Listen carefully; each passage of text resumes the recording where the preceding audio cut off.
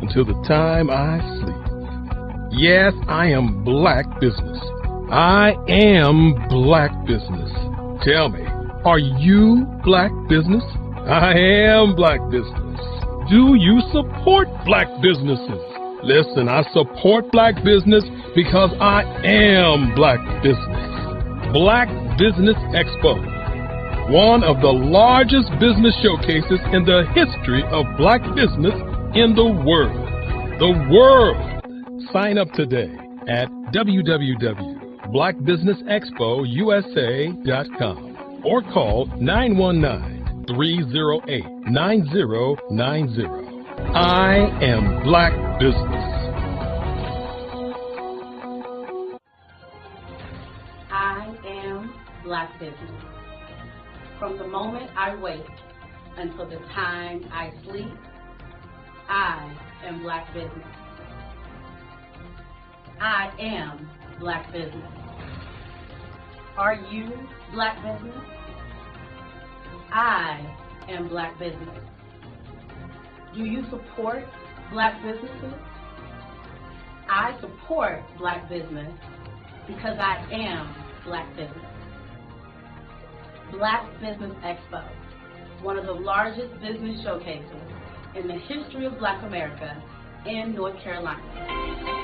Join Dr. Eric Kelly III and a host of phenomenal speakers from all around the globe for this 7-day virtual event that you don't want to miss. The mission of the Black Business Expo is to raise scholarship money from kids all the way from high school all the way from college. The Black Business Olympics is one of the largest black business showcases in the world. It is an opportunity for businesses and companies to showcase their businesses globally. We are going to be giving away laptops up to $5,000 away to students. Again, I'm Olivia Appleberry, the founder of 2 Cents Finance and one of the speakers for the expo. I am so excited to see you there. For more info, go to www.blackbusinessexpousa.com or call 919-308-9090 and hope to see you there. I am black business. From the moment I wake until the time I sleep. Yes, I am black business. I am black business. Tell me, are you black business? I am black business. Do you support black businesses? Listen, I support black business because I am black business. Black Business Expo, one of the largest business showcases in the history of black business in the world.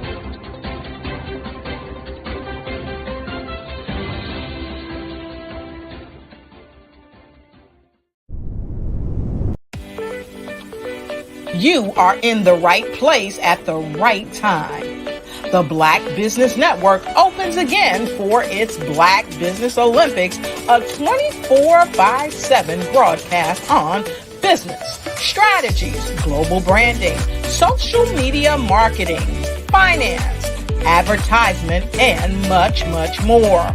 Featuring the top, most powerful entrepreneurs and speakers and thought leaders from all around the world as they gather together for this phenomenal event. Join the Black Business Network streaming live into the metaverse, STEM City, USA, Black Multiverse, Pod TV, Roku, Hulu, iHeartRadio, Apple TV, YouTube, TikTok, Instagram, Google Podcasts, Facebook, LinkedIn, IBM TV, Spotify, and Twitch. Tune in today and be a part of this amazing movement. The Black Business Olympics welcomes you.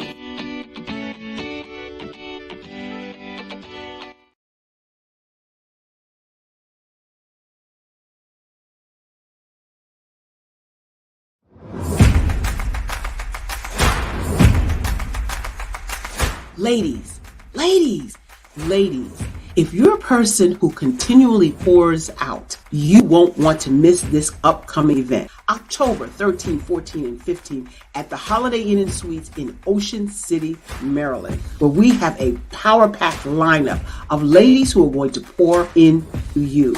If you need to increase your impact, your influence, and your income, this is the event for you. Don't miss the power of sisterhood. These ladies coming from around the world to network and connect with you.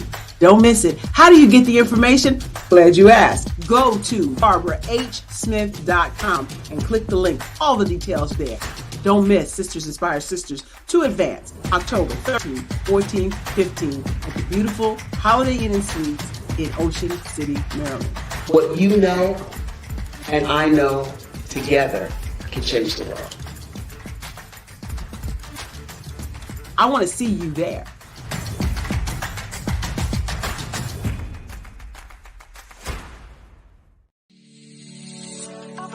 Did you know that our black dollar only lasts for 6 hours in our community?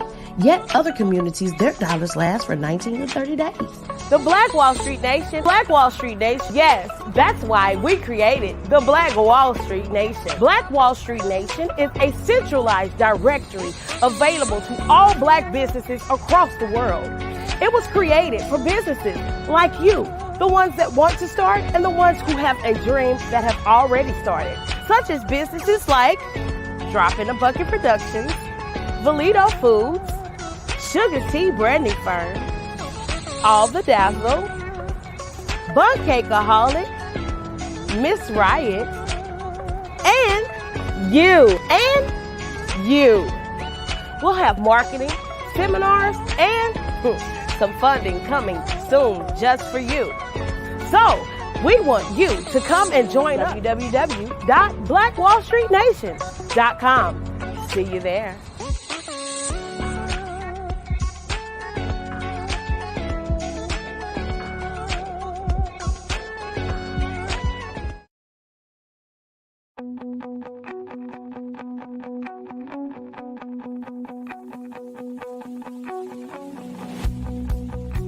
I am Black business. From the moment I wake until the time I sleep. Yes, I am Black business. I am Black business. Tell me, are you Black business? I am Black business. Do you support Black businesses? Listen, I support Black business because I am Black business. Black Business Expo. One of the largest business showcases in the history of Black business in the world. The world! Sign up today at www.blackbusinessexpousa.com or call 919-308-9090. I am Black business.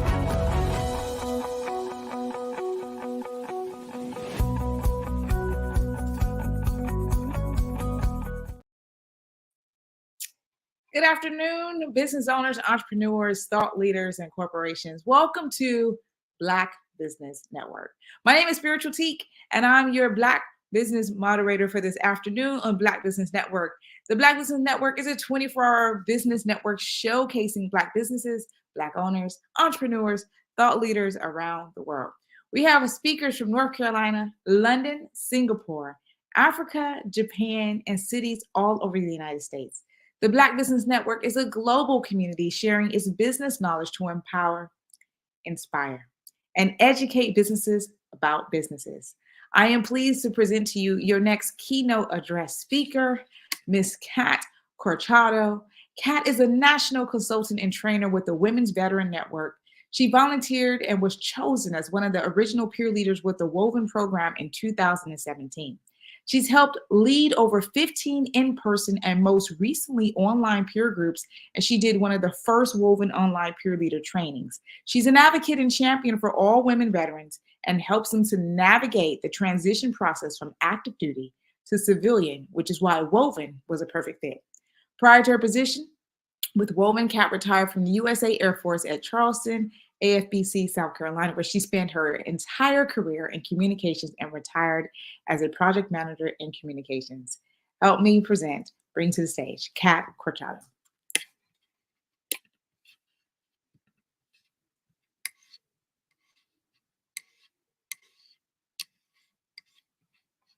Are we there? Oh, there you are. I'm here. I had a little trouble with the button. You know what I'm saying? I get it. It's the world of IT, but we're still going to make it happen, Kat. How are you doing this afternoon? I'm doing so well. Thank you for that great introduction. Thank you so much. You are so welcome.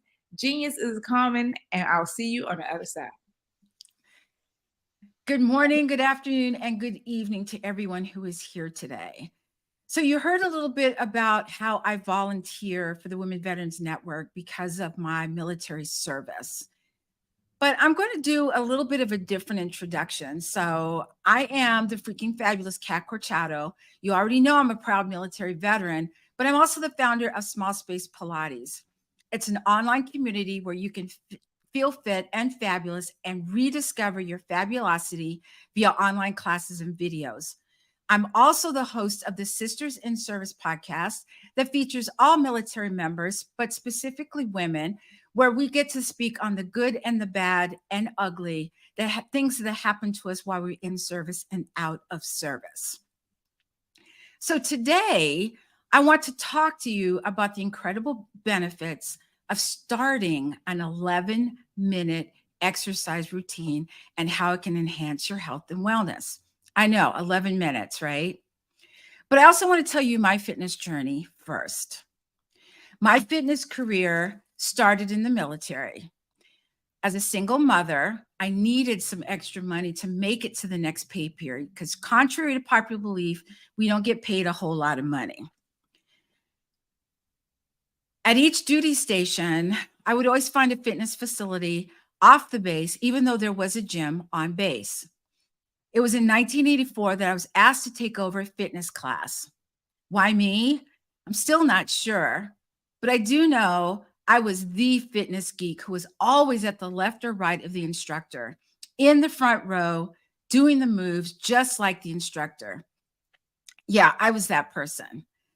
I have been privy to every fitness trend since then, including high and low impact aerobics and everything in between. I, of course, naturally progressed to personal training, but soon realized that personal trainers were a dime a dozen. So to stand out, I enrolled and became an apprentice in a Pilates program. So if you've done the math, you already know I've been in the fitness world for 39 years. So I look pretty good for 82, right? Okay, just joking. I'm not 82. I just turned 66. So my clients have included young adults, midlife adults, and older, pre and postnatal, and those that have missing limbs.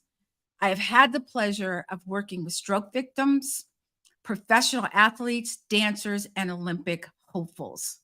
My point in telling you this is that all of these people understood their why in starting and maintaining a fitness regimen.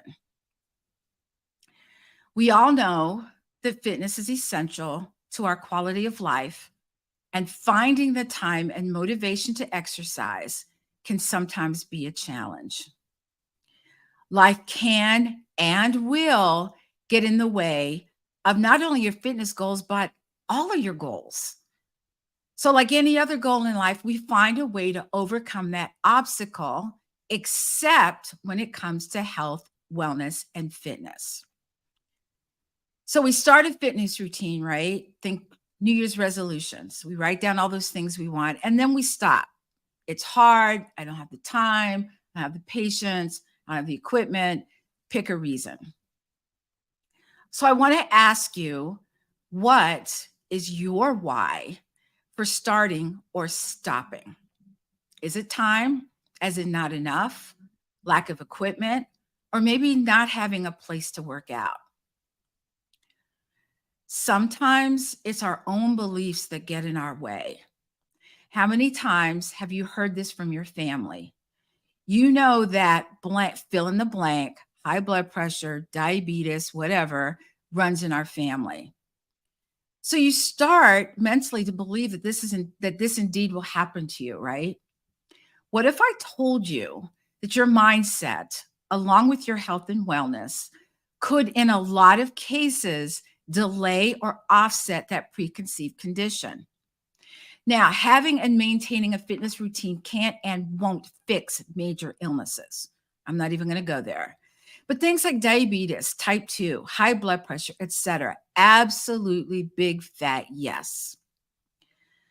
I had a conversation with a gentleman once who told me, why should I bother? I'm just going to die anyway. I pushed back a little by saying this. What if you had a stroke or a heart attack, but you didn't die, but you were unable to take care of yourself, and now your family, parents, children, etc., have to do that for you? Do you really want that for your family? He didn't give me an answer, but maybe I gave him something to think about. When we think of getting in shape, we think about fitting into a new outfit for an occasion or a vacation, or we think about how many pounds we want to lose. What if we just thought about being better about taking care of ourselves, making ourselves a priority? We prioritize everything else but us. Big old capital US. Think about it. We prioritize our jobs, our kids, our family, our spouse, our business. All I am asking for is 11 minutes of your time to start and or maintain a fitness routine. Now, I know you're wondering if 11 minutes is enough, but what if I told you that the hardest workout I have ever completed to date lasted 15 minutes? My workout started with the warm-up, not part of the 15 minutes, by the way, followed by 1 minute of squats, 1 minute of push-ups, 1 minute of lunges, and ab work. 1 minute rest, rinse, and repeat. Try it. I dare you. An 11-minute workout can be a game changer. First and foremost, let's discuss how starting an 11-minute exercise routine can enhance your health. We all know that regular physical activity has been proven to reduce the risk of chronic diseases such as heart disease, diabetes, and certain types of cancer. By dedicating just 11 minutes of your time to exercise, you can significantly improve your cardiovascular health, strengthen your muscles, and boost your immune system. Now, I know everyone who's listening has 11 minutes, right? Now, let's tackle the other excuse. Not knowing what to do exercise-wise or what is appropriate for your body. So this is where a personal trainer or online classes come into play. Rather than guessing about what you need exercise-wise, is time-consuming. It can lead you down the wrong path. Think of all the fitness things that have happened, and you tried it, it worked for a week or maybe not, and you just either gave it away or gave it to Goodwill or something happened with it. It's in a garage somewhere. A trainer can and will take into account your fitness level, your goals, and formulate an exercise regimen to fit your body right now. As a trainer, I have clients that I train online, and this is also an option if going to the gym is not an option for you.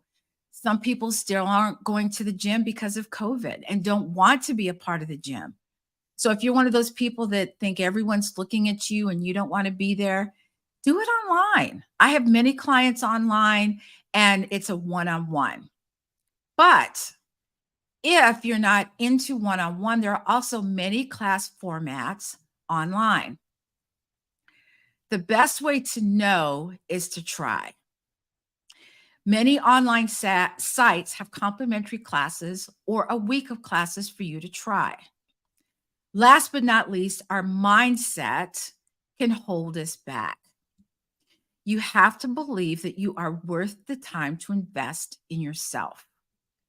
We are all not comfortable with being uncomfortable. But if you look back on your life, I am sure there are times that were very challenging to you, but you overcame and are here to speak about it. Think about how uncomfortable it is starting and maintaining a business. Talk about being uncomfortable, learning things that you never learned before, putting yourself in an environment that you think, oh, good grief, I'm not going to make it. Oh, and by the way, you have to be healthy if you plan on your business being successful, because we all know entrepreneurship is not for the faint of heart. But why is fitness essential to our quality of life? Well, staying active not only improves our physical health, but also has a profound impact on our mental well-being. We have all heard or even witnessed in our own family or friends instances of early onset Alzheimer's or dementia. So when you work your body, you are also helping your brain. Engaging in regular exercise releases endorphins, also known as the feel-good hormones, which can help reduce stress, anxiety, and symptoms of depression. It can also improve our sleep patterns. Let me stop right there for a second. Let's talk about sleep. So we go out, we buy the most expensive bed, the pillows, all the bells and whistles and toys to help us sleep. But is it helping you? What we want to put in place is a sleep routine. Having a sleep routine can help us sleep better by signaling our brain that it's time to get ready for bed. I, for instance, use essential oils with a diffuser to help along with a sleep mask. Sometimes I use meditation and or something called binaural beats to help me sleep. Binaural beats work with your brain waves to increase your ability to go and to stay asleep. Exercise also helps increase our energy levels and enhance our overall mood and self-confidence. So let's dive into some types of activities that you can try doing your 11-minute workout routine. I would be remiss if I did not remind everyone to make sure you're cleared by your physician and or physical therapist to work out. There's nothing worse than starting a workout routine and then having an injury, and then you're backtracked even more. So when you get your clearance from your doctor or your physical therapist, you always start off slow. Because remember, it's not the activity, it's the recovery that's the problem. So I'm sure all of you could go out there and do high intensity workouts, but then it's going to take you a week or two to recover. We don't want that. I don't want that. Remember, the key is to find activities that you enjoy and that suit your fitness level. So you can start with a brisk walk with a friend or with your dog. People with pets usually are in better shape because you have to go outside with your dog and walk your dog. Well, you don't have to, but it's a good idea. You can also jog, which is a great way to get your heart rate up and improve your cardiovascular endurance. But jogging isn't necessarily where I would start. If you prefer something more intense, you can try high intensity interval training, also called HIIT. Now, don't get scared. HIIT workouts involve short bursts of intense exercise, followed by brief recovery periods. This type of workout can be done with body weight exercises like squats, push-ups, and burpees. And just a note here, and full transparency, I don't and never will do burpees. I don't like them. I won't do them. So there you go. Or even with simple equipment like resistance bands or dumbbells. If you're looking for a low impact option, you can explore activities like yoga or Pilates, which focuses on flexibility, balance, and core strength. By the way, in Pilates, you don't have to be super flexible. You don't have to be a dancer. You don't have to be in sports. You just have to have a body that you want to work out. And it's a nice way to get started. It's a bridge. So think, for instance, anyone, or maybe some of you that are listening have had an injury. Maybe you were playing tennis, maybe you were a jogger, whatever your sport was, and you had an injury. You got cleared by your PT to continue, but there's this gap here. The gap is where your injury stopped, and here is your activity here. What do you do in between? What do you do to get over here? Pilates is that thing, because it's going to help you get stronger. So these exercises can help improve your posture, increase your range of motion, and promote relaxation and mindfulness. Additionally, if you enjoy dancing, try a quick dance routine or even join a virtual dance class. Dancing not only burns calories, but also allows you to express yourself creatively and have fun while exercising. If you're an entrepreneur, you already know that we sit a lot. I had a supervisor tell me when I was active duty that sitting too long makes you stupid. But think about it. What is the longest time you have been sitting? 1 hour, 2 or 3, back-to-back meetings?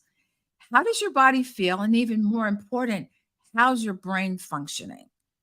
So if you've been doing back-to-back meetings and someone calls you and says, hey, give us some information about whatever, how clearly can you think? Can you think of something? That's a sign that your body's been sitting way too long. Or maybe another sign is this: your body starts to hurt. Do you ever shift in your chair side to side? You're leaning forward, leaning back, trying to find a comfortable position. So what if you just took a short dance break in between meetings? Put on your favorite playlist and go for it. I can tell you that I have put this 11-minute workout into play, especially when I have back-to-back meetings with a short break in between. I live in a condo that has very long hallways, and you can bet that I make use of those hallways, walking up and down for 11 minutes, trying to get in as many steps as I can and as fast as I can with good and proper form. Starting an 11-minute exercise routine can have a tremendous impact on your health and wellness. So by dedicating a small portion of your day to physical activity, remember 11 minutes, you can enhance your cardiovascular health, boost your mental well-being, and improve your overall quality of life. And so remember to choose activities that you enjoy and that suit your fitness level right now. And most importantly, have fun while staying active. It doesn't matter what you do. If you're not having a good time doing it, why? So find something that you like to do. Now let's talk about the detrimental effects of not working out on our bodies. In our fast-paced modern lives, it's easy to neglect our physical well-being and prioritize other aspects of our lives. It's easy to just say, I'm supposed to work out today, but I'd rather go have drinks with friends. I'd rather go to the movies. I'd rather do whatever. The consequences of not engaging in regular physical activity can be severe and far-reaching. First and foremost, not working out can lead to weight gain and obesity. And when we don't exercise, our bodies don't burn as many calories, and any excess energy is stored as fat. Yeah, chew on that for a minute. Here's a fun fact. Did you know that after the age of 30, you can lose 3 to 8% of your muscle mass? Like, yeah, whatever. Doesn't seem like much. But if you consider that about half of our body is made up of muscle, then that number seems quite large. If you think about it, muscle mass helps our metabolism, which also helps us burn calories, lose weight, lose all of that. So all of this ties in. Over time, this can lead to a significant increase in body weight, which in turn puts us at a higher risk for a myriad of health problems, including, like I said before, heart disease, diabetes, and joint issues. So I'm going to pause here because one of the reasons that I started working out was I was an athlete, and after high school, there really wasn't anything else to do. I did play sports in the military.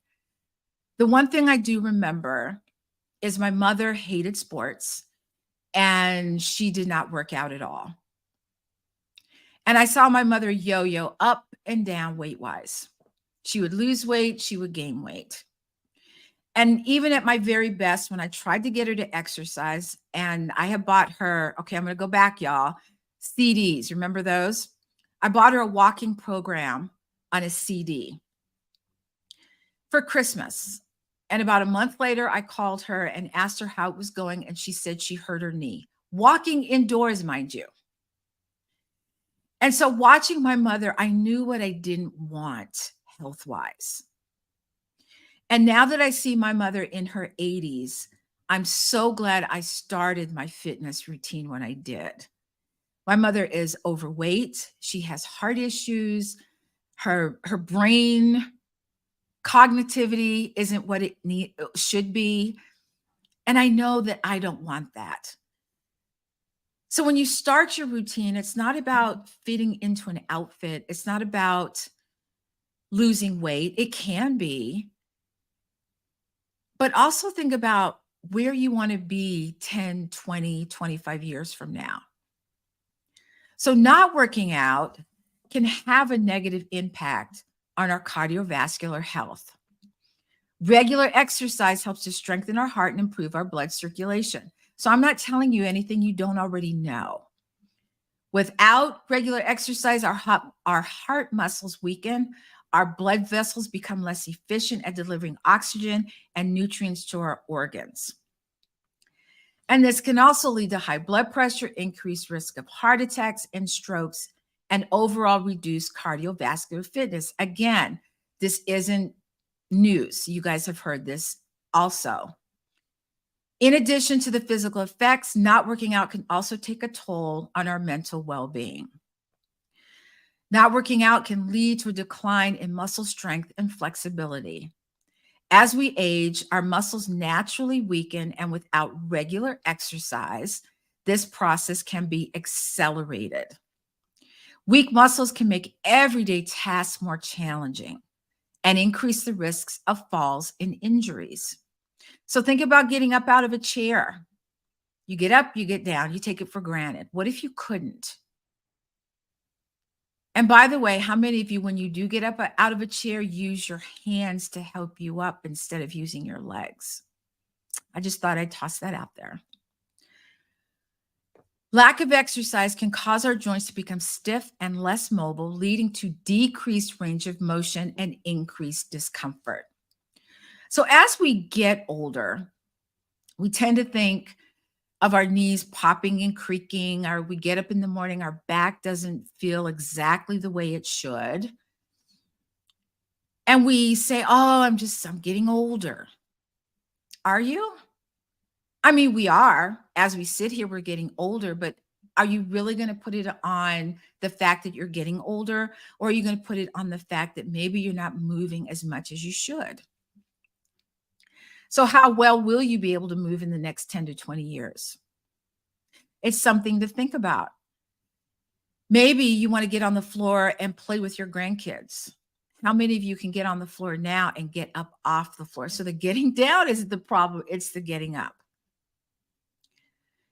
Physical activity is not only essential for our physical health, but for our social well-being. Engaging in fitness activities allows us to connect with others. We all need connection. Think about COVID, when we couldn't exchange ideas person to person, and we all got Zoom fatigue, or maybe we still have Zoom fatigue. But it helps build relationships. It helps to foster a sense of community. It provides us with a sense of accomplishment and boosts our self-esteem. Now, when you start working out, nothing is perfect. As my business coach tells me, messy is beautiful. Start messy. It can be one exercise a day and you add on.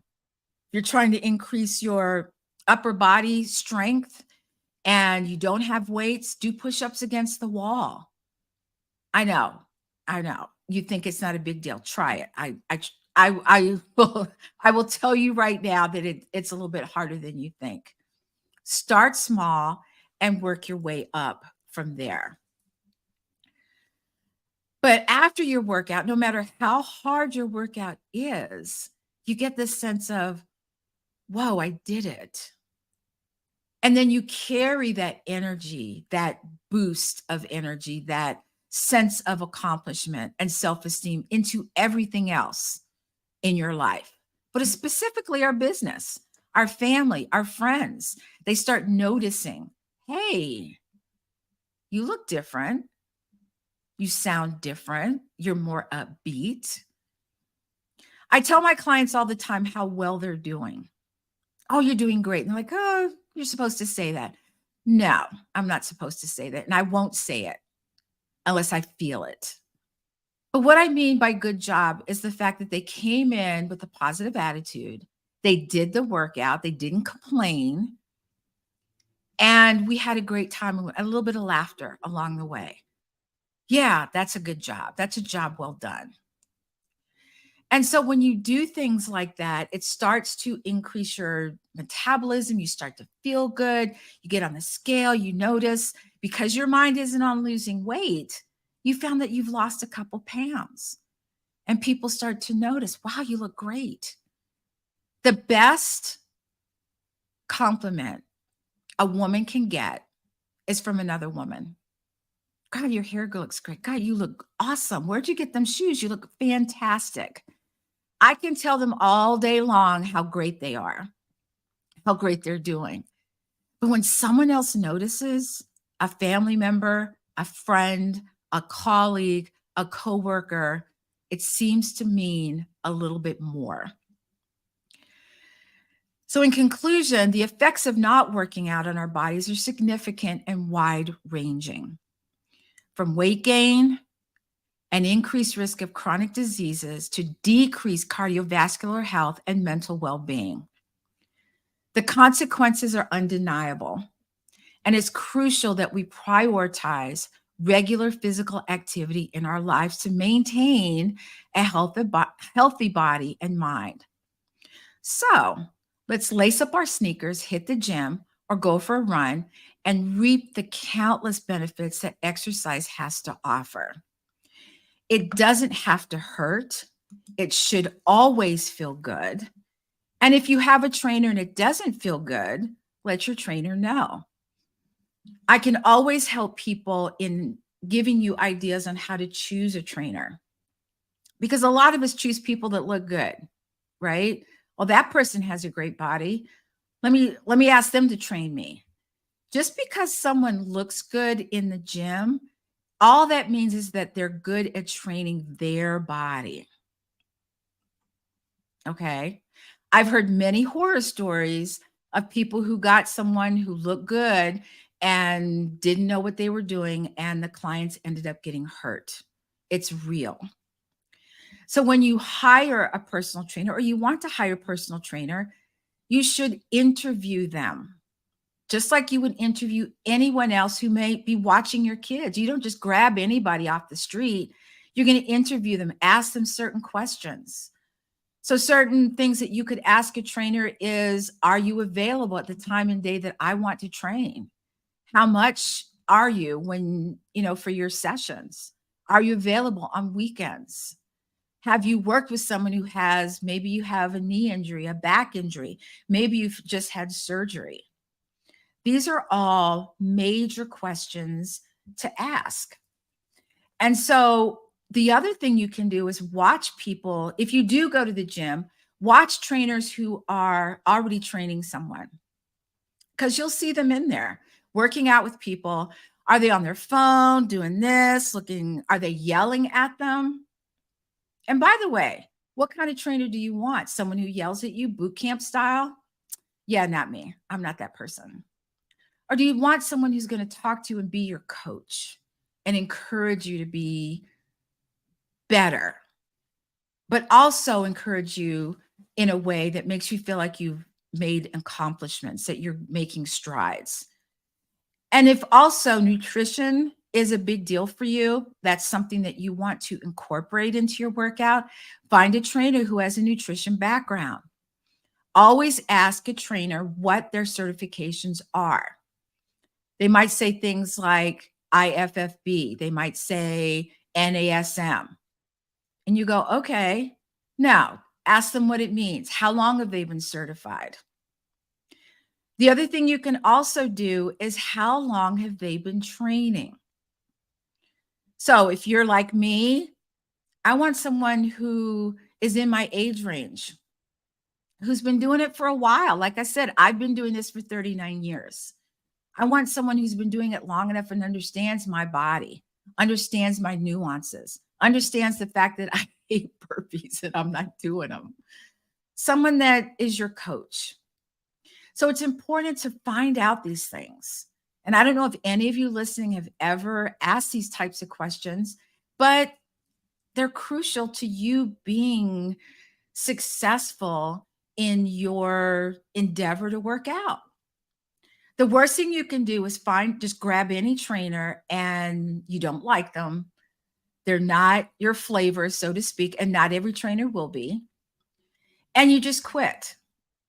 So let's say, for instance, that you do get a trainer who's just not your flavor. It's okay to change. Tell them that they did a good job, but you need something a little bit more.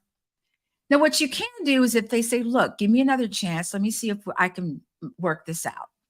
That's your choice. If you find that you really just are done, ask them to help you find another trainer. So when you do find your trainer, that new trainer, don't be hateful about the trainer you had. Just say it just didn't work out and you needed something a little bit more. And make sure you tell your whole story. The worst thing you can do is find a trainer and not give them all the information. I've taught classes where at the very last minute, someone said, oh, by the way, I just had back surgery. That's frightening to a trainer or even to someone teaching a class. So give them all the necessary information. You'll probably get a handout that you need to fill out. And it might seem tedious, but you need that information. Your trainer needs that information. If you're on medications, what types of meds, when are you taking them? So if you have heart medication, there's certain things that maybe you can't do. If you're diabetic, there are certain things that your trainer needs to know. But also celebrate your wins, the days in a row. Now, when I say celebrate wins, again, I know all y'all went to how much weight you lost. Think about stringing along a week or two of being on time for your workouts, whether they're online, in a class, or a meeting with your trainer. That's called accountability. We are all accountable, even in our business. We're accountable to our clients. We're accountable to other businesses. Be accountable to yourself. Put yourself on the hot seat and say, you know what? I'm going to be accountable to me. Because in the end, what's going to show up is you. People are going to say, wow, you look amazing. How long have you been working out? Which brings to mind, I don't know if you've ever seen this woman on social media. She started working out in her, when I say working out, probably weights. She was doing weight training and cardio at around 70. And if I tell you this woman, as of today, has an 8-pack abs, oh yeah. So every time I think of, I don't want to work out, and yes, it does happen to me too, I just say, you know what? I'm going to do 10 minutes. And here's the reason for that. If you're truly tired, you cannot do 10 minutes of anything. Walking, weight training, whatever. You're just going to, all you can think about is going to bed. Whatever you're doing, stop it and just rest. But you know what happens 95% of the time is that you end up feeling better. You start to clear that cloud in your head. And it's almost like your brain has been revved up, like it just got some juice. And you're ready to go again. So a lot of times when you say you're tired, you don't know if you're physically tired or mentally tired. And the only way to know is to actually start walking, start working out. And if you're truly tired, your body will let you know. And speaking of your body talks to you all the time. Remember all the sitting, shifting in your chair? Your body's talking to you. But if you want to be accountable, but for whatever reason, your body is not cooperating. And what I mean by that is, it's okay to be a little sore. If you are so sore that you can't move, that's a problem. But here's a fix. When you are sore like that, you want to do some gentle walking because your body builds up what's called lactic acid in the muscles, and it gets stuck in the muscles. And when that blood flow, that new blood flow from you walking starts to re-energize those muscles, and it helps that blood flow to release some of those toxins and for you to be able to feel better when you're working out. So I know I've talked a lot about things, stuff, fitness, wellness, things to do, things not to do. But what I want you to understand is that all of this is melded together. When you start to work out, you start to feel better. When you start to feel better, your chances of cardiovascular starts to decrease. Your muscle mass starts to increase. You start to burn calories. Your metabolism drives up. Do you see how this is building? So I wanted to talk about this because, and sometimes I feel like you guys have heard this and it's a broken record, but sometimes we need that little kick in the butt. And I'm just going to say it. I need it sometimes because I forget. It's easy when you have clients, but sometimes to put that information to your own life is harder. But also doing all of these things. And let me say this first. I don't want you to do all the things at once. Okay. If you're not walking, but you want to start walking, then start walking. And then start adding time. So if you do your 11 minutes, you like this piece of cake, you've been doing your 11 minutes 2 or 3 times a week, you think, let me up this a little bit. So you're going to increase slowly. So let's say you're doing 3 times a week, 11 minutes. Take one day and bump it up to like 15 minutes and then do 11 minutes the next 2 days and then keep doing that. Small increments so that your body understands and says, oh, okay, I got it. I understand what you're doing. If you do too much too soon, your body's going to talk to you. And not in a good way. It's going to yell at you. But also when I think about working out, stretching is so misunderstood. We think of stretching as something that you do before or after workout. And it is.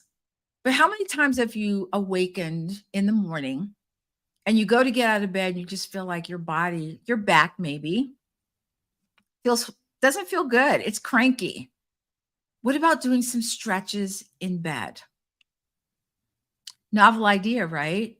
You're laying down. You can release those back muscles as you're awake, and it helps you to wake up. It helps the blood flow. It helps your back. It helps your hips. So don't be afraid to just start with stretching. You can Google it. There's YouTube. There's all types of ways that you can actually put this into motion.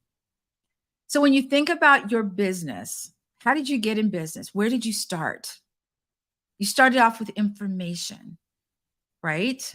You started with, how do I do this? How do I get this online? How do I reach customers? How do I reach clients? So when I started my podcast, I knew nothing about podcasting. Zero. But I took a course. I said, you know what? Let me take a course and do this and see what happens. And I did. And I will be celebrating 3 years of my podcast in October. But it takes time. It takes patience. It takes continuity of keeping to do it. So let's say, for instance, you start your new workout. You've been working out for a month, 2 months, 3 months, and life happens. And what happens usually is that depending on the life thing, what it is, because some of them are pretty heavy. Like I had my mom come live with me for like 2 months. I didn't work out for 2 months. True story. But when it's over, we forget. We think, oh, now I have to start over. Don't think that way. Your body has what's called muscle memory. So when you start back, your body says, oh, wow, I remember that. And you start again. So never think of it as starting over. Think of it as a continuation. Because starting over is never going to be that hard ever again. And the better you get at it, the more you want to do, the more curious you get. What about this? This is new. Let me try this. Maybe you start walking and then you start running and then you start doing races. It's wide open of all those things that you want to do and that you can do. You just have to take it slow and you have to make sure that your body's ready for it. So I will tell you this little tidbit real quick. I had a client who wanted me to teach her how to run. I'm not sure. I was like, okay. So we did a whole lot of walking and a little bit of running. And then pretty soon it was a little bit more running and less walking. And then pretty soon it was more running. I actually did my first half marathon, first and only, by the way, half marathon, and I finished. So take it slow. I hope that you got some tidbits out of this. I hope it helps. If not, let me know. I'll be more than happy to answer any questions you might have. And I think my time's up. Miss Kat, first of all, you are motivation. Okay. Thank you so much for everything that you just shared. I think you're an inspiration just listening to you, but you said 60 something. I said, what?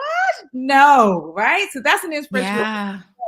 That just you are a testimony of everything that you were saying. And I enjoyed everything that you shared today on Black Business Network. Thank you so much. So you are coaching. So I wanted to ask you, how do people reach you? What is the best avenue for the ones who are watching, the ones who would catch the replay? What's the best avenue to reach you?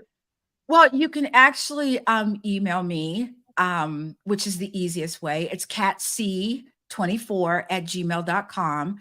And just mention that you saw me here and that you have questions, and we can either do, a Zoom one-on-one or a phone call. And we can just, I can try to help any way I can. One of my mantras is fit together, stronger forever. Oh, I love that. And it's, I truly believe that we have the right to feel good in our bodies. I absolutely love that. I love that. I love that. I love that. Can you just repeat your email one more time for us? Yes, it's Cat, C-A-T, the letter C, the number 24@gmail.com. Perfect. Thank you so much, Kat. We must see you again. Have a beautiful day. All right. You too. Thank you for inviting me again. Bye, everybody. Genius is coming. I'll see you on the other side.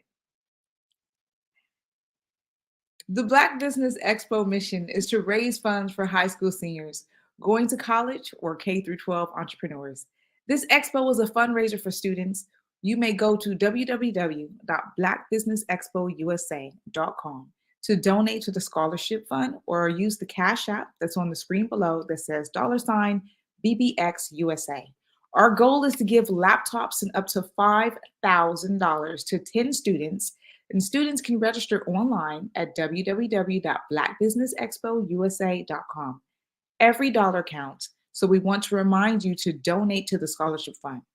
We want to thank our Black Business Expo USA sponsors, NC100, Moody Capital Partners, Suede Soul, Lotus Ritchie Coaching and Training, Caroline, Virginia Minority Supplier Development Council, Step Management, BHS and Associates, Margie McLean Foundation Incorporated, Genius is Common, Earth Essentials, Mullane Shaney Global, Executive Women Success Institute, The Quality Coaching Company, Superwoman Business Services, Creative Force Studios, Lee Entertainment, Artist App Design, Black Business Expo USA.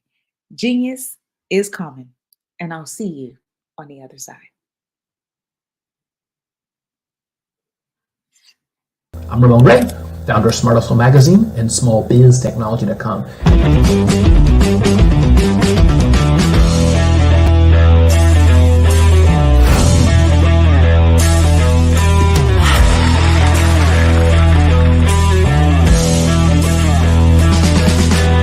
You're here today to celebrate small business success. Stand up on your feet. You rocked the house. It was amazing. Didn't we learn? For me, success comes from failure. One thing not to do is shake somebody's hand like this.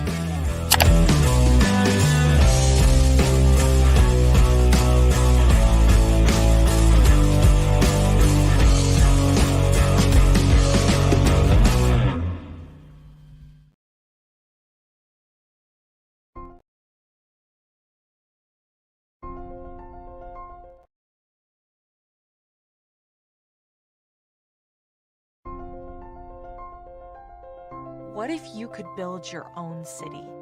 A place where every child can find nurturing people to help them achieve their full potential. A place where every adult can access job training support. Where health education is abundant. Where social justice ruled the land. A place without limitations. Welcome. You have arrived at STEM City, USA. It is what every city should be. A safe and trusted community where you find people and resources to help you become everything you are and beyond. STEM City is unlike anything you have ever experienced. It is a digital twin of the world around you, only better. STEM City is about energy and soul renewal. It is more than a digital world. You can almost feel the power of live cultural events, music, and theater. STEM City promises a better future for children with caring mentors and hands-on activities with dedicated tutors to support our youth. STEM City is your passport to a healthy lifestyle with weekly events addressing our community's many issues. STEM City is your financial well-being with helpful information on wealth management, career advancement, job training, and so much more. STEM City is the community you deserve. It is the city where your dreams can come true. STEM City USA, a place in the sky that is accessible to all who reach for the stars.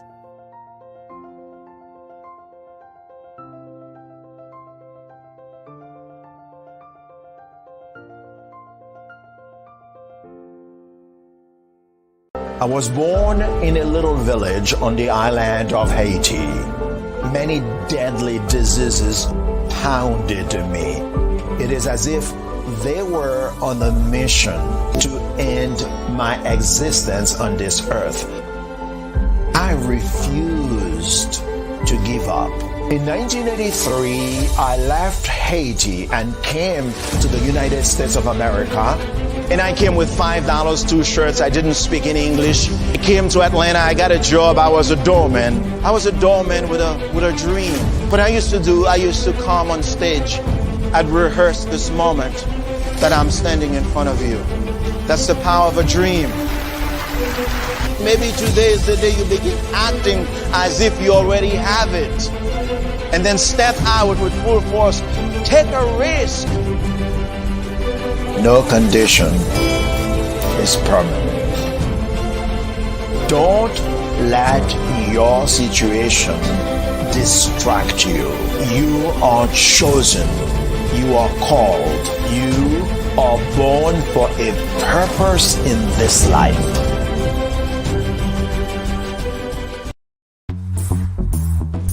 Attention all entrepreneurs and companies. Are you looking for reliable and efficient virtual assistants and back office support to help you manage your business tasks? Look no further than Superwoman Business Services. Our team of virtual assistants provides a full range of administrative support services, including operations management, social media marketing, and much more. We also offer website design services to help you create a professional online presence that reflects your unique brand. In addition to administrative support and website design, we offer business development and structuring services to help you grow your business and achieve your goals. We'll work closely with you to identify areas of improvement and develop a customized plan to help you reach your full potential. At Superwoman Business Services, we understand that running a business can be overwhelming and time-consuming. That's why we're here to help you fly high and achieve success. Our virtual assistants are highly skilled, experienced, and dedicated to providing you with the support you need to thrive. Come fly with us and take your business to new heights. Let us help you become the superhero entrepreneur you are meant to be.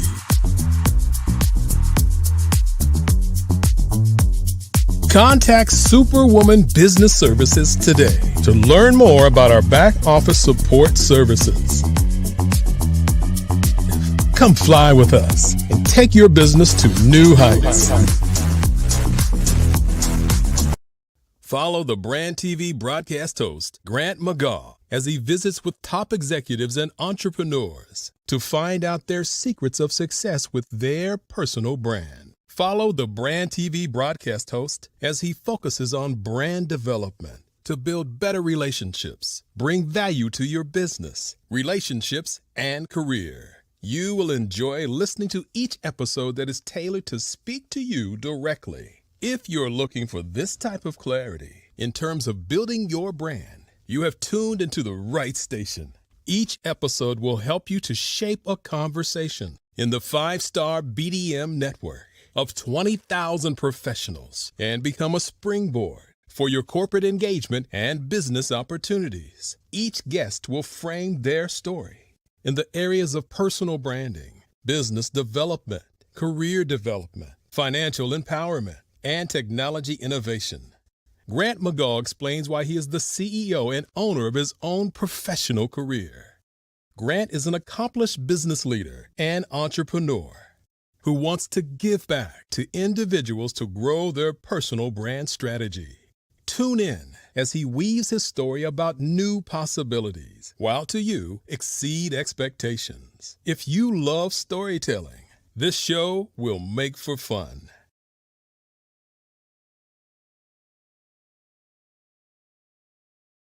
Phenomenal Tanya T. Wise, who is here from the great state of Maryland. Tanya, welcome and thank you for being with us today. Can you indulge our audience a little bit and tell them just a little bit more about who you are and what it is that you do?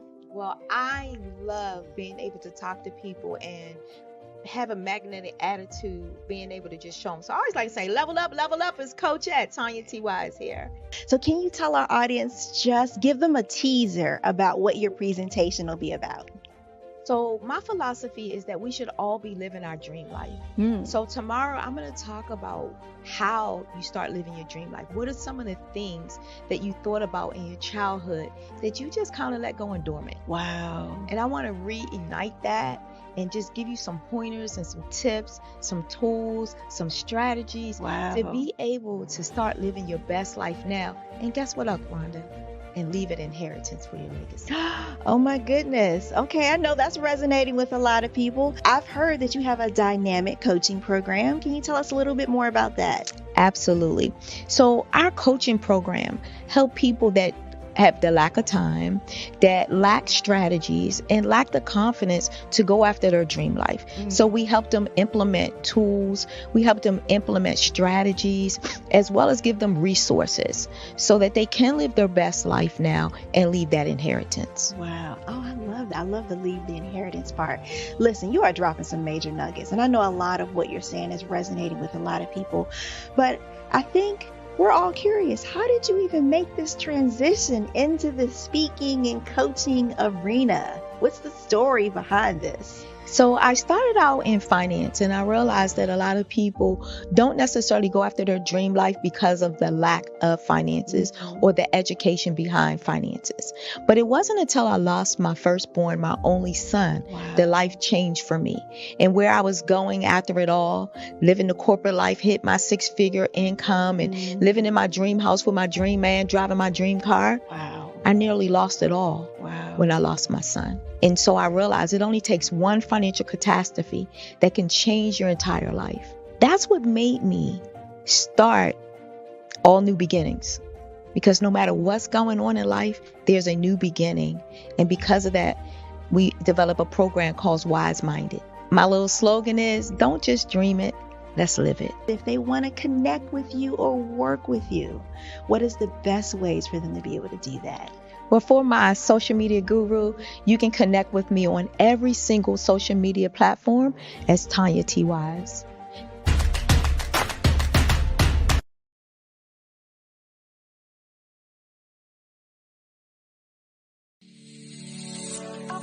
Did you know that our black dollar only lasts for 6 hours in our community? Yet other communities, their dollars last for 19 to 30 days. The Black Wall Street Nation. Black Wall Street Nation. Yes, that's why we created the Black Wall Street Nation. Black Wall Street Nation is a centralized directory available to all black businesses across the world.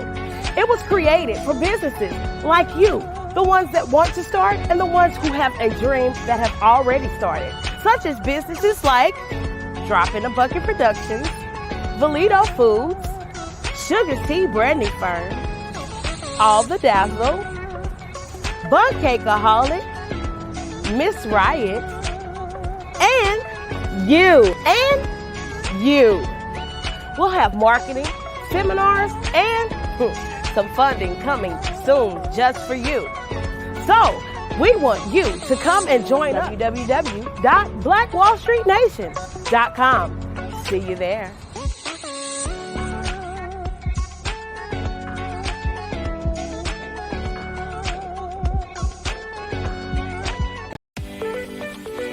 You are in the right place at the right time.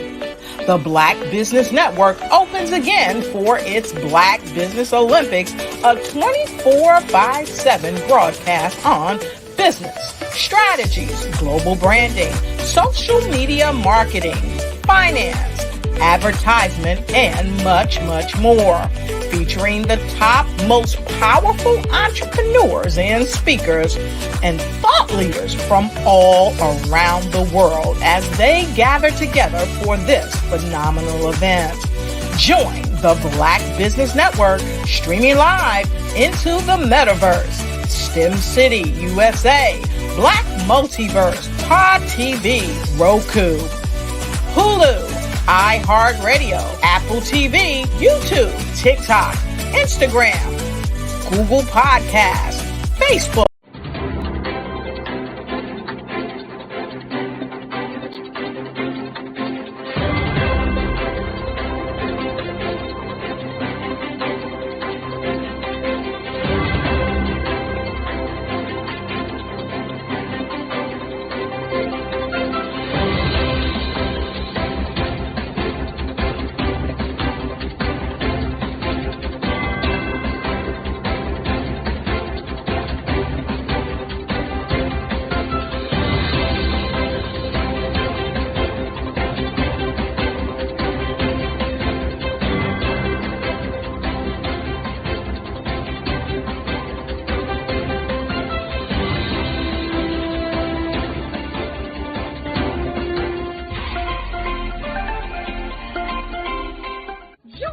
Dr. Eric Kelly III and a host of phenomenal speakers from all around the globe for this 7-day virtual event that you don't want to miss.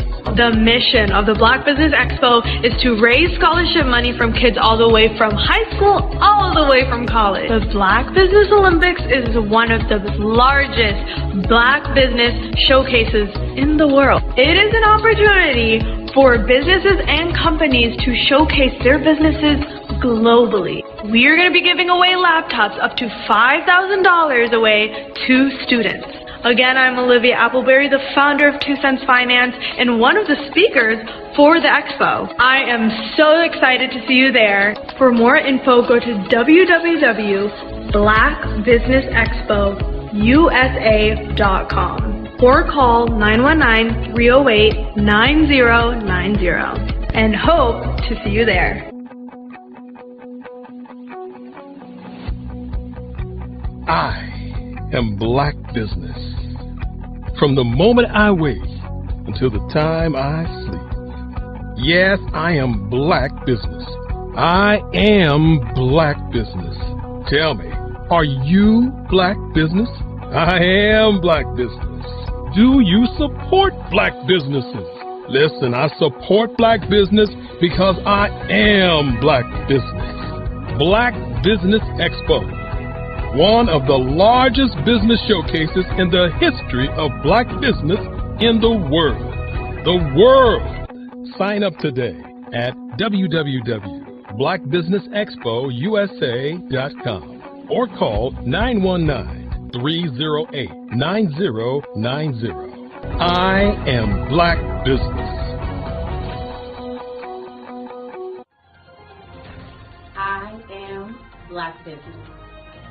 From the moment I wake until the time I sleep, I am Black business. I am Black business. Are you Black business? I am Black business. Do you support Black businesses? I support Black business because I am Black business. Black Business Expo, one of the largest business showcases in the history of Black America in North Carolina. Join Dr. Eric Kelly III and a host of phenomenal speakers from all around the globe for this 7-day virtual event that you don't want to miss. The mission of the Black Business Expo is to raise scholarship money from kids all the way from high school all the way from college. The Black Business Olympics is one of the largest Black business showcases in the world. It is an opportunity for businesses and companies to showcase their businesses globally. We are going to be giving away laptops up to $5,000 away to students. Again, I'm Olivia Appleberry, the founder of 2 Cents Finance and one of the speakers for the expo. I am so excited to see you there. For more info, go to www.blackbusinessexpousa.com or call 919-308-9090 and hope to see you there. I am Black business. From the moment I wake until the time I sleep. Yes, I am Black business. I am Black business. Tell me, are you Black business? I am Black business. Do you support Black businesses? Listen, I support Black business because I am Black business. Black Business Expo, one of the largest business showcases in the history of Black business in the world.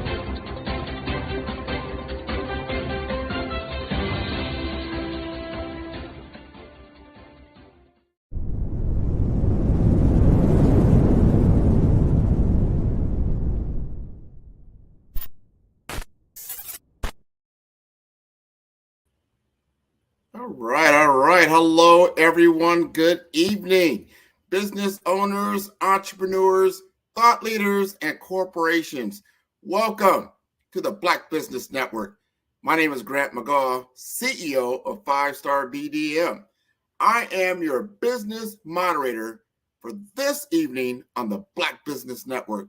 The Black Business Network is a 24-hour business network showcasing Black businesses, business owners, entrepreneurs, and thought leaders worldwide. We have speakers from North Carolina, London, Singapore, Africa, Japan, and cities all over the United States.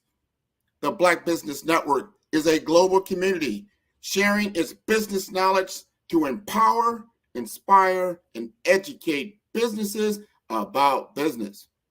Today, we are honored to have two stalwarts of the industry with us in cybersecurity. First, Dean Morgan, a seasoned expert in cybersecurity assessments, risk management, and SOX testing with a vast footprint across key financial sectors. And joining him is Dr. Weeks, a maestro in data privacy and security with hands-on experience interfacing with the European Union's regulatory powerhouses.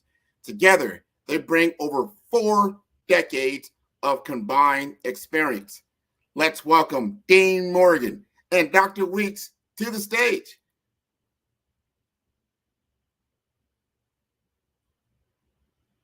Hey, Grant. How are you, sir? I'm doing just fine. Look at these two fine gentlemen. How are you doing this evening? Good. You're blessed. We're blessed. Happy to be here. Well, I am happy you're both here. We're going to start this conversation off with something that is probably I'm going to talk about the elephant in the room. What do I mean by that? Is that when most people think of cyber security, think really of information technology as a whole, they're not seeing people who look like me and you. They're seeing others. You know, it's dominated by even other cultures, whether they'll be in India or Eastern Europe or other locations in Asia. Here we are in the US. You two have chosen cybersecurity as your profession. So my first question, and I'll give you both a chance to answer. I'll start with Dr. Weeks. Why did you start your profession in cybersecurity? You know, I think cybersecurity is a key initiative for any organization. When we try to think of cybersecurity in the simplest term, right? When we start looking at where the outcomes or trend is going to be, I start looking at what are some of the fields for which you can kind of bring the value to an organization. And when we start looking at the field of cybersecurity, you know, it's an opportunity to bring your true self, right? Whatever expertise you may have from prior organization or industry that you've worked, to be able to bring that to the field. And then it represents a growing field, and being able to look at where the field is today and where it's going to go, it kind of, you know, behooves you to not be prepared to kind of undertake some of the opportunity that exists today within the industry. These are interesting things. Now, both you gentlemen have island roots, I believe. I think St. Kitts and Jamaica. And I'm proud of you, really, what you've accomplished in your life. When I look at Dean, I'm like, wow, you've done so many things. I've watched you transition and morph and change, whether you were in the accounting world, the finance world, you got into the audit world, you got into cybersecurity. Tell us, why did you choose cybersecurity?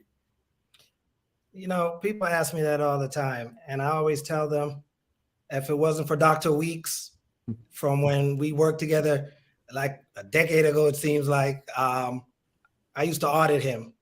And I had a fascination for just security and the things that security people did and the tool set and the mindset. Yes, I was an internal auditor. I got to the point where I started knowing all their findings and the recommendations, and it was just time to move on. And he allowed me to kind of shadow some of their processes and understand some of the terminology of things that they did. And it just grew, and it opened the door for me to get into an information security analyst seat, which allowed me to grow the director I was working for, and it just took off. Well, that is interesting, because here's the intersection between finance and then information technology, which you took. Now, did you have to enroll in certain courses? Did you have to get, was it company training? Tell us what you had to do to begin to be able to apply for these types of positions. Well, that's another good question, because a lot of training, seminars, mentorships with other cyber professionals, and it allowed me to grow. And of course, there's no better teacher than Deloitte and Touche. It's like on steroids, or a master's degree on steroids. I tell people, So at the firm, you get an opportunity to work with some of the most talented individuals in the country and the world. And of course, you're working with Fortune 500 companies, so you learn fast. Well, I can see you learn very, very fast. Now, I know Dr. Weeks, you just got your doctorate, but you are also pursuing a JD Juris Doctorate in I don't know if it's cybersecurity per se, but talk to us about that. And why did you take that up in order to impact policy? So I think when I start looking, and I'm actually working in a JM first, I'm going to do the JD after that. Okay. But the reason why I kind of chose that field is, coinciding to what Dean attended reference to as well. I think the environment is changing, and one of the expertise that I think we can bring to the profession is being able to understand the individual on the other side, right? Laws are changing, regulation impact what we do every day. So not just wanting to have the technical skills, but being able to understand the regulation, where the market is, how the regulation is going to impact an organization that you may support, right? So I think being able to extend your knowledge, I'm a lifelong learner. I'm going to continuously trying to find ways to improve myself, sharpen my tools, and just being prepared. That's part of the whole focus of understanding where the industry is today, when the industry is going to go tomorrow, and regulation and the legal profession is going to play an integral part of that in terms of how an organization can protect themselves, what you can do and not do, and to be, be in compliance with regulation as it changes. These are interesting facts. Now, we've got an audience out here, and some of them are kids. We're doing this for our K through 12 students. There's a lot of college students here, people that are early careers. We're looking at information technology, because right now information technology employs a lot of people, but there's, again, not a lot of people who look like us. Help us to demystify the industry and the IT sector, and so people aren't intimidated by, oh wow, I've got to be super smart, I need to have mathematics degrees, all these different things that they shy away from the profession. How would you encourage them to pursue a career in information technology? When a lot of this start by mentorship, and we've talked about that a couple of times. And in order to get invested in this field, you need to first start showing an interest, right? When I started my journey, one of the things that I was blessed with is to be able to get mentors. I think there is a specific mindset as it relates to what cybersecurity represents in the industry today. And we've spoken about this in the past when you start talking about, not having enough talent. I think one of the things we need to start addressing is the whole, what is cybersecurity at the baseline? And a fundamental understanding is that you have the ability to bring in that which you know. Like Dean said, he audited me before when our path crossed. But the benefit of that exchange is having an understanding of what Dean is expecting of me kind of prepared me for an audit, right? When an auditor come in to audit your organization, I may not do it on a day-to-day basis, but just having some fundamental understanding in terms of what Dean's expectation of me from an organizational level helps me. When we look at it more broader in terms of individuals who may have an interest in the market, it's just about being inquisitive, right? You may be that individual who like to take things apart and put it back together, or just understanding how things work. There is obviously not a misnomer that everybody's a hacker in cybersecurity. That is just one part of the organization, right? You need to have individuals who may be skilled at identifying an issue, like Dean speak about in the past. As an auditor, he has the technical knowledge of understanding the way the things should work. So when he comes in and audit you as an organization or an entity, there's specific things that he's looking for. So if you come and say you're doing A, B, or C, he's going to ask you to prove it, right? And that's the strength of that side of cybersecurity, and the ability to be able to identify that risk. And you need to be able to be in a position, from what Dean said, or as a person who's defending an audit, what is it that we're doing? Are we adhering to the things that we say we are? And can we prove it, right? And that's the whole litigation stuff. As a lawyer, lawyers are very mindful when they use specific words, right? So specific words mean specific things. And when you go into a contractual or litigational perspective, to be able to say, hey, or is this an addressable incident, or is this something you have to do, right? So then you go back to regulation and say, well, as per regulation, this is not something that you have to do, but it's something that's addressable. So there's a distinction in terms of some of the legal jargon that comes into play, and getting into the field. I think if you have a broad perspective in terms of, taking a mindset of what you're doing now, what is it you're doing in your specific career? What are your strengths, right? You've seen English majors coming into the field. I remember in previous organization that I worked on, our CTO had an affinity to individuals who work on the clinical side to be able to bring them back into IT, right? Because they understand the system of medicine and how patient care is delivered and how the system is supposed to work. So now when you peel back the system for those individuals, they're already starting half of the race, 50 yards down the line, right? Because they fundamentally understand patient care, the delivery process, and how that would tie. Now they're trying to come and understand my world on the technical side of how the system is now architected and set up. That's what makes those individual assets when they're ready to transition over into electronic medical records and being able to safeguard those kind of environments. They already bring that skill. So we kind of depend on come as you are, learn, invest that time. If you want to get into the field, who are the top 10 minds within the field? NISC has specific pathways that kind of help you get into the field. What is it that you have a vested interest in? And then you can kind of map out your careers around that. And then obviously organizations that provide some guidance in that field as well too. This is interesting. Dean, tell us about your role now and kind of what you're doing now from a cybersecurity perspective and why that's important to the business. Well, I sit as a manager of information security for a financial institution. So I'm tasked with protecting, the perimeter and inside of our organization from being hacked. Hacking is real. Phishing is real. All these things are real.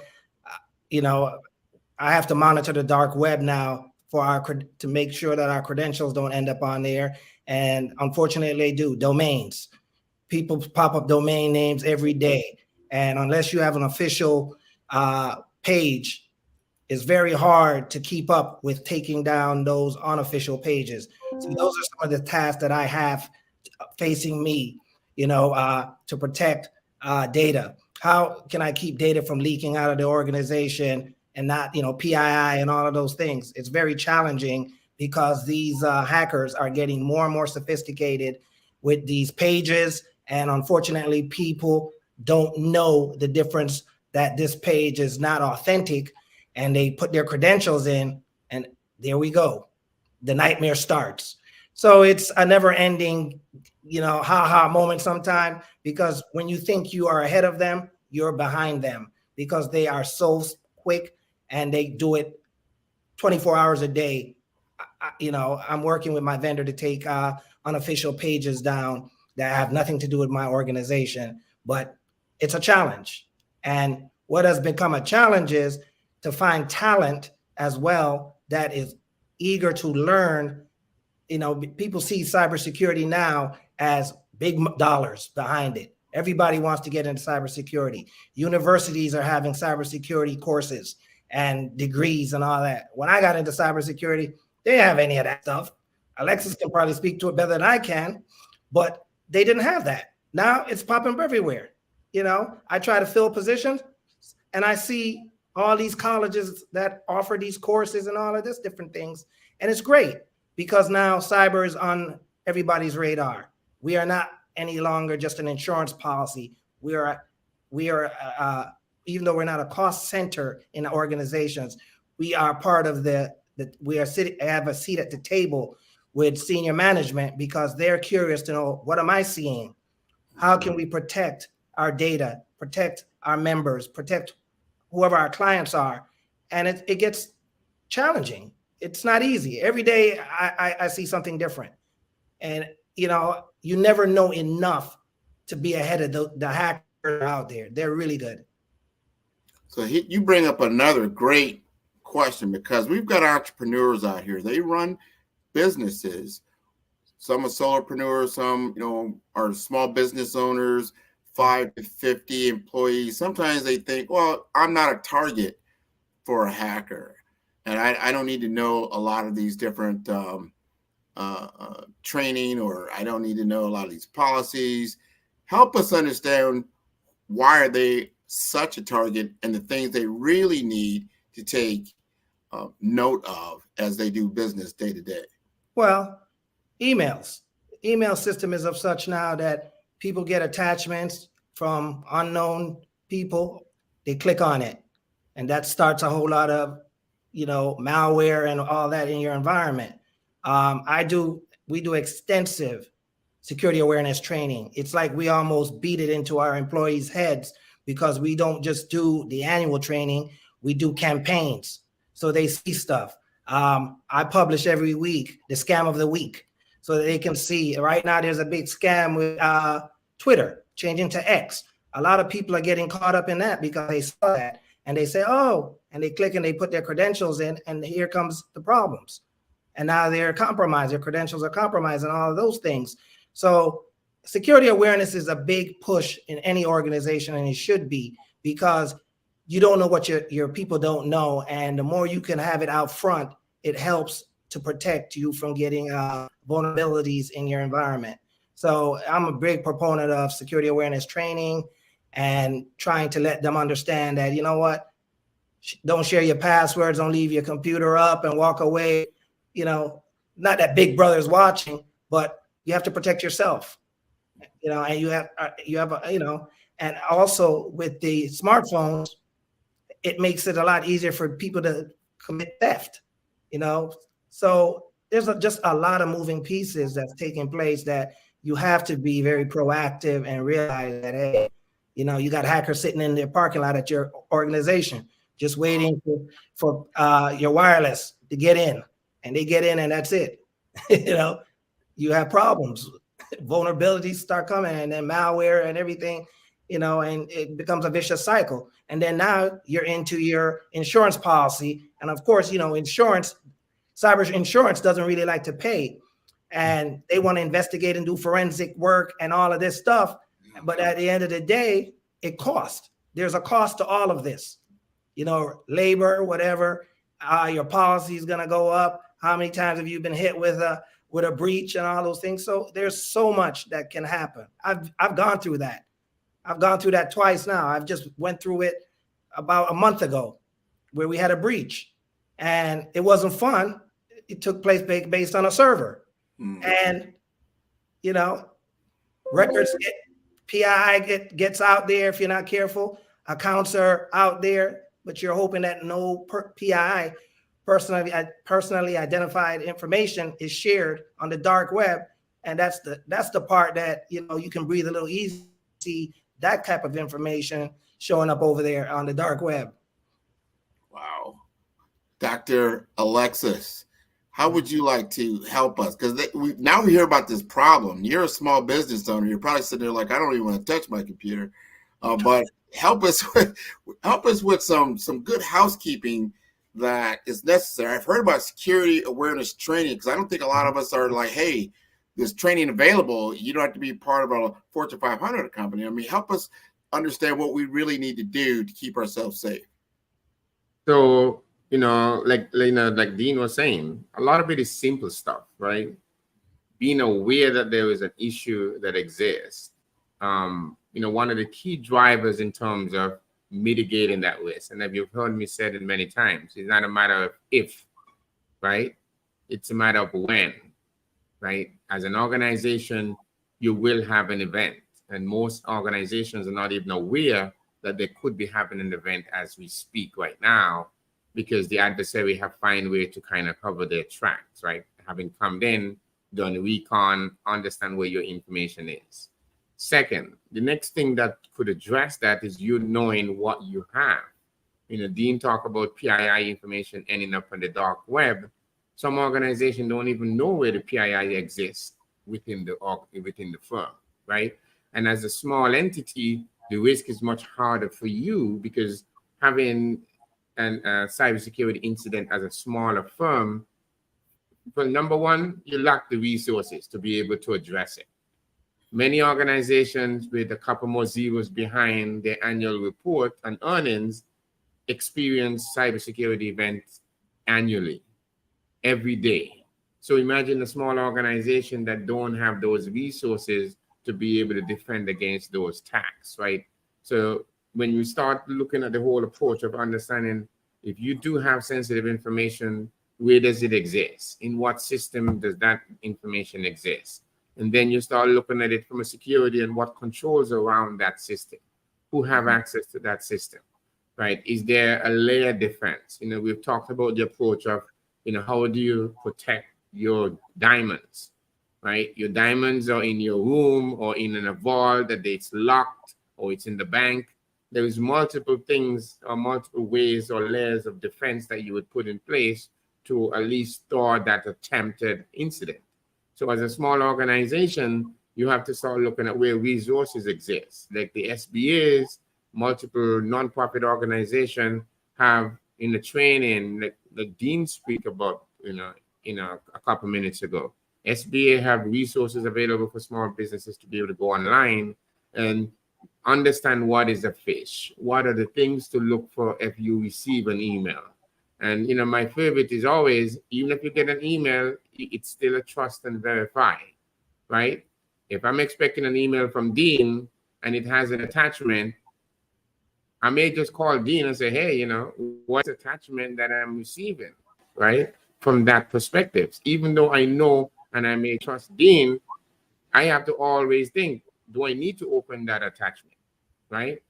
I pick up the phone, and if I'm talking to Dean and Dean didn't tell me that he just sent me an email, it's going to be strange, right? And I'll be like, hey, I just received an email from you. It's asking for such and such.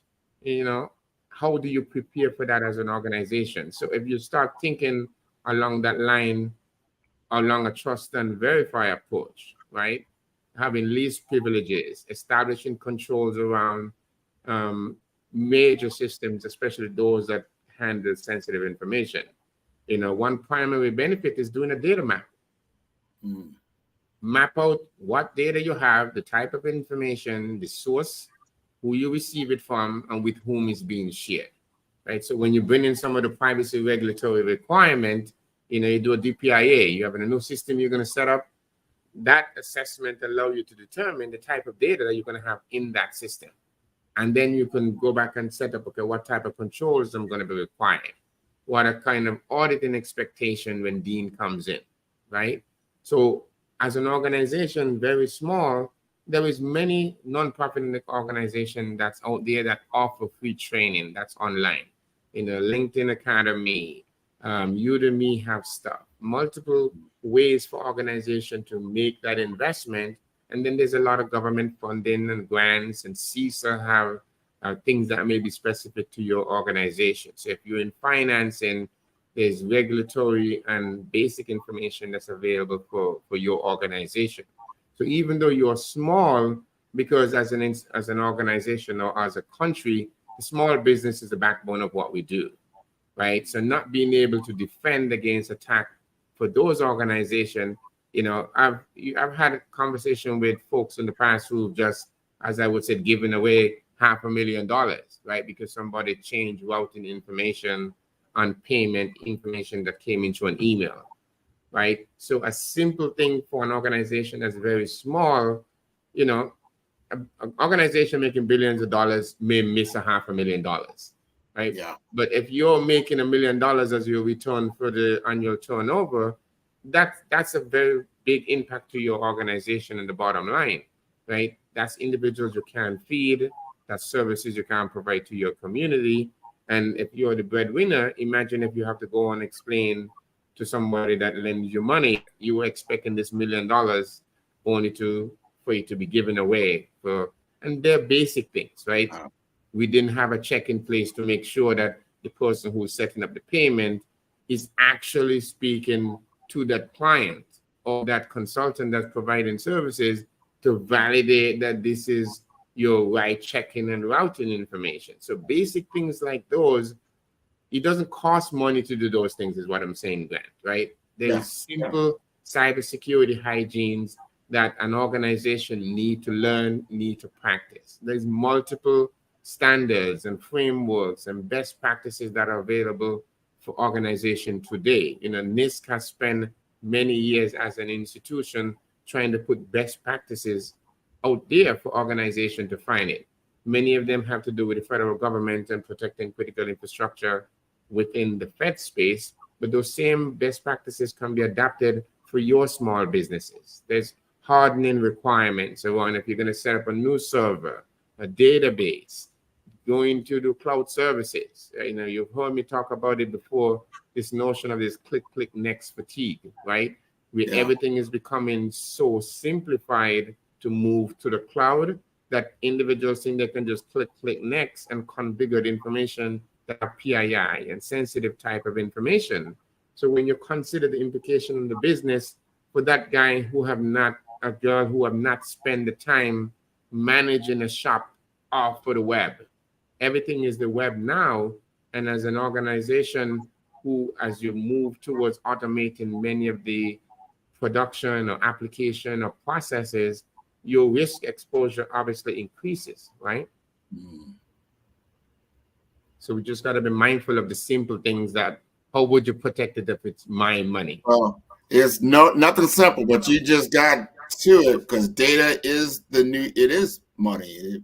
Think about it, you tell people all the time, if you lost your cell phone today, how quickly would you go spend money to replace it? That should tell you something right there. So it's very, very important. How would you like to chime in on that, Dean? Well, for me, for a small business, I would focus on their servers. I'll take for instance, I went to the dentist the other day, and they've been having server problems. Server was down a couple of times, appointment schedules all screwed up. So I start thinking to myself, the third party they're using is probably not patching these servers. They're probably behind on so many versions, so many different things going on. And I said, well, they said, oh, okay, well, we changed our vendor. So I'm saying to myself, well, did you ever get to the root cause of what created this problem? We don't know if they had a virus. We don't know what they had, and they don't know what they had because they did not go far enough to figure out what caused the scheduling system to be crashing and all kind of craziness where people are coming in when they don't even have appointments. So just to get at that, a lot of small businesses don't pay enough attention to the third parties that they're using for IT services. They don't have a vested interest to make sure that the data, patient information is being kept secure. They just assume because they outsource this to a third party, the responsibility now falls on them. But in actuality, it still falls on that provider or whatever. So a lot of those things I see, and I see how people handle hard drives and different things like that. They change out equipment and they don't even think about, did they have it sanitized? Did they have it degaussed? Did they do any of the stuff or the DOD requirements? They just, oh, bring me in a new hard drive, bring me in a new copier, bring me in whatever.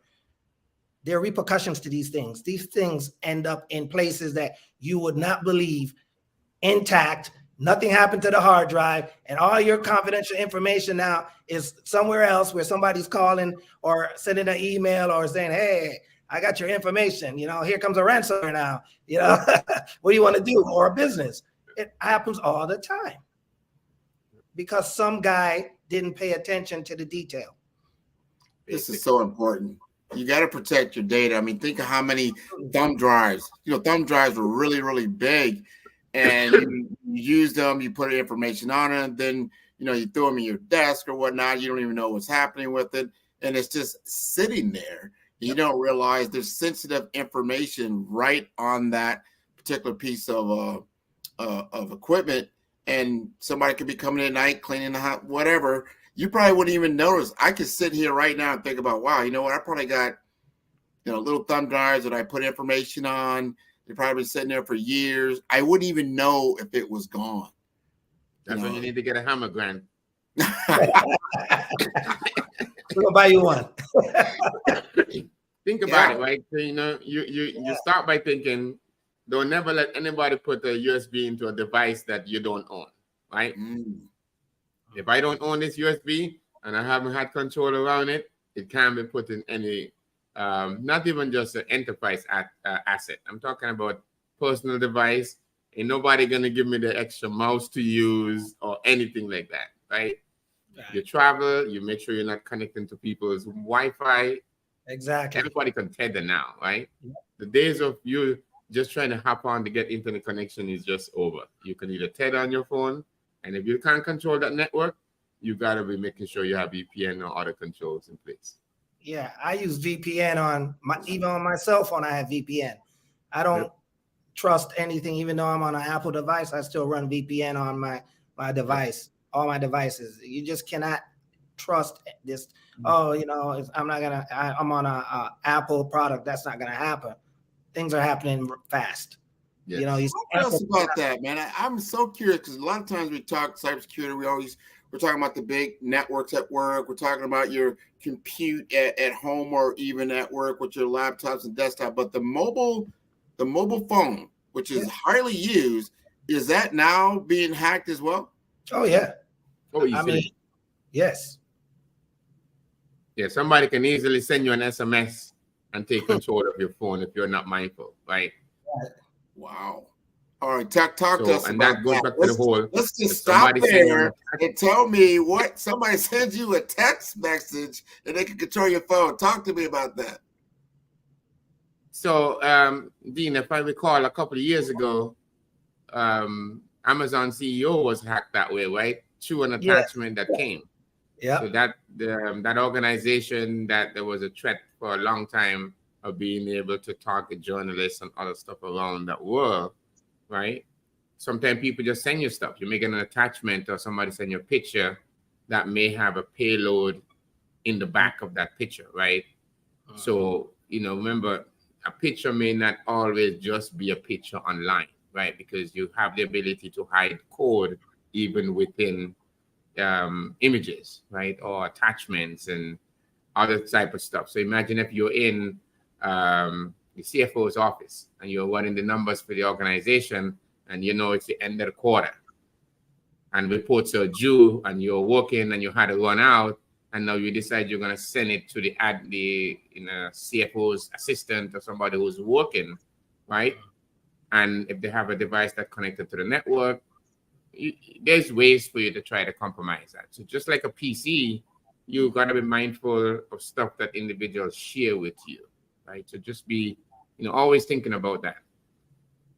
Yep, and applications too. People download certain applications and they don't know what's on the back end of this application and who's looking at what you have open, in your data. So data is just being sifting through everywhere. Data is like, if you control the data, you can control currency. Yeah, that is correct. So now if they can't compromise you and they know that you're a heavy use of a specific application, Grant, then, we've seen it recently, right? When you had the SolarWinds, you had multiple applications that had vulnerabilities like that, where they didn't have to compromise your infrastructure. But if you're a heavy user of a tool like that, and they're able to get to the core of that tool, and you just having to download a patch and update for an application like Dean was saying, and you're now exposed, right? So the whole process of third-party risk, not just you as an organization that has fortified your entity, only to realize that that software that you depend so much on has its own vulnerability. And that's behind your secure side of your network now, right? Sure. So how do you address attacks like those? So, those things are evolving, and they will continue to be threats that entities need to look at. It's not just you being secure. No, you need all of the providers that you depend on also need to be secure, right? Within this is what I'm curious about, because I'm on my phone. There's like you said, trust and verify. So it's like, oh, here's a new app you learned about. You download it from the Google store, let's say if you have an Android, or you download it from Apple. I think there's a sense of it's already been vetted. It's already been secured. So it should not have any vulnerabilities. Am I right or wrong? You're wrong. Yeah. If you ain't, I'm sorry, Grant. If you're not running the Google store or the Apple store and you have not vetted an application, personally vetted, you definitely can't trust it. Right? Wow. We need to know that. I think we are all click, fast, click, boom, I got it. Yeah. You download it, 10 megabytes of stuff. You don't know what it is. And exactly. You're sitting there watching everything you got. And that's what Dean was saying. And even on his mobile device, you still need to have VPN and virus scan and all the things that you would do on your endpoints. You still need to think of that on your phone, because I think there's so much development happening on the phone today. There is such a huge focus there. So if I can't get to you on a PC because you may have better attack tools on the device as opposed to your phone, that may become a weakness for you to be able to do it, right? If you remember, BlackBerry was the one device that everybody had to have back in the day, right? Because the whole architecture was around security. They were not about user experience from what is hot in social media and being hip, right? Which could explain some of their adoption, right? Because their focus at the time was on corporate and security side. So they did an excellent job there, but the adoption came in and individuals start looking at, okay, the mobile device have to have additional control. So there may be controls where I can push an MDM solution to a mobile device that may allow you to bring your device in. Like, Dean may shed some light on this whole upthink is the ability for you to bring your own device. It's been more than 20 years and I still carry two devices. Yeah, we don't allow people to bring their own devices. I mean, I have a corporate phone, and I'm glad, because I don't want the corporate email on my personal device, because I don't want them to wipe my phone, my pictures. And these are the issues that I face all the time when we have corporate events and our employees are involved with them. There's a lot of fitness things going on these days in companies. Oh, we have these contests. Okay. Are we signing waivers here? What are we going to do, guys? Because if I participate in there and my phone gets, the vendor, first of all, has no liability. So it's all on the company. So if my phone gets hacked or whatever happens, I lose my data, my pictures, I'm coming to the company and saying, well, it was your sponsored event, so now you're liable for that whole mishap. Which, was it really worth it? Yeah. Value versus, what value you trying to keep your employees motivated, but at the same time, there's a cost for doing business. Yeah. Well, I tell you what, we've got 5 minutes left. And before we, couple minutes, just 1 minute each, take a subject, whether talk to us about password, talk to us about, just give us one more tip that we need to do as consumers of digital technology that we take to heart and utilize so we don't experience these type of cyber crimes.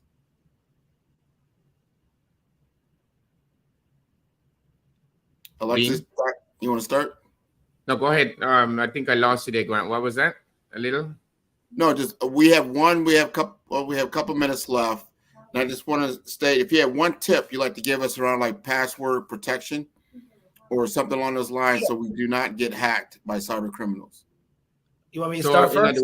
The one tip that I would say is always question everything you see, even if it's something that's visually in front of your eyes. Right? So I always believe in the trust and verify model. That would be the one tip. Question everything that you're seeing, even when you think it is true, validate it and make sure it is in fact true. I like that. Go, Dean. I would say password. People need to get real with their password, and the number of characters need to be at least 12 to 15. And they don't need to be catchphrases like Debbie goes Dallas or go Miami Dolphins or go Bama. They need to be really thinking about the passwords that they're creating, and they need to make sure that they have the upper lower casing and characters and all those things. And that's the only way they're going to keep themselves safe and not have the same password throughout all their applications and banking and everything. So that's the one tip I would share today. Excellent. Excellent. And Dr. Alexis, they need to contact you. What would be the best way? My biggest contact, you could always find me on LinkedIn, Dr. Alexis Pedro Weeks. Cybermind Research is our organization. We're always out there trying to educate individuals about cybersecurity, working with new practitioners trying to get in the field. So excellent. Each one and teach Mr. one. Dean Morgan. Yes, sir. They can find me on LinkedIn as well under Dean Morgan. Very simple. That's it. This has been wonderful, gentlemen. I think we've got a great deal of information from both of you. Genius is coming, and I'll see you on the other side. Awesome. Thank you, sir. You're welcome. Man, that was great information. You know, the Black Business Expo's mission is to raise funds for high school seniors going to college or K-12 entrepreneurs. This expo is a fundraiser for students. You may go to www.blackbusinessexpousa.com to donate to the scholarship fund or use the Cash App that's on the screen below at $BBXUSA. Our goal is to get laptops and up to $5,000 to 10 students. Students can register online at www.blackbusinessexpousa.com. Every dollar counts. So we want to remind you to donate to the scholarship fund. We want to thank our Black Business Expo USA sponsors for August 2023. NC100, Moody Capital Partners, Suede Soul, Lotus Rocher Coaching and Training, Carolina, Virginia Minority Supplier Development Council, Step Management, BHS and Associates, Margie McLean Foundation Incorporated, Genius is Coming, Earth Essentials, Milani Shani Global, Executive Women's Success Institute, The Quality Coaching Company, Superwoman Business Services, Creative Force Studios, Lee Entertainment, Artistic App Design, Black Business Expo USA, Genius is Coming, and I'll see you on the other side. Attention all entrepreneurs and companies. Are you looking for reliable and efficient virtual assistants and back office support to help you manage your business tasks? Look no further than Superwoman Business Services. Our team of virtual assistants provides a full range of administrative support services, including operations management, social media marketing, and much more. We also offer website design services to help you create a professional online presence that reflects your unique brand. In addition to administrative support and website design, we offer business development and structuring services to help you grow your business and achieve your goals. We'll work closely with you to identify areas of improvement and develop a customized plan to help you reach your full potential. At Superwoman Business Services, we understand that running a business can be overwhelming and time-consuming. That's why we're here to help you fly high and achieve success. Our virtual assistants are highly skilled, experienced, and dedicated to providing you with the support you need to thrive. Come fly with us and take your business to new heights. Let us help you become the superhero entrepreneur you are meant to be.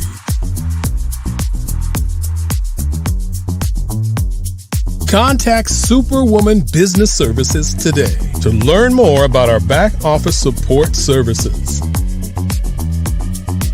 Come fly with us and take your business to new heights.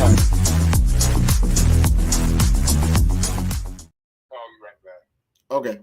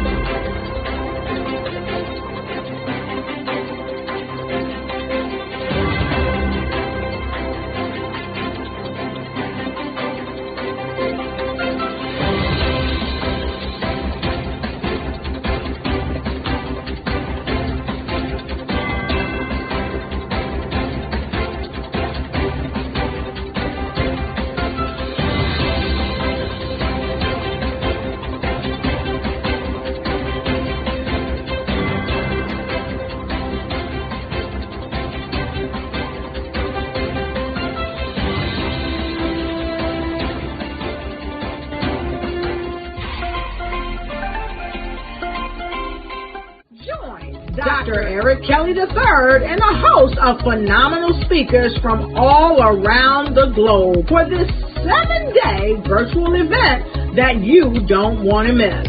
The mission of the Black Business Expo is to raise scholarship money from kids all the way from high school, all the way from college. The Black Business Olympics is one of the largest Black business showcases in the world. It is an opportunity for businesses and companies to showcase their businesses globally. We are going to be giving away laptops up to $5,000 away to students. Again, I'm Olivia Appleberry, the founder of 2 Cents Finance and one of the speakers for the expo. I am so excited to see you there. For more info, go to www.blackbusinessexpousa.com or call 919-308-9090 and hope to see you there. I am Black business.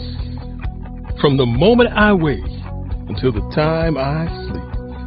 Yes, I am Black business. I am Black business. Tell me, are you Black business? I am Black business. Do you support Black businesses? Listen, I support Black business because I am Black business. Black Business Expo, one of the largest business showcases in the history of Black business in the world. The world! Sign up today at www.blackbusinessexpousa.com or call 919-308-9090. I am Black business. I am Black business. From the moment I wake until the time I sleep, I am Black business. I am Black business. Are you Black business? I am Black business. Do you support Black businesses? I support Black business because I am Black business. Black Business Expo, one of the largest business showcases in the history of Black America in North Carolina. Join Dr. Eric Kelly III and a host of phenomenal speakers from all around the globe for this 7-day virtual event that you don't want to miss. The mission of the Black Business Expo is to raise scholarship money from kids all the way from high school, all the way from college. The Black Business Olympics is one of the largest Black business showcases in the world. It is an opportunity for businesses and companies to showcase their businesses globally. We are going to be giving away laptops up to $5,000 away to students. Again, I'm Olivia Appleberry, the founder of 2 Cents Finance and one of the speakers for the expo. I am so excited to see you there. For more info, go to www.blackbusinessexpousa.com or call 919-308-9090 and hope to see you there. I am Black business. From the moment I wake until the time I sleep. Yes, I am Black business. I am Black business. Tell me, are you Black business? I am Black business. Do you support Black businesses? Listen, I support Black business because I am Black business. Black Business Expo, one of the largest business showcases in the history of Black business in the world.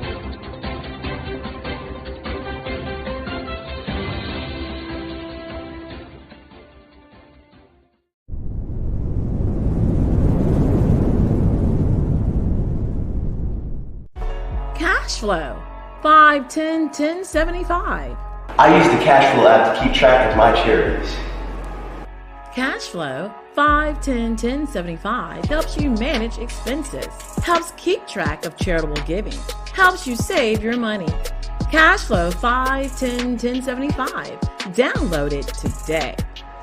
Cashflow 5101075 would like to wish the Cyber Bears good luck in this year's first robotics competition.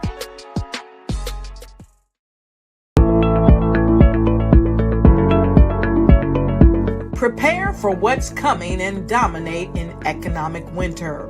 Stand strong and thrive by showcasing your great products and services globally through the Black Business Network and Black Business Olympics. The Black Business Network has showcased over 2,000 companies with over $7 billion in sales each year. Over 10 million attendees have viewed the rebroadcast each month. Through the Black Business Olympics, unique styles of business training and mentoring are turning students into business owners and entrepreneurial warriors who will dominate in any economy. Gain the ultimate advantage of the Black Business Olympics, 7 days of unbelievable topics and speakers speaking around the globe. Donate your time and experience to provide expertise and scholarships to students worldwide and change the world. Now, more than ever, new insights, tools, strategies, and capabilities are needed. This is your chance for a major presentation to the world.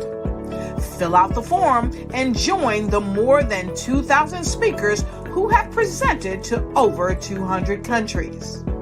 Join the Black Business Network streaming live into the Metaverse, STEM City, Black Multiverse Enterprises, Hulu, Amazon, YouTube, iHeartRadio, Apple, Facebook, LinkedIn, Pod TV, IBM TV, Spotify, and Google Podcasts. Sign up today. Spaces are limited, and we will see you there.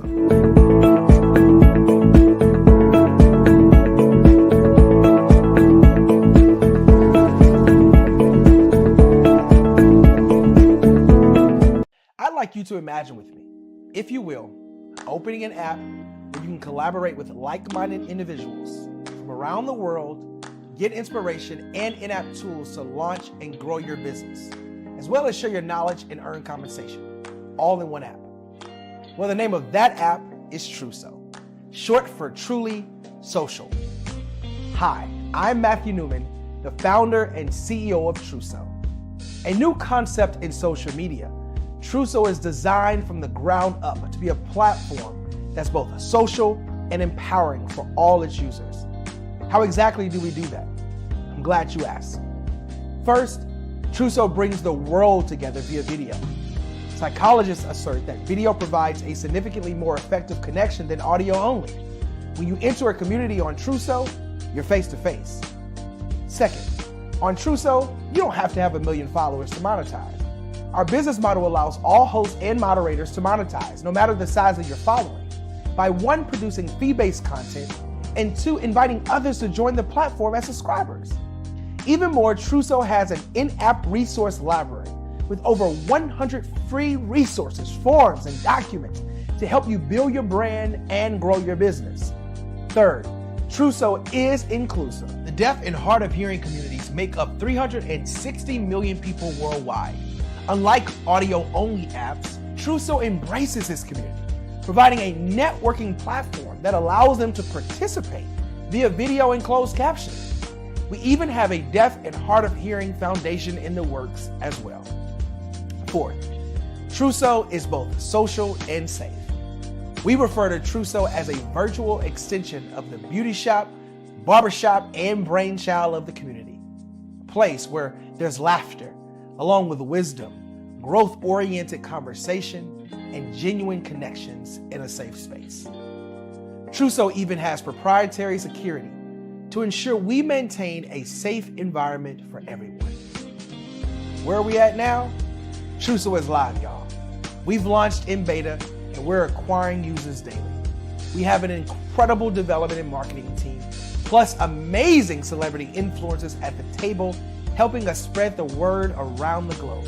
beginning within the African diaspora and beyond by creating a safe space for growth, connection, and collaboration. We're truly excited about Truso. We've created something special for which there is a global market. And we invite you to embark on this journey with us as a shareholder.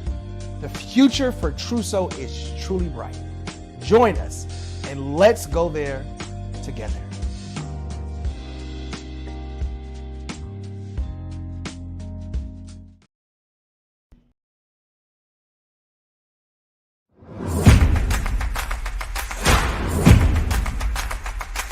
Ladies,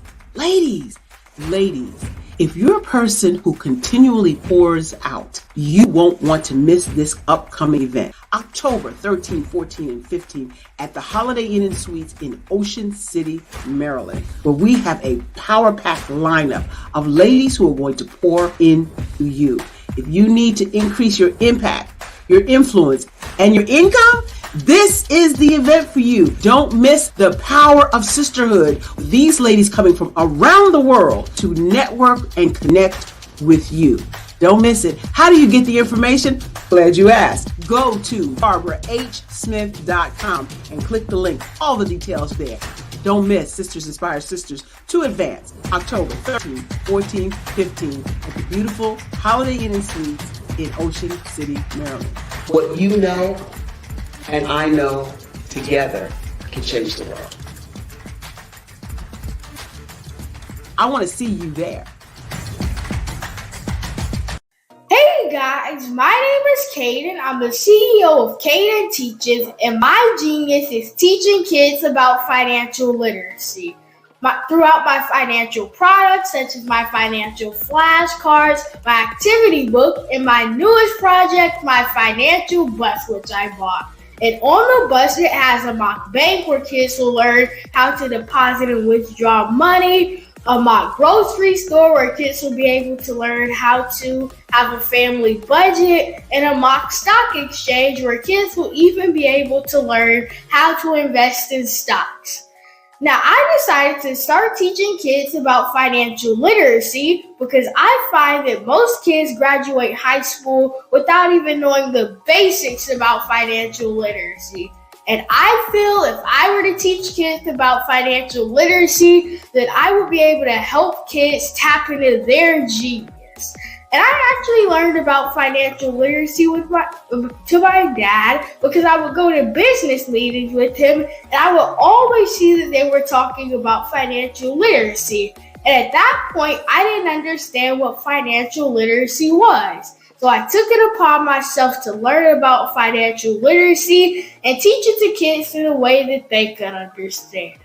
But I want you guys to help me help kids tap into their genius by going to my website, cadenteaches.com, and you can sew into me in my financial bus by going to my GoFundMe link. And remember, if Caden can, you can too, because genius is common.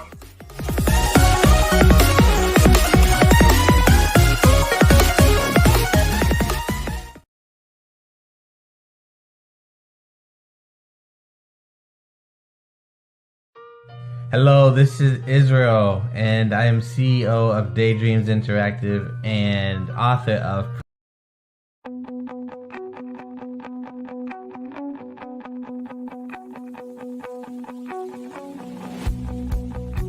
I am Black Business. From the moment I wake until the time I sleep. Yes, I am Black Business. I am Black Business. Tell me, are you Black Business? I am Black Business. Do you support Black businesses? Listen, I support Black business because I am Black Business. Black Business Expo, one of the largest business showcases in the history of Black business in the world. The world. Sign up today at www.blackbusinessexpousa.com or call 919-308-9090. I am Black Business.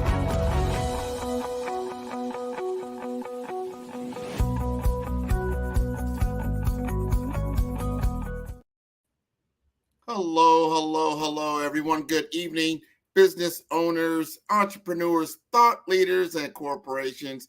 Welcome to the Black Business Network. My name is Grant McGaw, CEO of 5-Star BDM. I am your business moderator for this evening on the Black Business Network.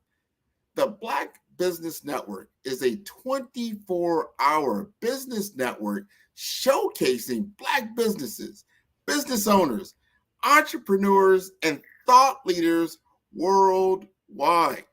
We have speakers from North Carolina, London, Singapore, Africa, Japan, Australia, and cities all over the United States. The Black Business Network is a global community sharing its business knowledge to empower, inspire, and educate businesses about business. Today, we are joined by a true luminary in human development, Dr. Norma Hollis. For over 3 decades, Dr. Hollis has dwelled deep into the essence of authenticity, crafting programs that nurture self-awareness and expand consciousness. Through personal, professional, and lifestyle lenses, she redefines life, leadership, and business. A trailblazer, Dr. Norma was the first Black woman to pioneer a speaker bureau dedicated to Black voices. Today, she leverages that legacy to coach leaders on the profound power of authenticity in their personal spheres, family, and workplaces. With Dr. Hollis, the journey is about embracing our authentic selves and letting that genuine voice resonate. So let's dive into the depths of authentic living with Dr. Norma Hollis. Hello, Grant McNair. I just love that bio you just read. I want a copy of that. Who wrote that? I didn't write that. I didn't write it. Somebody rewrote what I wrote. I like it. Well, I'm glad I love that you liked it. It's beautiful. Love what you do. I'm going to get out of your way. Genius is coming, and I'll see you on the other side. Well, hello, you young people that are here today. I know today's program is geared towards those that are a lot younger than me. And you can consider me your godmother of authenticity, because I have learned a lot about what it means to be authentic in my journey. And I'm going to say some things to you that will be hopefully of value to you as you're on your journey in this planet called Earth, and in your spacesuit, if you will, as a Black person, male or female, in your profession as a business leader or corporate leader, and you're listening today at the Black Business Network. So I'm going to take you on a journey through things I suggest you be aware of in your journey through life. And let's start. We're going to go chronological. And I'm assuming that all of you that are here, I know there's some young people, but I'm going to start with pretty much 20, because prior to 20, you're not really making all your own decisions. Your decisions are extremely influenced by your parents, and which is fine. But by the time you get to 20 or so, you are generally out of your parents' house. Maybe you are in college. Maybe you have started your own career in another way. But in any event, you feel that you're grown. You've been waiting to be grown for a long time. And trust me, there are different levels of grown. You've reached the first level of being grown. And in this first level in your 20s, it's really a test of your grit in many ways. Because first of all, you come into your 20s with the values that your parents or your caregivers gave you. So you didn't get a chance to choose what values you were going to live by. You know, we all come born by parents. Most of us grow up with our parents in our parents' home, oftentimes in a single parent home without a male in the family, and sometimes the reverse, with a male and not a female. In any event, we grow up with the values of the people who raised us.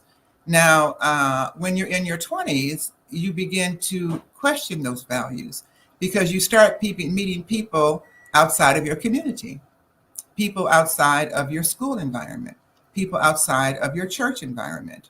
And if you are in college, you begin to meet people who have different values than you. I remember when I started college at Michigan State University a few decades ago, there were white students there in the dormitory who had never, ever even seen a Black person. I'm sure that still occurs now, but the comments they said was, "Oh, you're just like us." Yeah, we just have different values and we were raised in different cultures. So 20s is a time where you're getting exposed to the broadness of what's out there for you. It's also a time when you really have very little, unless you were born with a silver spoon, but you are looking for, you got to buy a car, you have to start your wardrobe, if you have to find a place to live, and that means you're going to need furniture, and you're going to need pots and pans and dishes and all those things that make a home, make a household. And that's when you have the greatest amount of expense and the least amount of money. So the best advice I can give you in your 20s is to be wary of making long-term financial commitments. What's a long-term financial commitment? A house, a child, all the things that require you to put money out month after month, year after year, decade after decade. So I'm not saying don't do it, because if you start out with a great job and a great plan and everything like that, it makes sense. I can understand now why many parents tell their children to not have any children yourselves until you're 30. Because when you're 20s, you're just so green. You just don't know. You're grown, chronologically, but there's so much to learn. If you think that at 20, you're probably going to live at least 3 to 4 times the age that you are right now. That's a lot of living. Think of how you've grown from the time you were born to where you are right now. And imagine you have that amount of growth. You learned how to read, to write, to walk, to think. You learn so many things, and there's so much more to learn. So for your most authentic life, now when I say authentic, I'm talking also about joy and abundance and happiness, the things that we all want in life, but we seem to be so elusive and hard to find. Unfortunately, when you're 20s, especially in today's age, by the time you're 20, you've seen so much stuff that's influencing your thinking. You've seen commercials everywhere telling you to buy this, buy that, do this, do that. You've seen video games that may be violently oriented. You've met people that maybe you didn't get along with. Along the way, you did not probably get anyone help you understand yourself, because there are not many structures on the planet that teach you who you are. That's why I do the work that I do, to help you understand the energy that flows within you. Maybe you haven't yet learned how to get along with others, and therefore you have a temper that you don't quite know what to do with. These are the times you're learning your emotions, you're learning who you are away from your parents, and you don't have your parents there necessarily to be the ones that catch you if you fall, or that guide you along the way. Or on the other side of that, you don't want their advice. You want to go out there and try for yourself, and that's okay too. But take the wisdom of your godmother to make your own decisions about how you want to live your 20s. Do you want to live it and end up by 30 having more debt than you can handle? Or do you want to have the freedom? Now, as I train people all over the world, one of the things that's universal in what everyone tells me is that they want more freedom. They want more freedom. The more you get in debt, the more you get obligated, the less freedom frequently that you have. So just keep that in mind for those of you that are in your 20s, or those of you whose children are in your 20s, or whose friends or cousins are in your 20s. That's a struggle. That's one of the hardest decades to get through, because there is so much that you need and so little that you know and so little that you have so far. Not that life's about having things, but certain things you need to have. You gotta have a place to live. You need a bed to sleep in. You need a car to drive. All those are essentials. And that's generally the age that you're acquiring those things. So use your money wisely and assess who you are. Some people are made for 9 to 5 and some people are not. Entrepreneurs usually are not suited for a regular 9 to 5 job. They'd rather be out there and learning and experiencing life. And it's hard to do that in 9 to 5. In 9 to 5 job, what you're experiencing is the drive to work every day, being around people that you just might not get along with because your values might be too much separated. and the financial challenges. So use your 20s wisely. Now let's go to the 30s. The 30s is a time when you've pretty much figured out who you are to a certain extent, to the degree that you can with the knowledge that you have. You're really clear that it takes money to survive, and you're probably pretty much on a money quest. You're trying to figure out how to make the most amount of money with the least amount of work, or the most amount of money in the wisest way, or the most amount of money the easiest way, or the most amount of money any other way. But you want to amass money. You've heard people say and talk about money regularly all your life, and a lot in your 20s, and you know how important it is. What you may not know, though, is that money is not everything. While money has a value and is important, you need it to get through life. When you make money your goal, you miss out on a whole lot of things that are very, very important to your authenticity. My experience is that the people who are happiest are the ones that actually find their authenticity and live their life being authentic. So 30s is a really good time to really explore more about who you are. You've gotten past your parents' house. You've gotten past your 20s to experience those things that I talked about earlier. And now you're faced with, so what direction is my life really going to go? What values do I really I really believe in? What values do I want to follow during my life? The people that you are around, knowingly or unknowingly, are living by a certain set of values. What you want to do to create the most authentic and happiest life is surround yourself with people whose values are similar to yours. If you think about people who are your best friends, it's probably because you have some values that are very much aligned. You believe in, you like, you do the same things. The people who you may have fallen out with along the way are people whose values probably are not like yours, are different than yours, and are not aligned with yours. If you look at our society now, we have a real values conflict. I don't like to talk a lot of politics, but that's an excellent way that you can see a difference in values. I've started watching both Fox News and MSNBC to see the contrast. And it's so interesting. I suggest you might try this, especially now that there's a new topic on the horizon that's just getting started. So looking at what looking at how that starts, if you look at the same situation and see how two groups with different values interpret it. This is what happens all the time on the planet. And I want you to be more aware of that in your 30s as you begin to pick where you're going and as you get to settle in to who it is you are and who it is you're going to be and where it is you're going. Now, I want you to know that in the scheme of things, in your 30s, you're really practicing hard. You're really practicing for a few decades before you really get it. It takes a while to really get it on this planet because there's so much to learn and we're moving so fast. And you have a challenge that my generation and the generations between us have not had. And that's the challenge of artificial intelligence. That is competing for the jobs that some of you are looking at. And it wasn't an issue with a lot of senior management at one point. You might be saying, hey, no problem, I'm an entrepreneur, I'm a CEO, or I'm the boss of something or something. But AI is coming for that too. They started out with the more essential jobs, if you will, that don't require a lot of thinking, but require a lot of repetition. But now they're going to some of the thinking jobs and the more executive jobs. So you want to also know, what are you good at? What are your gifts and talents?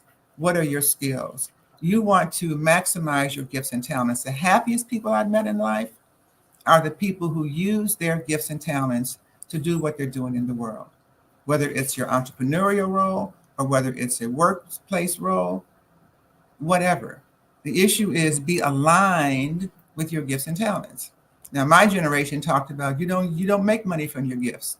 Well, I beg to differ. Your gifts were given to you by the creator that got you here for you to survive and to use those gifts to help others, help yourself and to help others. So keep that in mind. Use your gifts. They're there for you in order for you to use them. Now, What I've learned along the way is that from a spiritual perspective, if you haven't made that spiritual connection yet, by the time you're 35, you might kind of miss it. So if you're feeling that calling, something coming inside of you, kind of knocking and wanting to get out, keep in mind that you need to explore that. That's your spirit speaking to you about your purpose, making sure you don't get too out of alignment with the reason why you're on the planet. Obviously, I have the belief that all of us are here on the planet to do something. And what you're beginning to do in your 30s is you're beginning to create the thread of your life, the theme of your life. People's lives have themes that show up over and over again. But when you're in your life, you don't always see it. So it's always good to take time and step back and just look at how your life is progressing, the decisions that you're making, how those decisions are working for you or not working for you, and modify as needed. Because your 30s is really getting the grounding. You've gotten your 20s past, you bought your car, you bought your you know where you're going to live, you bought your furniture, you've got the foundational things that you have to live on your own. Now it's like, how am I going to position myself? How am I going to move forward? Now, a lot of young people, and you probably were one of them, have the idea that, boy, if I'm not rich by the 30, something's wrong. That is not true. Not true at all. There's no timeline for your money coming in. The timeline is, how do you use it? Are you using it wisely? Whether you're getting $10 or $10,000 or $10 million, how do you use it? People that get $10 million, sometimes it's lost in the next month or the next year. They don't know how to use it. For people that have the 10 that use it wisely, they turn it into 10 million. It takes time. Everything on the planet takes time. And you have to have the patience to allow the time to unfold. But as the time unfolds, what are you doing with that time? How are you nurturing and feeding into what it is you're here to do? That's your job at 30s, to begin to identify that and what that is and the direction the path that your life is going to take. Now let's go to your 40s. By the time you're in your 40s, you've had a good decade or two of work experience. You're a little more clear on what life's about. You may not understand it exactly because it can be very confusing, because there's confusing messages coming all the time. They say this, they say one time, something else the next time. Your mother says one thing, your boss says something else. One friend says something, the other friend says something else. You get all these different opinions that are coming into you and trying to feed you. That's when it's really clear to know who you are.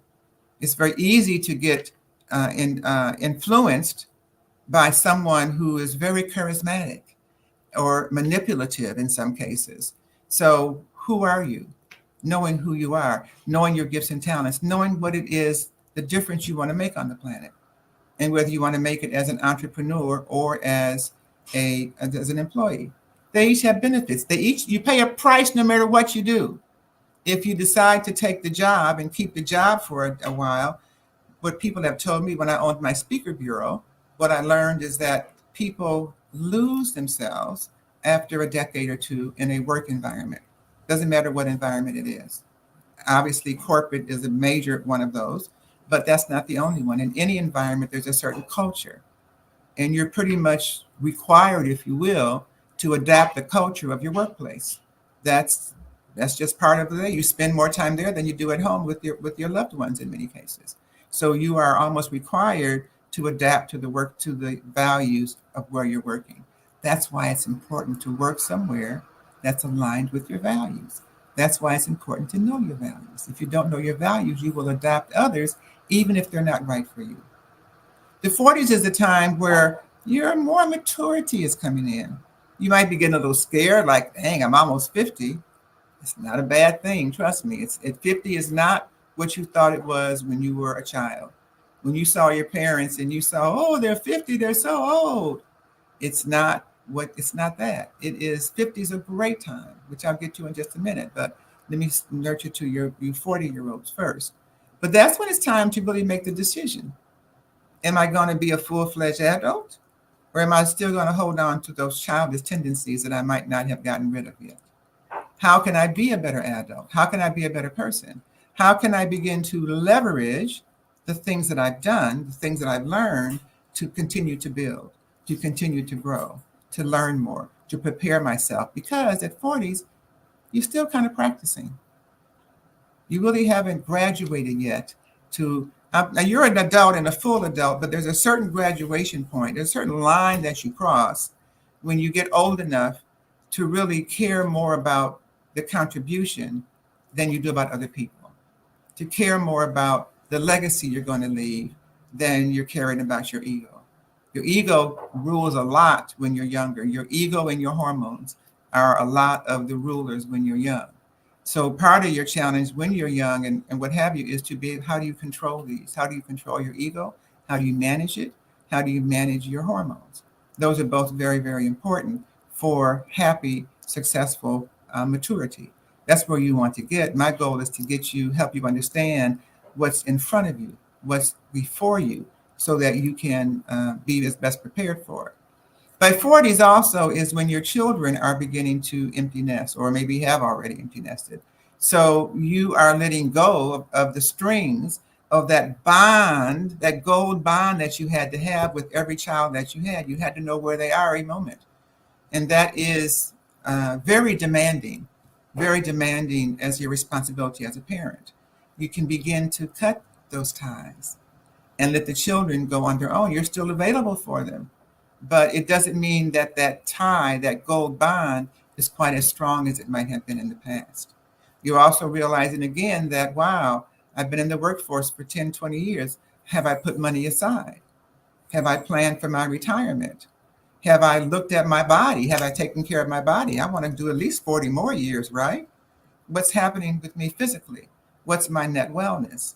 I'm referring a lot to the boxes that you see behind me, which I call dimensions, without dealing with them individually. And I would do that kind of if I have time at the end, but I want to take you through 60 or 70 first. So you can kind of have a sense of what you're preparing for. When you know what's coming forward, you know more about what to do right now. It's hard to tell what's going forward because you're still young. And it's hard to predict the future because you haven't lived enough to predict it a further away. The more you live, the more you can predict, because the more you've seen, then the more you've learned. That's why I'm your godmother, because I've lived enough years to do that. And I'm delighted to be able to share with you the things that I've learned. So now let's go to 50. By 50, you've been in the workforce a few years. By 50, you're a little more sure of who you are. By 50, your hormones are not as demanding as they're not gone, trust me, but they're not as demanding as they were when you were younger. When you reach 50, you know a little bit more about who you are, hopefully, and you've accepted those things about you that may not be perfect. When you're younger, everybody thinks that's supposed to be perfect. Ain't no such thing as perfection. There's nobody who's perfect, no matter what. We all have gaps. We all have things that we can't do well. So that's why it's important to have people around you who know you and who fill the gaps that you can't fill. You see on my grid over here on the side, I have 3 words: think, communicate, and the bottom word is do.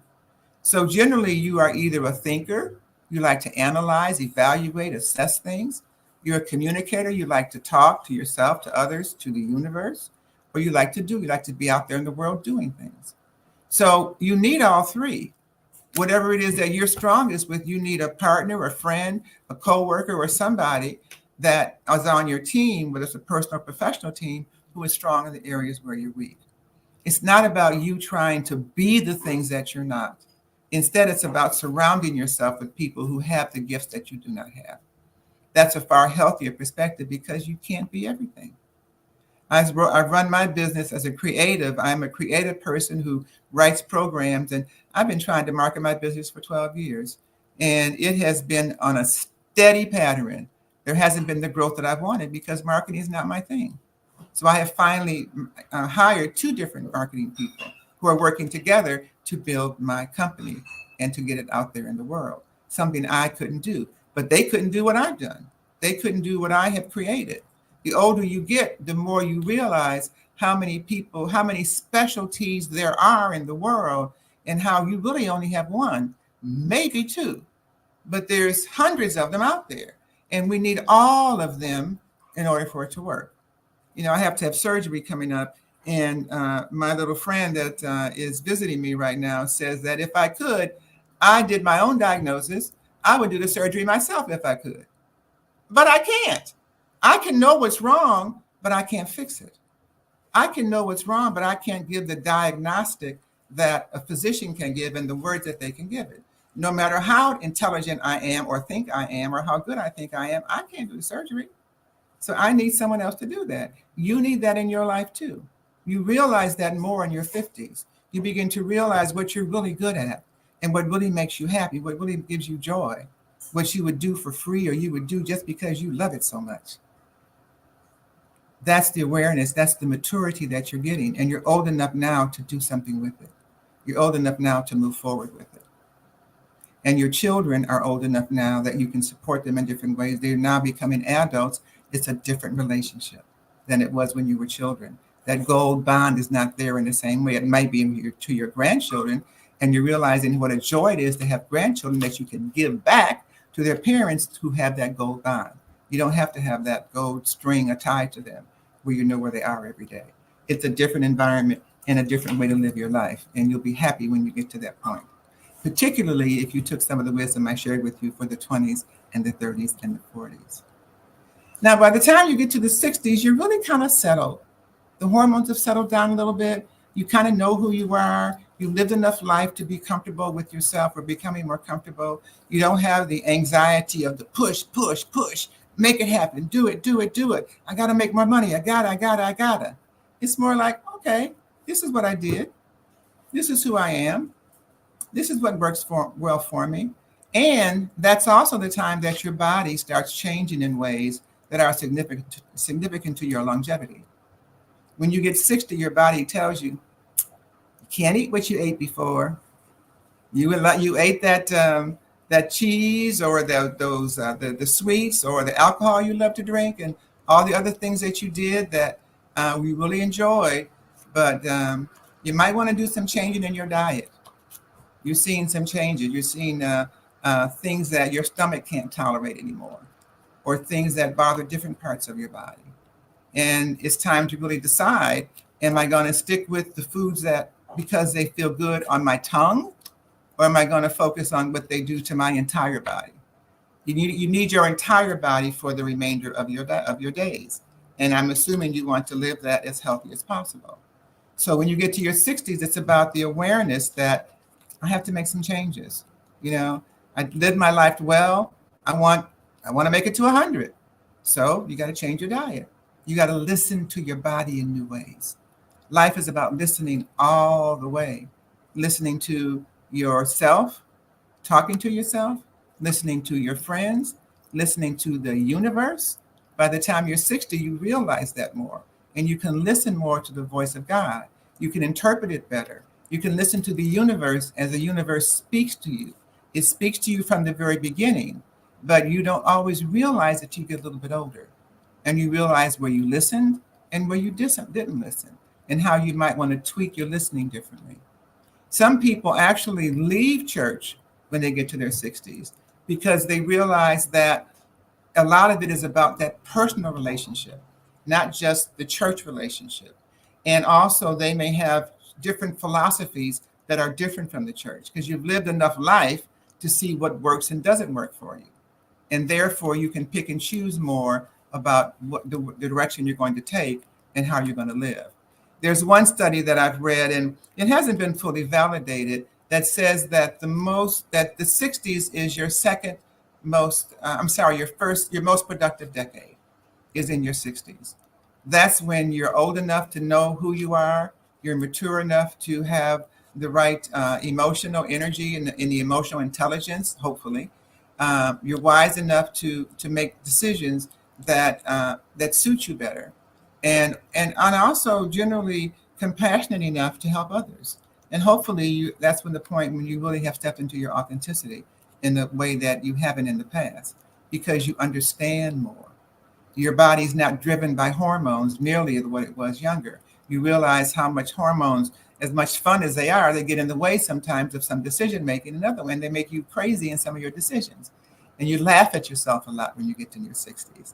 But the important part was you really look at how your diet and what your body's telling you, and making sure that you get to the doctor and you pay attention to changes in your body. It's those changes that'll make the difference of your longevity or not.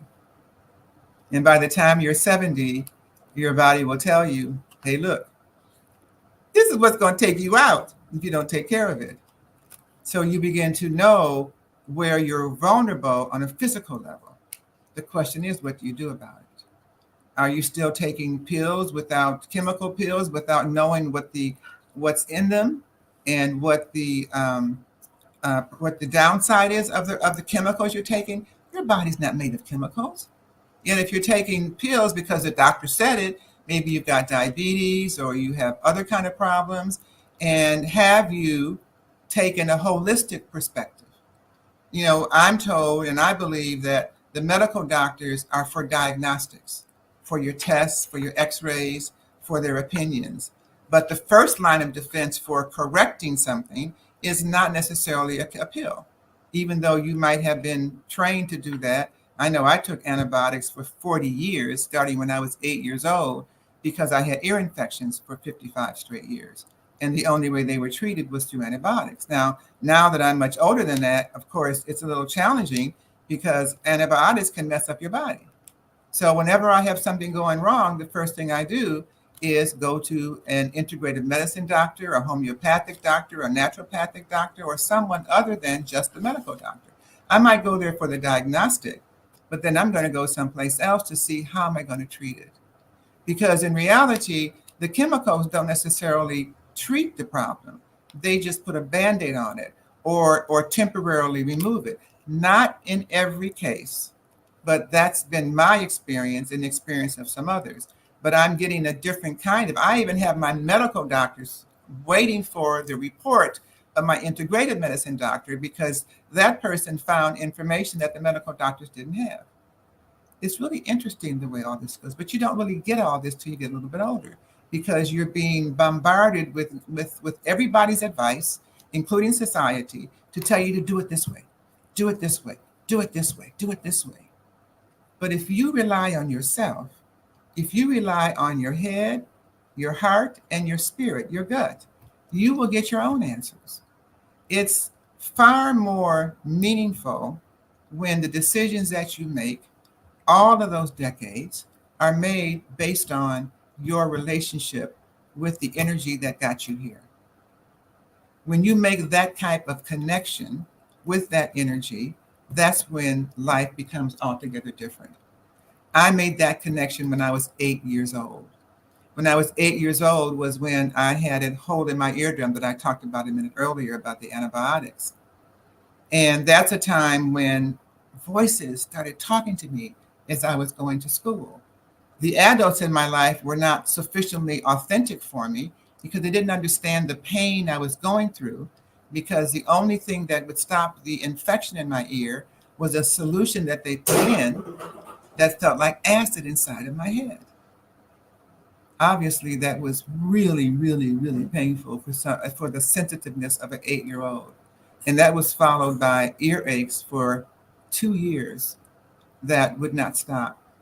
But when those voices came to me and they started talking to me, I said, okay, if you're the voice I should listen to, then prove it to me.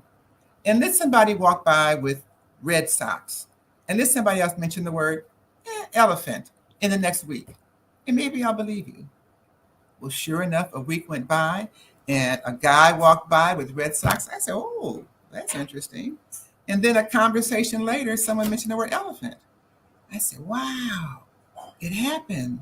So I did it again with a different command, a different request. And in a week that happened. And after about 4 or 5 weeks of doing the same thing, the voice finally said, well, do you believe us now? And I said, yes. And I have been in partnership with that voice all of my life. It's made a big, big difference. And just to show you how that works, I'm going to tell you 2 things. One is that on Thanksgiving, maybe 5 years ago, a friend came by. We had a meeting. It was a little business meeting on Thanksgiving, but we did it. But he came by. He had on red socks. I said, look at that. And that was a process at the time of making some major decisions. I don't remember what they were, but they were major decisions. And so I said to my voice, okay, if that's supposed to be a clue to me, like it was when I was younger, then let me hear the word elephant before the week is out.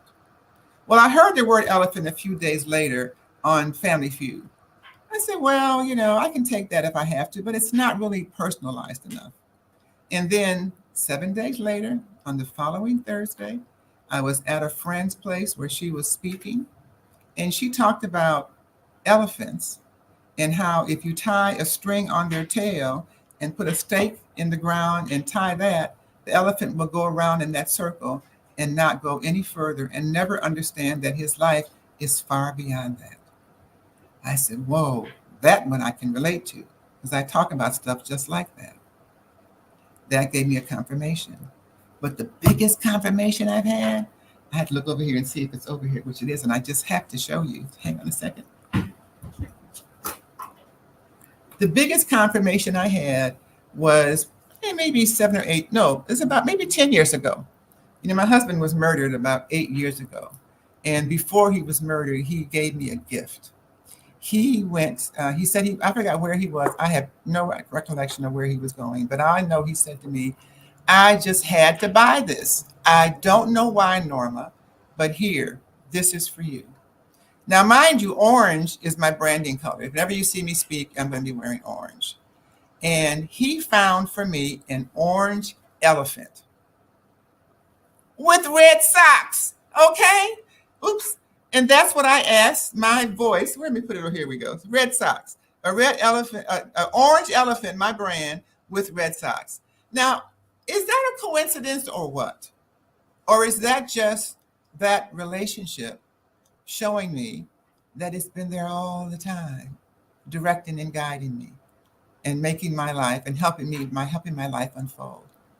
And so, as your godmother, let me tell you that I hope that you will do the same in terms of making that connection that will guide you for the rest of your life.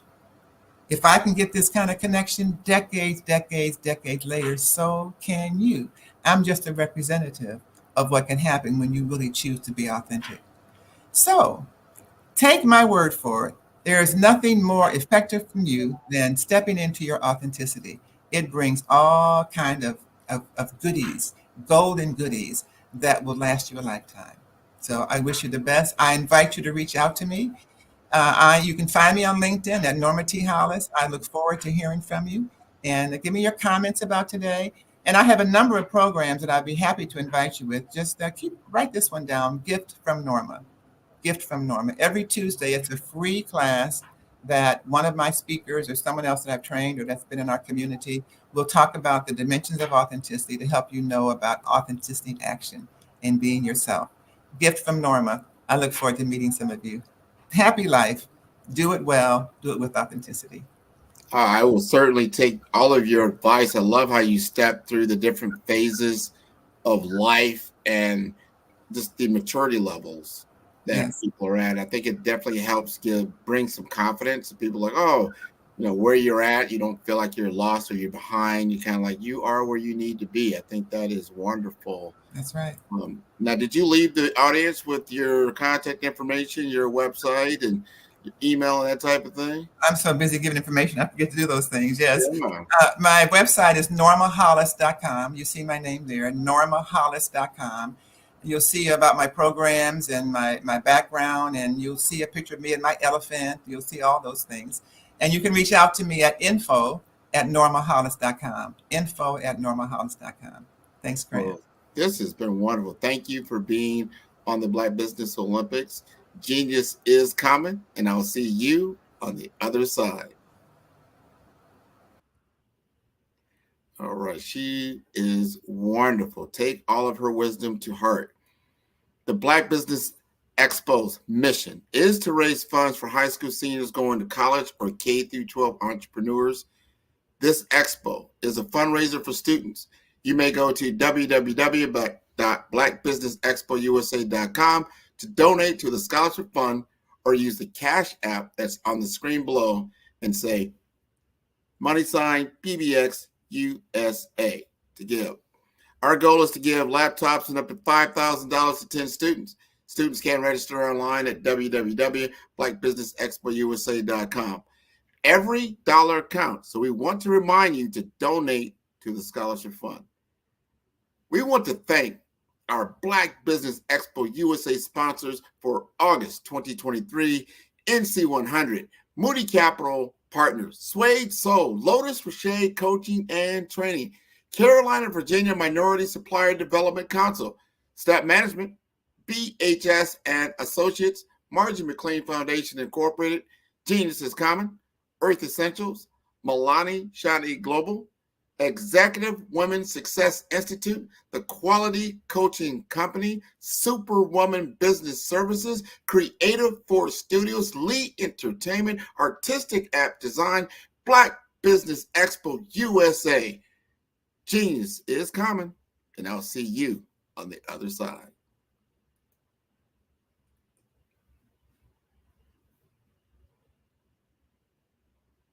I'm Kennedy Harris. My genius is being an entrepreneur. I'm the CEO of K-Lock, a company where I develop my very own line of kids supplements. I currently market my multivitamin for kids to help combat weak immunity. During the pandemic, research has shown that having a strong immune system is key to fighting off disease. My vitamins are for kids, but adults can benefit from them as well. I'm adding a proprietary blend to my supplement line. I want to create my own blend so that I have a competitive edge in the marketplace. Staying healthy is important to me so that we live longer and have healthier lives. My website is klockproducts.com. That is K-L-O-C-K. Genius is common.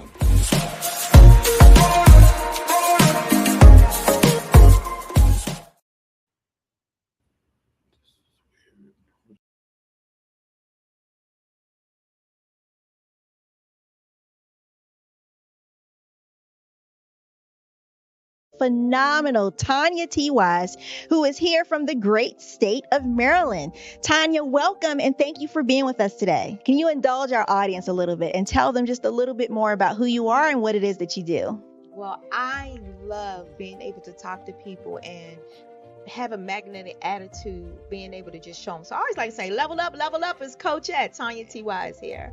So can you tell our audience, just give them a teaser about what your presentation will be about? So my philosophy is that we should all be living our dream life. So tomorrow I'm going to talk about how you start living your dream life. What are some of the things that you thought about in your childhood that you just kind of let go and dormant? Wow. And I want to reignite that and just give you some pointers and some tips, some tools, some strategies to be able to start living your best life now. And guess what, Rhonda? And leave an inheritance for your legacy.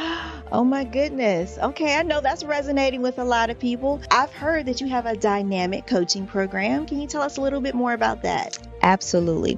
So our coaching program help people that have the lack of time, that lack strategies, and lack the confidence to go after their dream life. So we help them implement tools, we help them implement strategies, as well as give them resources so that they can live their best life now and leave that inheritance. Wow. Oh, I love that. I love the leave the inheritance part.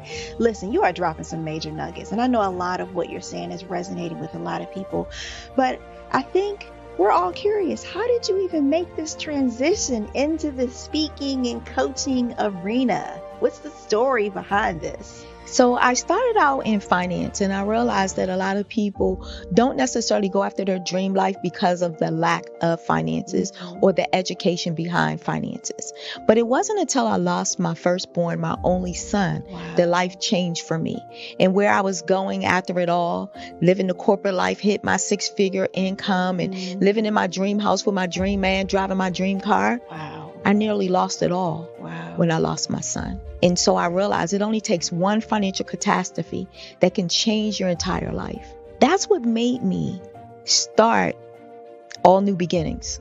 Because no matter what's going on in life, there's a new beginning. And because of that, we develop a program called Wise Minded. My little slogan is, don't just dream it, let's live it. If they want to connect with you or work with you, what is the best ways for them to be able to do that? Well, for my social media guru, you can connect with me on every single social media platform as Tanya T. Wise.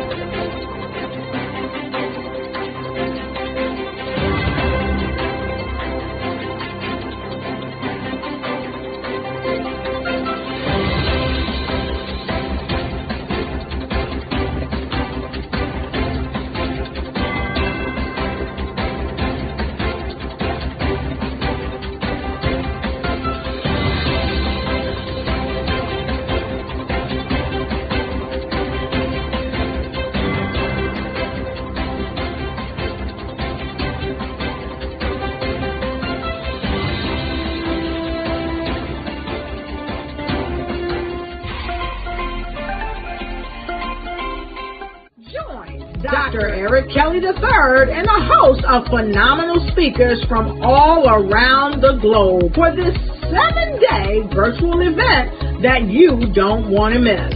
The mission of the Black Business Expo is to raise scholarship money from kids all the way from high school all the way from college. The Black Business Olympics is one of the largest Black business showcases in the world. It is an opportunity for businesses and companies to showcase their businesses globally. We are going to be giving away laptops up to $5,000 away to students. Again, I'm Olivia Appleberry, the founder of 2 Cents Finance and one of the speakers for the expo. I am so excited to see you there. For more info, go to www.blackbusinessexpousa.com or call 919-308-9090 and hope to see you there. I am Black business. From the moment I wake until the time I sleep. Yes, I am Black business. I am Black business. Tell me, are you Black business? I am Black business. Do you support Black businesses? Listen, I support Black business because I am Black business. Black Business Expo. One of the largest business showcases in the history of Black business in the world. The world! Sign up today at www.blackbusinessexpousa.com or call 919-308-9090. I am Black business. I am Black business. From the moment I wake until the time I sleep, I am Black business. I am Black business. Are you Black business? I am Black business. Do you support Black businesses? I support Black business because I am Black business. Black Business Expo, one of the largest business showcases in the history of Black America in North Carolina. Join Dr. Eric Kelly III and a host of phenomenal speakers from all around the globe for this 7-day virtual event that you don't want to miss. The mission of the Black Business Expo is to raise scholarship money from kids all the way from high school all the way from college. The Black Business Olympics is one of the largest Black business showcases in the world. It is an opportunity for businesses and companies to showcase their businesses globally. We are going to be giving away laptops up to $5,000 away to students. Again, I'm Olivia Appleberry, the founder of 2 Cents Finance and one of the speakers for the expo. I am so excited to see you there. For more info, go to www.blackbusinessexpousa.com or call 919-308-9090 and hope to see you there. I am Black business. From the moment I wake until the time I sleep. Yes, I am Black business. I am Black business. Tell me, are you Black business? I am Black business. Do you support Black businesses? Listen, I support Black business because I am Black business. Black Business Expo. One of the largest business showcases in the history of Black business in the world.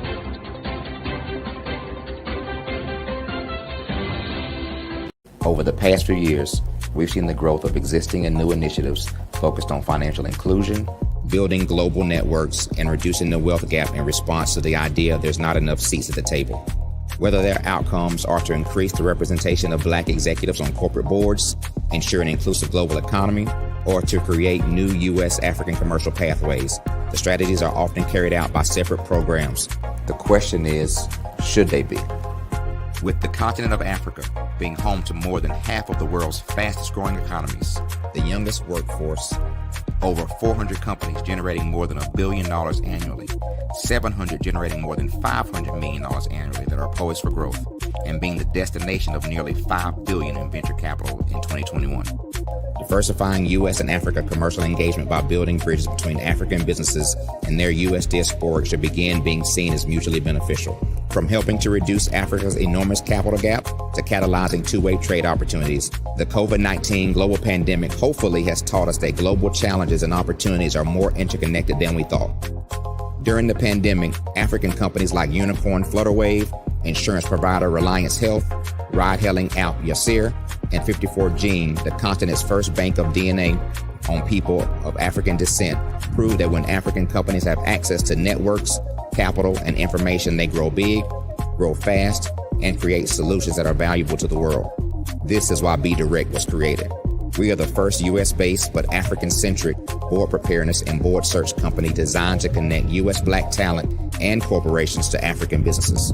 Unique and fundamental to Be Direct's success is our process of helping board candidates adapt their experience and networks to an African context before they're connected to high-growth companies that are looking to locally and globally scale. From our focus groups with African business execs and government leaders, we don't ignore the sentiment that business is easy, but people are hard. Having a pool of board candidates with hard-to-access networks and extensive experience across the business life cycle, including successfully raising capital, is table stakes for an initiative like this. So yes, we have that. But corporate or entrepreneurial success in the U.S. does not guarantee success in Africa. Developed alongside industry partners on the continent, our training program, Be Direct Prep, is designed to transpose their experience to create cultural comfort, understanding, and a commitment to helping businesses in Africa scale. Our board governance sessions are African continental and country specific, integrated with cultural awareness and dexterity training, masterclasses led by African industry execs, and mentoring and coaching from African continental-based facilitators. But even more unique to Be Direct Prep, we cap off our training program with an immersion trip to help candidates that have not been to Africa before see and feel Africa's complexity and opportunity from African soil.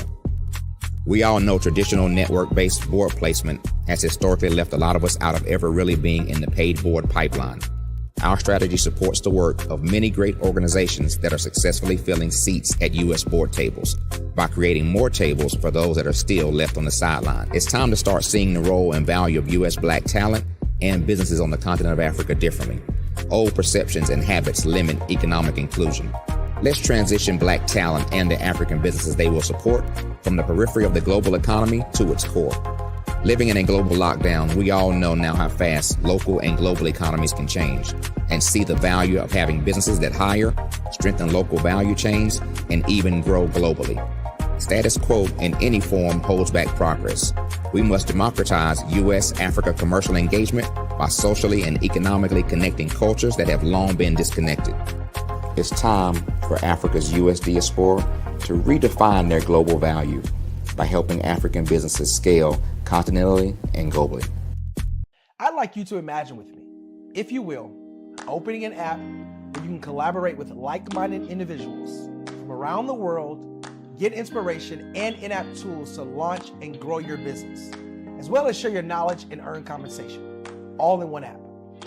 Well, the name of that app is Truso, short for Truly Social. Hi, I'm Matthew Newman, the founder and CEO of Truso. A new concept in social media, Truso is designed from the ground up to be a platform that's both social and empowering for all its users. How exactly do we do that? I'm glad you asked. First, Truso brings the world together via video. Psychologists assert that video provides a significantly more effective connection than audio only. When you enter a community on Truso, you're face-to-face.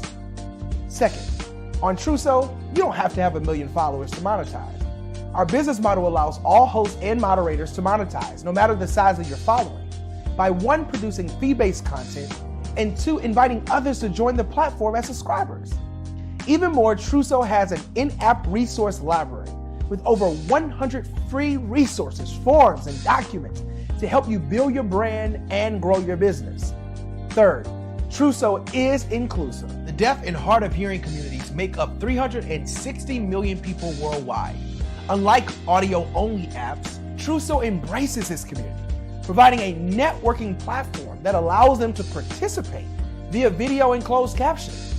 We even have a deaf and hard of hearing foundation in the works as well.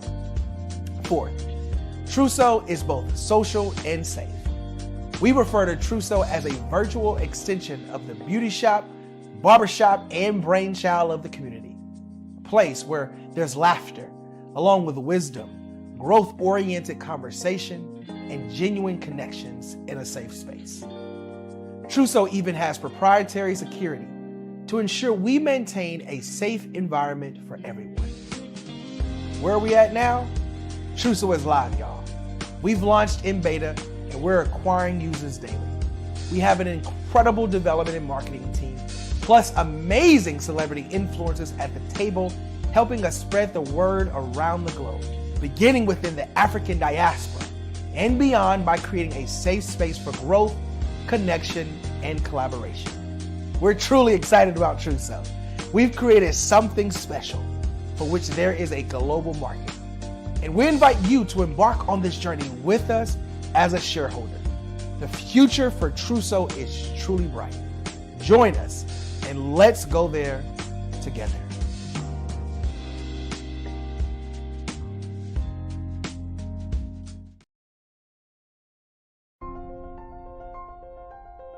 What if you could build your own city? A place where every child can find nurturing people to help them achieve their full potential. A place where every adult can access job training support. Where health education is abundant. Where social justice ruled the land. A place without limitations. Welcome. You have arrived at STEM City, USA. It is what every city should be. A safe and trusted community where you find people and resources to help you become everything you are and beyond. STEM City is unlike anything you have ever experienced. It is a digital twin of the world around you, only better. STEM City is about energy and soul renewal. It is more than a digital world. You can almost feel the power of live cultural events, music, and theater. STEM City promises a better future for children with caring mentors and hands-on activities with dedicated tutors to support our youth. STEM City is your passport to a healthy lifestyle with weekly events addressing our community's many issues. STEM City is your financial well-being with helpful information on wealth management, career advancement, job training, and so much more. STEM City is the community you deserve. It is the city where your dreams can come true. STEM City USA, a place in the sky that is accessible to all who reach for the stars.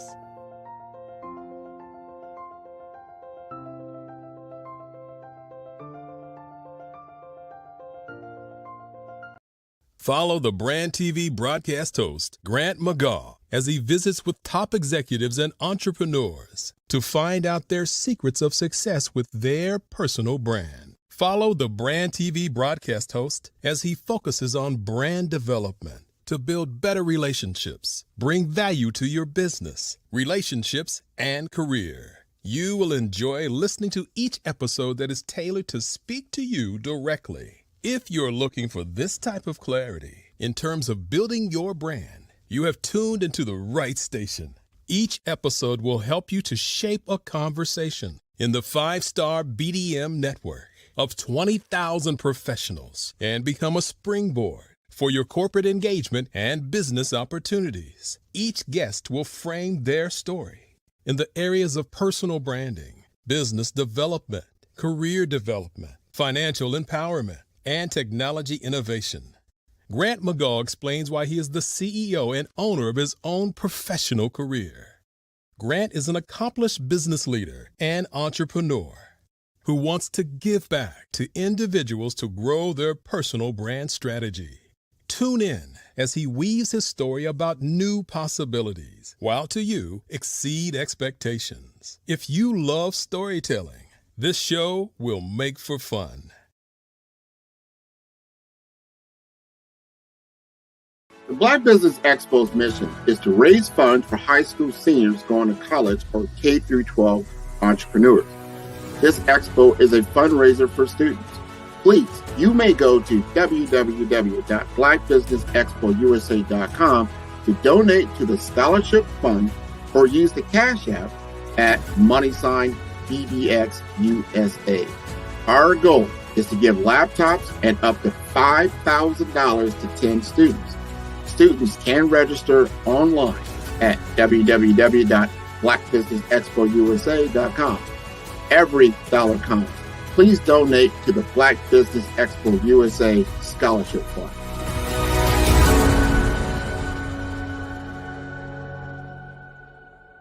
I was born in a little village on the island of Haiti. Many deadly diseases pounded me. It is as if they were on a mission to end my existence on this earth. I refused to give up. In 1983, I left Haiti and came to the United States of America. And I came with $5, 2 shirts. I didn't speak in English. I came to Atlanta. I got a job. I was a doorman. I was a doorman with a dream. What I used to do, I used to come on stage.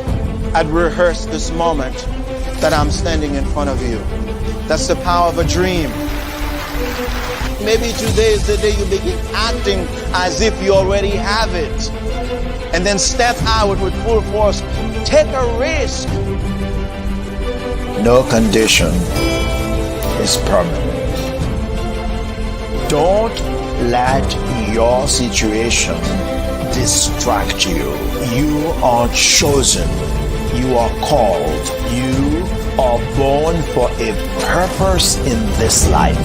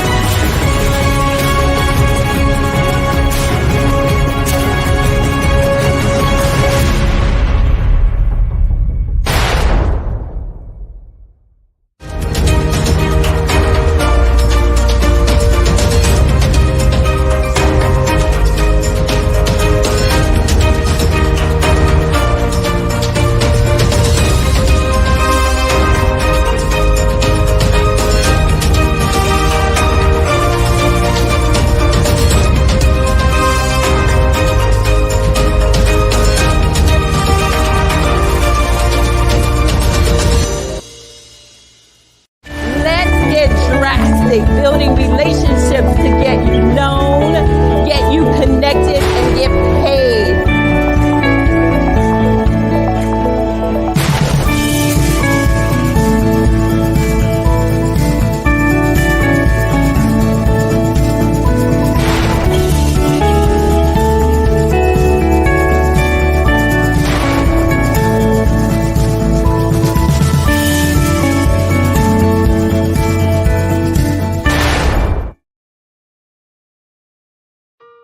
Hello, this is Israel, and I am CEO of Daydreams Interactive and author of Princess Planet.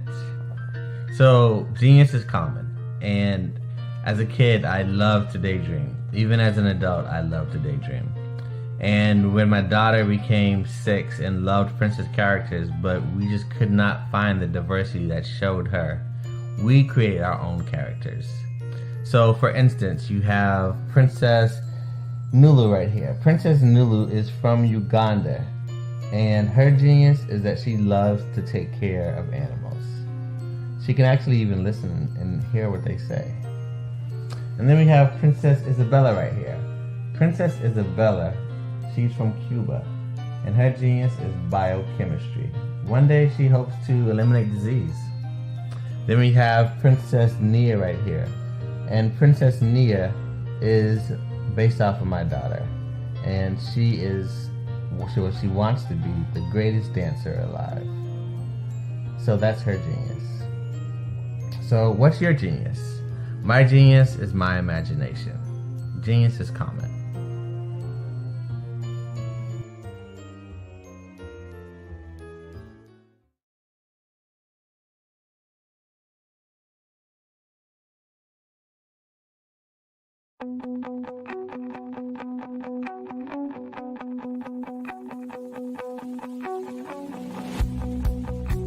I am Black business. From the moment I wake until the time I sleep. Yes, I am Black business. I am Black business.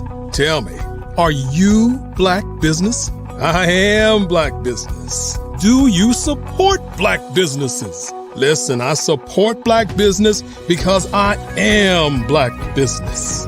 Black Business Expo, one of the largest business showcases in the history of Black business in the world. The world.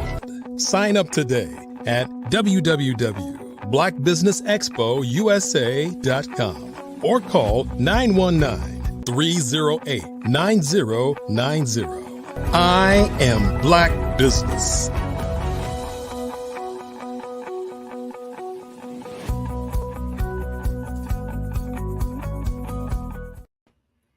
Hello, everyone. Good evening. Business owners, entrepreneurs, thought leaders, corporations. Welcome to the Black Business Network. My name is Grant McGaw, CEO of 5-Star BDM, and I have been and will be your business moderator for this evening on the Black Business Network. The Black Business Network is a 24-hour business network showcasing Black businesses, business owners, entrepreneurs, and thought leaders worldwide.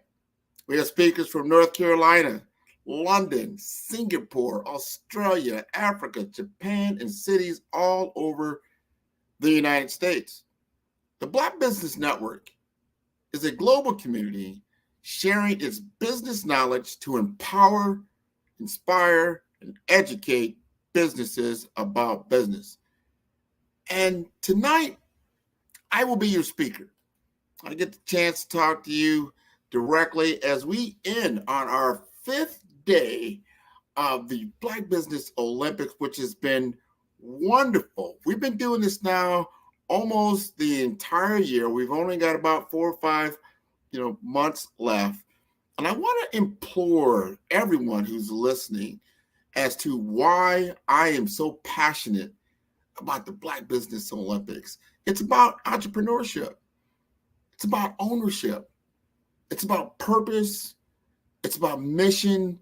It's about giving yourself an opportunity to succeed and to actually fulfill your dreams of creating a life of purpose, a life worth living that's fulfilling, that a life worth talking about. They talk about, great stories. This here is a phenomenal story. Here we are in 2023, and we've been through a lot. You think about what we've been through just the beginning of this decade and what we're about to go through as we start to chart toward 2030. We've got tremendous technological advancements that are occurring, that are leveraging and leveling the playing field for businesses, all of them, including yours. You can now amplify your voice.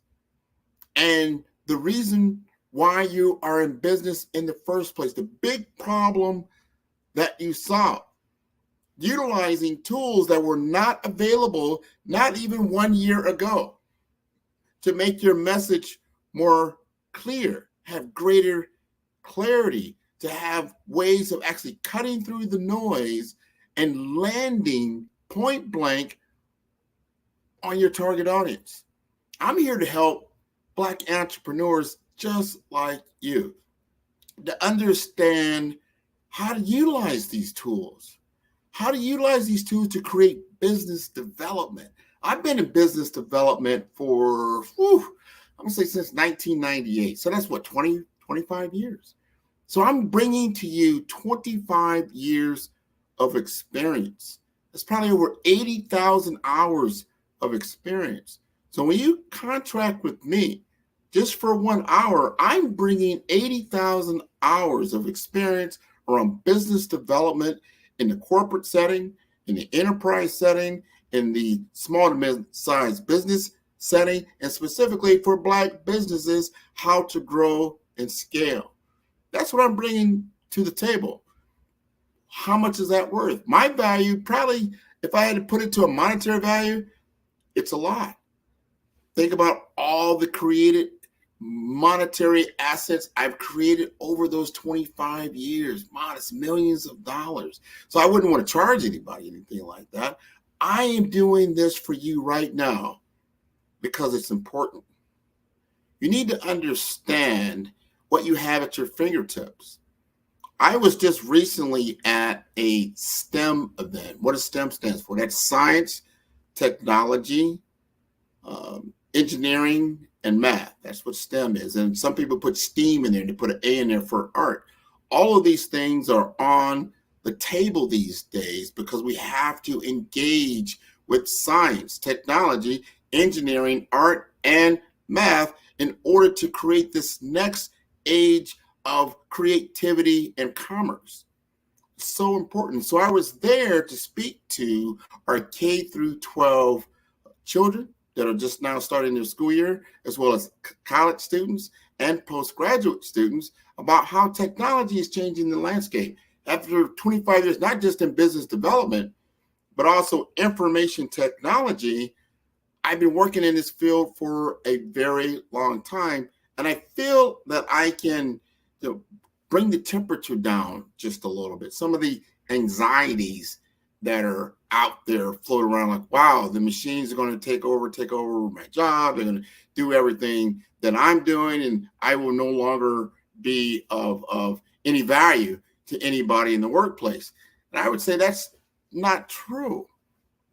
Now, I would say what is probably true, could be true, depending on what you are actually doing, for your job or your business, is that, yeah, some things will have to be replaced. Just like technology, just like we didn't use horses any longer, when the cars came out, right? Over time, you started to use cars a lot more. Now nobody rides a horse, right? It's not efficient. Same thing, you look at certain technologies like just the calculator, right? When the calculator came up, people were still using slide rules. They were still doing a lot of math by hands. Not saying that's not bad, but it became replaced. However, math has not been replaced. Understand what I just said. Even though the slide rule was replaced, math of itself is not replaced. It's just got easier to actually do math by utilizing a tool. And that's where we're getting into artificial intelligence. We're getting into our computer technological plane and all these things and tools that we can now utilize to actually grow and scale our business. So the fundamentals still do not change.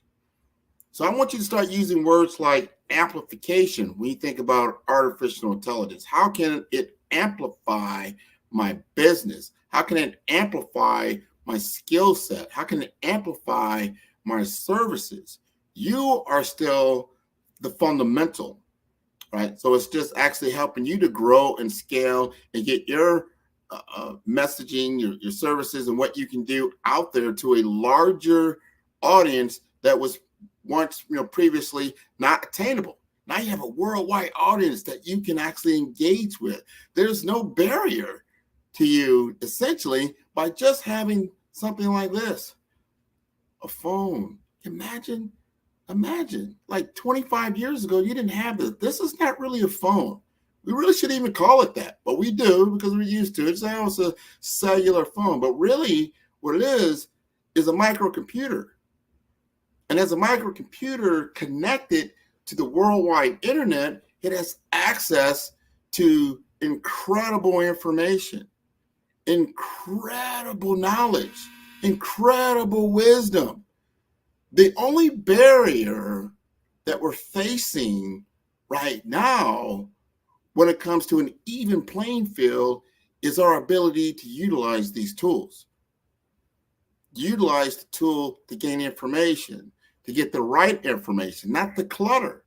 If you're going to allow certain medias to actually just feed you what they want to feed you, and you're not being proactive in actually programming your feed, your social media, to bring to you the information, knowledge, and wisdom that you seek. So if you're looking at your YouTube and you're looking at your TikTok, you're looking at your Facebook, your Twitter or X, your Instagram, your LinkedIn, and you're saying, wow, this social media is just cluttered with a bunch of nonsense and low-level information. You got to look at, okay, who am I connected to? Why am I connected to them? And because the AI doesn't know any better. It's still information, still artificial intelligence. It's just saying, hey, you connected with Grant, and Grant puts this information out. So we're going to start sending you more information that's similar to what Grant does. That's what all it does. There's no difference. It's a giant mail system. So if you're interacting with certain information on a continuous basis, it's going to continuously give you that type of information back. So you need to take control of the information that is coming to you through these technological channels. You say, well, how do I do that, Grant? It's kind of out of control. Well, you start disconnecting from certain groups and people and companies that are then bringing you information that is not in accordance to your values.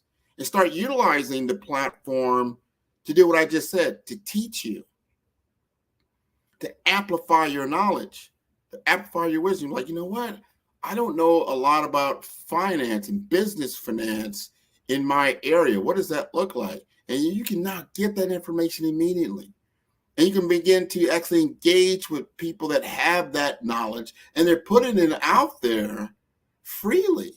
You just have to connect to it. One thing that COVID did for us, because everybody was on lockdown, everybody was in front of some kind of technological device, and people started pouring out their information for free. Normally you pay for this because it's so important. This person has spent a lifetime accumulating this knowledge and this experience, and now they're able to give you that knowledge, right? Normally you pay for that, and it's worth what you would actually pay for. But all that information is still out there. There's so much. So there's probably not any topic, anything that you need for a skill set. I am so impressed now. I couldn't believe it. I remember just, growing up, and you think about, wow, how to change a tire, just for instance. Unless someone taught you how to change a tire, it's going to be very difficult to try to change it just by yourself and try to use trial and error and try to figure it out and become a long, enduring process. But now what we call micro-learning. What's micro-learning? Micro-learning is I can just go to YouTube, pop in my make and model of my car, so I need to change the tire, and the information comes right up. Not just a bunch of text, but actually somebody there in full-blown video is showing you step by step how to change the tire from the nuts to the bolts, to how to do the jack, how to place the tire, what to place the tire in afterward. Soup to nuts. That was not available, 10, 15, 20 years ago. It is now available. So fast forward to your business. When you think about what's stopping you from scaling, what's that barrier that I'm facing? Can I at least ask a question? And if you ask the question to your AI partner now, and I'm going to call all of this as artificial intelligence, even in the social media and internet and all these things, now can then put information at your fingertips. And not only are you getting it from a video, let's say that it was done in the past, you can get it live, just like now. I am live. You can now find out how to connect with me. Like, hey, Grant McGaw, I'm going to look him up. I'm going to Google him. All my information is going to come up. How do I connect with him? I see how I'm going to connect with him. And if I send him an email, if I send him something that makes sense, that I know that Grant is passionate about, that he's interested in, he has information about, I'm going to reference some of the videos that he's put out, some of the information articles that he's written. He's probably going to respond real time. And I'm going to give you good information. I'm going to give you that free consultation. And we're going to have a conversation about it and see where you're at, where you're stuck, and how we now say, okay, this is what you need to do. And then we start looking at the value, like, all right, to engage with me for a brand blueprint strategy is a 4-week engagement. So let's talk about that. Are you ready? That's the whole purpose of the free consultation. Are you truly ready? You may not be, but that's okay. At least you know what it takes to get to where you want to go. And you can make your own decision. You're going to know how much it costs, and you're going to know the result. Because what you're not doing, you're not just getting a deliverable from me. You're getting a transformation from me. Are you ready to transform your life and take it to another level? Are you ready to become? Are you ready to do the work that it takes to become? See, it's very easy to watch someone, let's just say, play basketball, right? You can see them play basketball. You see the greats, the LeBrons, the Michael Jordans, and the like. And you can say, wow, they're doing great work. What you don't see is what it takes to get to that level. And that's what I'm going to ask you. Where do you want to be? What level do you want to operate on? Do you know what it takes to be there? And then I will do a comparison. I do a skills gap analysis with you. So, okay, in order to be this type of entrepreneur, this type of business owner, you're going to need to have these skill sets to operate a multi-million-dollar business, a multi-billion-dollar business, or a multi-thousand. It really depends on the level that you want to operate, but you need to understand what it takes. And then you're going to have that knowledge. Then you have to ask that serious question to yourself. Are you ready to do the work? Are you ready to put in the time? Are you ready to invest in yourself? How valuable is that? I have these conversations a lot. And I talk to entrepreneurs. They say, well, okay, what type of business do you want to build? How do you want to take this business to the level you want to be? So I want it to be $1 million business. That's all right. It's a $1 million business. That's fine. Where are you at now? Well, I'm running around $20, $30, $40, $50,000 in revenue, but I think I can scale it. So, okay, that's fine. What does it take to go from $40,000, $50,000 a year in revenue to $1 million? What does that look like? What is the volume and scale that you're going to need to be at? Do you know how to do all the basics that you're going to need to run a multi-million-dollar business? Do you understand the finance? Do you understand the marketing? Do you understand the particular laws that could be affecting your business and the regulations in your business? How are you going to operate at that particular level? And how are you going to hire the human resources that it's going to take? And it's not just that, what type of infusion of capital that it's going to take. One thing I've learned in working with another client that I work with all the time as a fractional business development manager with Cornerstone Capital is I get to talk to businesses all over the U.S. Most of them are small, medium-sized businesses, mom and pops. They've been in business for maybe some of them a couple of years, some of them for a very long time. Some of them are now, they said, they started out very small, just like I just stated, but now they're 6- and 7-figure businesses, and they're now getting to that level like, wow, I can't manage it all by myself.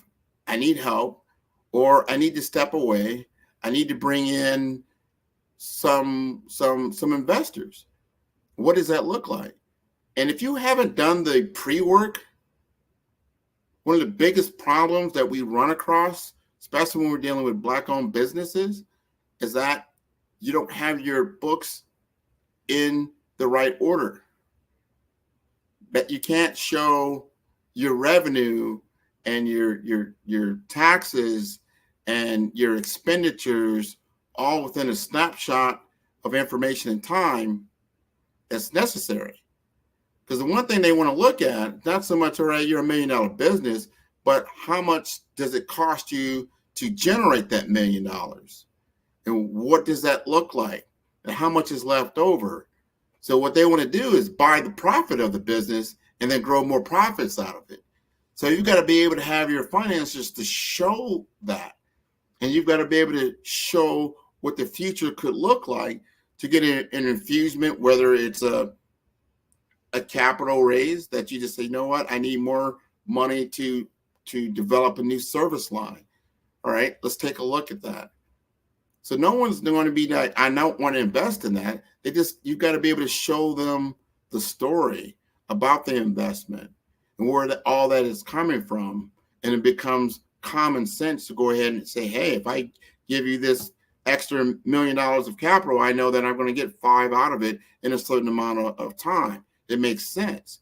Or you're going into what you call M&A work, or mergers and acquisitions, where you get somebody that, you know what, I want you to still run the business because you have the expertise in the operations, but I'll either do a minority recap or a majority recap to help you to get that infusement of capital in so we can actually scale the business. So what I'm saying is you don't do it here all by yourself. You begin to start out in that aspect, but understand where you're going. And if you build the foundation early with this understanding, you won't find yourself in a corner. You won't find yourself pigeonholed like, oh, wow, I should have done that. I didn't do that. I didn't understand that. Oh my God, my intellectual property, man, I didn't protect that. You know, all these things are so important because a lot of these investors, what they're really looking at is what is that they can see that's countable and predictable over time. They can see whether you've got, you know, revenue that comes in constantly, whether it's through a subscription or you've got long-term contracts in place that are renewable, but maybe over 1 to 2 or 3 years. But at the same time, to replace you is a big undertaking for your client or your customer to take. So you become a greater opportunity for them to invest in with low risk. They're all looking at risk and that does it make sense from an investment standpoint. So I say all that to say that you use information to get to where you want to go, and you invest in people like myself, whether it's a coach or someone that can actually show you the way forward before you even need to get there so you know where you're going. So important to have that roadmap, so important to have that blueprint. So I'm going to show you how to utilize technology at the most core basic ways in order to amplify yourself, to make yourself more visible, to make yourself more attractive, to make yourself more valuable.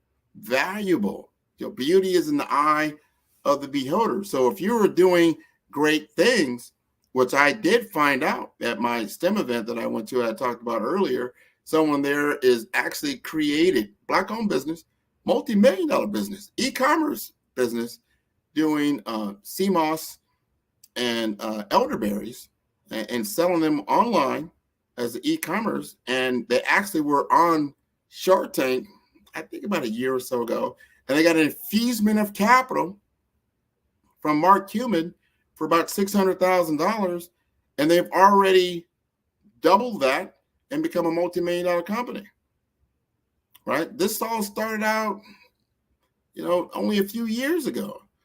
So don't don't look at where you're at now, but look at where you can go. Don't already shoot yourself in the foot before you even got started.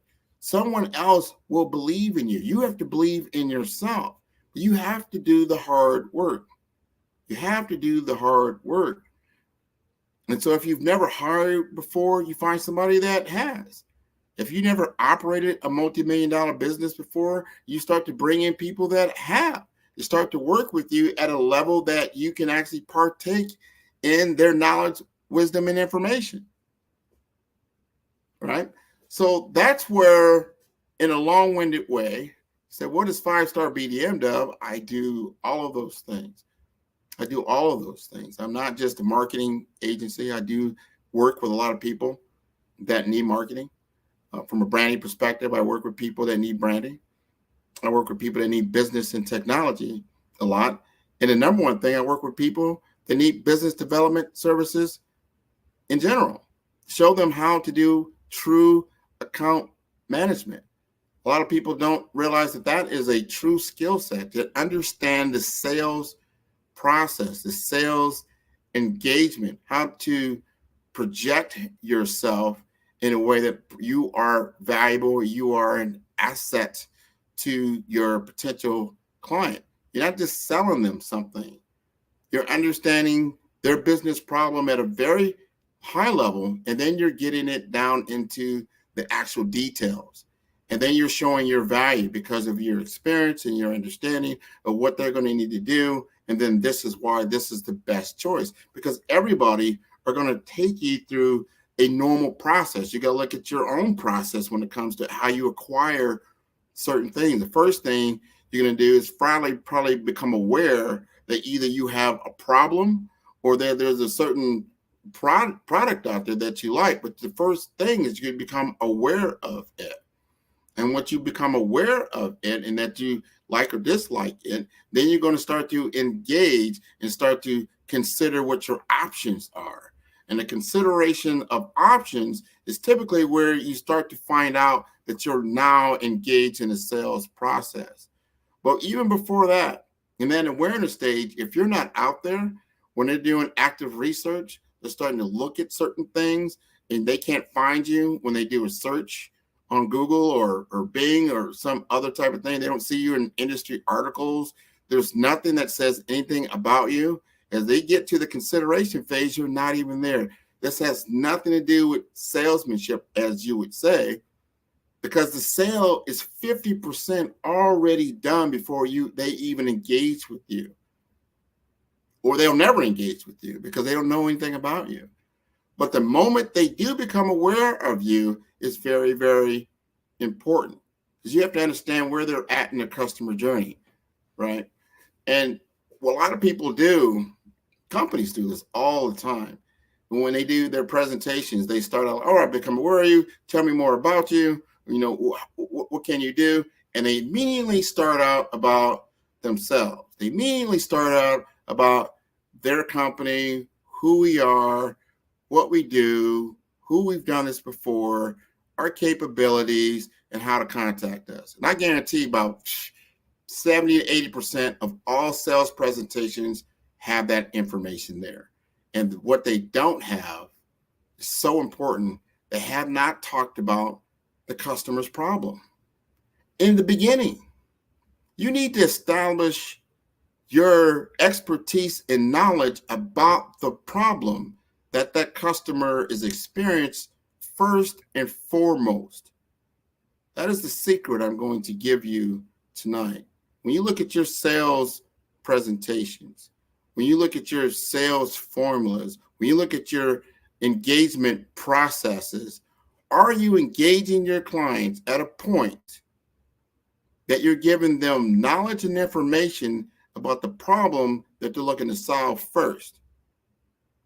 That's so important. It's not they'll get to find out about you as they go deeper into the consideration phase. But the first thing they want to know is, do you understand me? Do you understand my problem? Do you understand this industry? Do you understand what's going on? And if you can articulate that first, you're already going to be in the 90, well, I would say the 10 percentile of that, of going forward with that customer to get to a point of a sale. That's business development 101 from Grant McGaw at 5-Star BDM. Start with understanding the challenge of your client. then understanding the opportunity that you represent, then understanding the impact. What impact do you bring to the table that is measurable to your client? That's when they're going to start looking at how did you impact them from a testimonial standpoint? How did you do that for someone else? What ROIs did you accomplish by solving this problem, right? And then they're really going to be tuning into you at that point. And then they'll start looking into your background. Don't lead with that first. Lead with that. That's down the line. Lead with your expertise about the customer's problem. And if you don't know a lot about the customer's problem, I'll go back to how we started this whole conversation. Get the information. Do the research. Understand what's going on in that history, in the industry, what's going on in the market, what is going on with that client, because that problem is not just their problem, it's probably bigger than that, an industry-wide problem, that if you can solve that problem, that is going to put you heads and tails above your competition. Because I guarantee they'll be talking about themselves, you'll be talking about the customer and how to solve their problem. That's a much different conversation. That's how you differentiate yourself. That's a communication strategy, a differentiation strategy. All these things go into your customer blueprint and how you're able to bring forward greater revenues and profits for your company and actually solve problems for other people through referrals, because that's still the number one way to get business, and through the referral process. Other people talking about you and how you solve their problem at such a high level that they will recommend you to their friends and colleagues and others. That is still the number one form of marketing ever. And that's just you doing a great job and understanding your client at in a very high level. So I'm going to leave you now. We're going to conclude for tonight. We've had a great 8 hours or more. We started at about 8 in the morning. Now we're going to conclude here on the East Coast time as we get close to 8 p.m. Anybody wants to contact me, you can go to my website at 5starbdm.com. That is B for brand, D for development, M for masters.com. You can send me an email at grant.mcgaw@5starbdm.com. You can also follow all my shows. I have a weekly podcast called Follow Brand Podcast, and I have a weekly TV series called Follow Brand TV Show on YouTube. You can look those up. You can take a look at those. I have over 100, I think we're close to maybe 200 interviews with different people with expertise and knowledge in the fields of business development, career development, personal branding, executive presence, brand mastery, financial empowerment. All that's available for free for you to grow your business. So thank you very much for having me tonight. And before I leave you all, I'm going to let you know that this is a fundraiser. So we want to continue to help with the fundraising for the Black Business Network. I think all of you should know by now that we really need help as this next generation comes online, that we give them the tools necessary to continue to grow their particular career objectives further, whether it's going to be through going to college or going into a trade. So the Black Business Expo's mission is to raise funds for high school seniors going to college or K through 12 entrepreneurs. This expo is a fundraiser for students. You may go to www.blackbusinessexpousa.com to donate to a scholarship fund or use the Cash App that's on the screen below. That's that $BBX USA. And our goal is to give laptops and up to $5,000 to 10 students. Students can register online at www.blackbusinessexpousa.com every dollar counts. So we want to remind you to donate to the Scholarship Fund. We want to thank our Black Business Expo USA sponsors for August 2023, NC100, Moody Capital Partners, Suede Soul, Lotus Rocher Coaching and Training, Carolina, Virginia Minority Supplier Development Council, Step Management, BHS and Associates, Margie McLean Foundation, Genius is Common, Earth Essentials, Milani Shani Global, Executive Women's Success Institute, The Quality Coaching Company, Superwoman Business Services, Creative Force Studios, Lee Entertainment, Artistic App Design, Black Business Expo USA, Genius is Common, and I will see you on the other side. Follow the Brand TV broadcast host, Grant McGaw, as he visits with top executives and entrepreneurs to find out their secrets of success with their personal brand. Follow the Brand TV broadcast host as he focuses on brand development to build better relationships, bring value to your business, relationships, and career. You will enjoy listening to each episode that is tailored to speak to you directly. If you're looking for this type of clarity in terms of building your brand, you have tuned into the right station. Each episode will help you to shape a conversation in the 5-star BDM network of 20,000 professionals and become a springboard for your corporate engagement and business opportunities. Each guest will frame their story in the areas of personal branding, business development, career development, financial empowerment, and technology innovation. Grant McGaw explains why he is the CEO and owner of his own professional career. Grant is an accomplished business leader and entrepreneur who wants to give back to individuals to grow their personal brand strategy. Tune in as he weaves his story about new possibilities, while to you exceed expectations. If you love storytelling, this show will make for fun.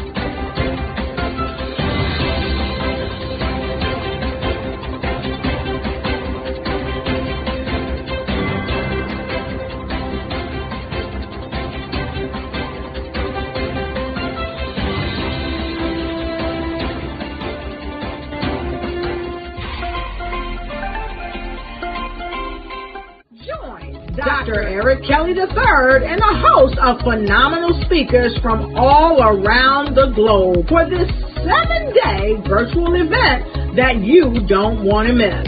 The mission of the Black Business Expo is to raise scholarship money from kids all the way from high school, all the way from college. The Black Business Olympics is one of the largest Black business showcases in the world. It is an opportunity for businesses and companies to showcase their businesses globally. We are going to be giving away laptops up to $5,000 away to students. Do you support Black businesses? Listen, I support Black business because I am Black business. Black Business Expo, one of the largest business showcases in the history of Black business in the world.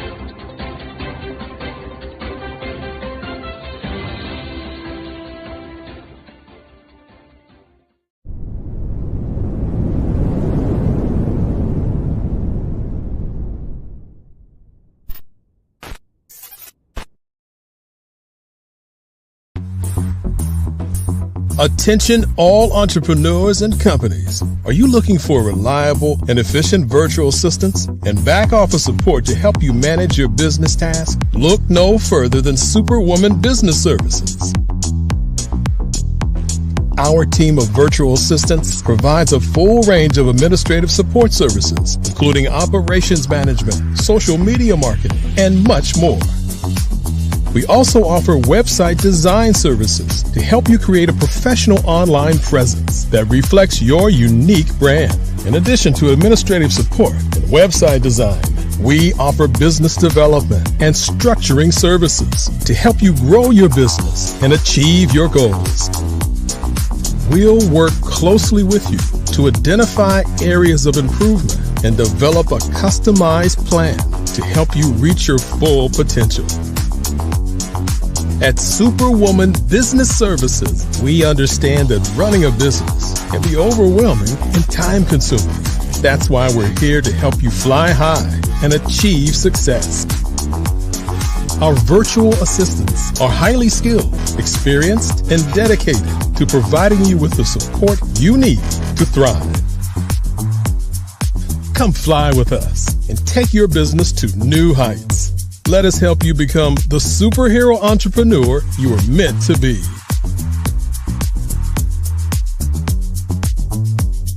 Contact Superwoman Business Services today to learn more about our back office support services.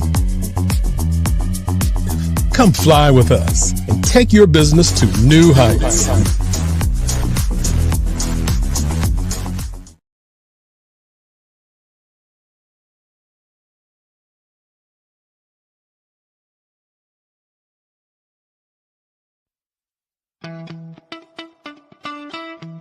How many times have you been asked to help someone you didn't even know, a student, a business entrepreneur, or did you ever even ask, where did they end up? That business, that friend, that entrepreneur. Well, just maybe they ended up in a gang, bankrupt, homeless, or worse, dead. Maybe they turned to crime, drugs, and alcohol. Did you ever wonder? Did you destroy their dream, or was your life always so easy? At the Black Business Olympics, we started a movement to help students complete. Give them hope and foster success. Help them to leave their dreams of providing laptops, computers, and up to $5,000 in scholarship funds. Today, we ask you to help a student, a business owner, or an entrepreneur to realize their dream by sponsoring them, supporting them, and buying from them. Consider this. With $1.6 trillion in our Black community, we only ask for a small donation for our students, our businesses, and our entrepreneurs. And you can change a life today. So I ask you, what are you going to do? Sit on the sidelines and watch our students in high school be losers, miss out on their dreams from lack of resources? Or are you going to donate to the movement and change their future and yours as well? Give us a call today at 919-308-9090. Change their life by investing with action to the Black Business Olympic Fund. The Black Business Olympics, one of the largest business showcases of Black business in the history of the world.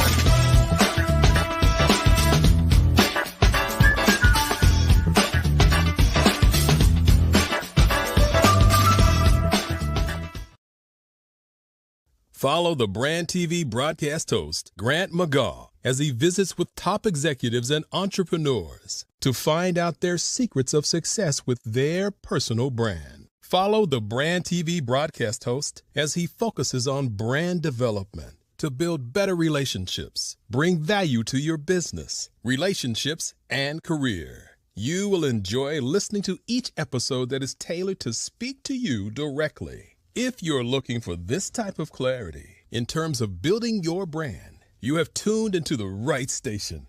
Each episode will help you to shape a conversation in the 5-star BDM network of 20,000 professionals and become a springboard for your corporate engagement and business opportunities. Each guest will frame their story in the areas of personal branding, business development, career development, financial empowerment, and technology innovation. Grant McGaw explains why he is the CEO and owner of his own professional career. Grant is an accomplished business leader and entrepreneur who wants to give back to individuals to grow their personal brand strategy. Tune in as he weaves his story about new possibilities, while to you exceed expectations. If you love storytelling, this show will make for fun.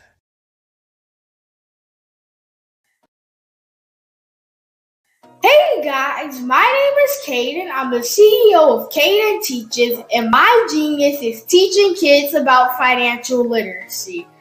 Throughout my financial products, such as my financial flashcards, my activity book, and my newest project, my financial bus, which I bought. And on the bus, it has a mock bank where kids will learn how to deposit and withdraw money, a mock grocery store where kids will be able to learn how to have a family budget, and a mock stock exchange where kids will even be able to learn how to invest in stocks.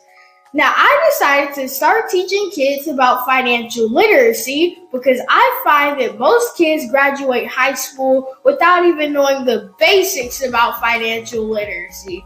And I feel if I were to teach kids about financial literacy, that I would be able to help kids tap into their genius. And I actually learned about financial literacy to my dad because I would go to business meetings with him, and I would always see that they were talking about financial literacy. And at that point, I didn't understand what financial literacy was. So I took it upon myself to learn about financial literacy and teach it to kids in a way that they could understand. But I want you guys to help me help kids tap into their genius by going to my website, cadenteaches.com, and you can sew into me in my financial bus by going to my GoFundMe link. And remember, if Caden can, you can too. Because genius is common.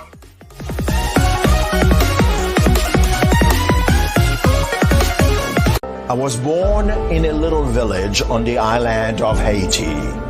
Many deadly diseases pounded me. It is as if they were on a mission to end my existence on this earth. I refused to give up. In 1983, I left Haiti and came to the United States of America. And I came with $5, 2 shirts. I didn't speak in English. I came to Atlanta. I got a job. I was a doorman. I was a doorman with a dream. What I used to do, I used to come on stage. I'd rehearse this moment that I'm standing in front of you. That's the power of a dream. Maybe today is the day you begin acting as if you already have it. And then step out with full force. Take a risk. No condition is permanent. Don't let your situation distract you. You are chosen. You are called. You are born for a purpose in this life.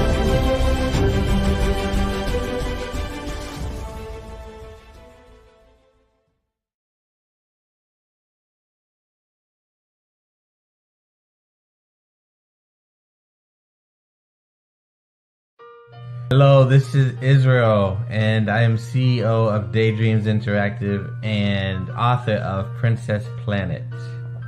So, genius is common, and as a kid, I loved to daydream. Even as an adult, I love to daydream. And when my daughter became 6 and loved princess characters, but we just could not find the diversity that showed her, we created our own characters. So, for instance, you have Princess Nulu right here. Princess Nulu is from Uganda, and her genius is that she loves to take care of animals. She can actually even listen and hear what they say. And then we have Princess Isabella right here. Princess Isabella, she's from Cuba, and her genius is biochemistry. One day she hopes to eliminate disease. Then we have Princess Nia right here. And Princess Nia is based off of my daughter. And she wants to be the greatest dancer alive. So that's her genius. So what's your genius? My genius is my imagination. Genius is common.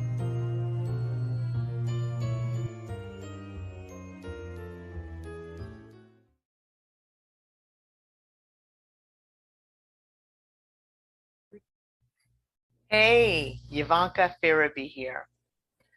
I'm the founder and executive director of Beyond the Shackles. We're a nonprofit that instills hope in the incarcerated, disenfranchised, and their families. But we don't stop there, because what we know is that you don't have to spend one day behind physical bars to be in shackles in your heart and your mind. And we help people to rise up. What is my genius?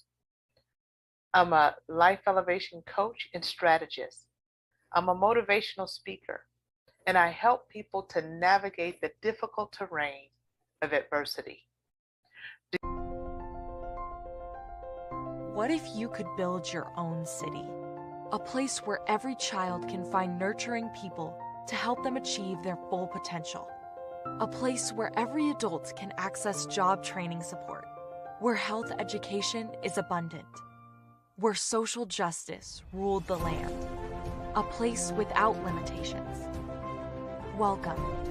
You have arrived at STEM City, USA. It is what every city should be. A safe and trusted community where you find people and resources to help you become everything you are and beyond. STEM City is unlike anything you have ever experienced. It is a digital twin of the world around you, only better. STEM City is about energy and soul renewal. It is more than a digital world. You can almost feel the power of live cultural events, music, and theater. STEM City promises a better future for children with caring mentors and hands-on activities with dedicated tutors to support our youth. STEM City is your passport to a healthy lifestyle with weekly events addressing our community's many issues. STEM City is your financial well-being with helpful information on wealth management, career advancement, job training, and so much more. STEM City is the community you deserve. It is the city where your dreams can come true. STEM City USA, a place in the sky that is accessible to all who reach for the stars.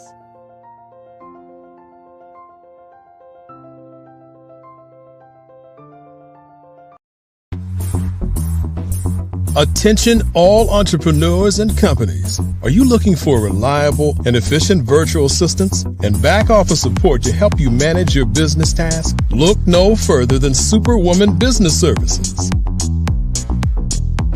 Our team of virtual assistants provides a full range of administrative support services, including operations management, social media marketing, and much more.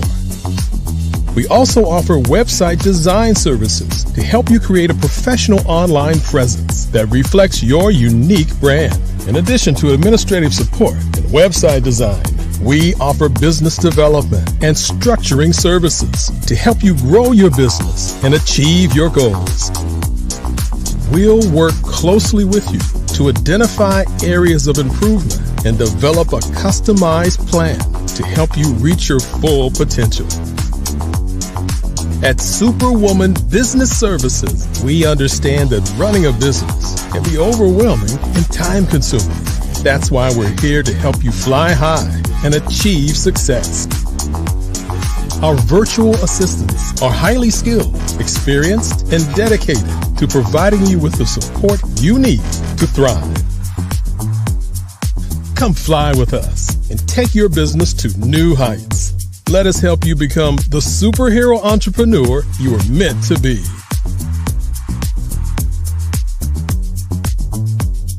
Contact Superwoman Business Services today to learn more about our back office support services.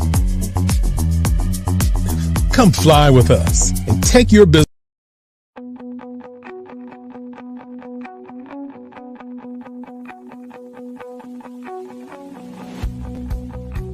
I am Black business. From the moment I wake until the time I sleep. Yes, I am Black business. I am Black business. Tell me, are you Black business? I am Black business. Do you support Black businesses? Listen, I support Black business because I am Black business. Black Business Expo, one of the largest business showcases in the history of Black business in the world. The world!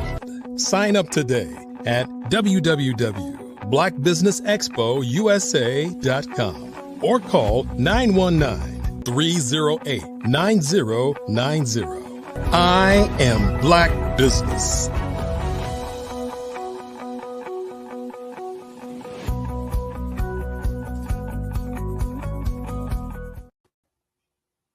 Good afternoon, business owners, entrepreneurs, thought leaders, and corporations. Welcome to the Black Business Network. My name is Janet Butler. I'm the owner of Crafted Right from the Heart, LLC. I am your business moderator for the afternoon on the Black Business Network. Now, the Black Business Network is a 24-hour business network showcasing Black businesses, Black owners, entrepreneurs, and thought leaders worldwide.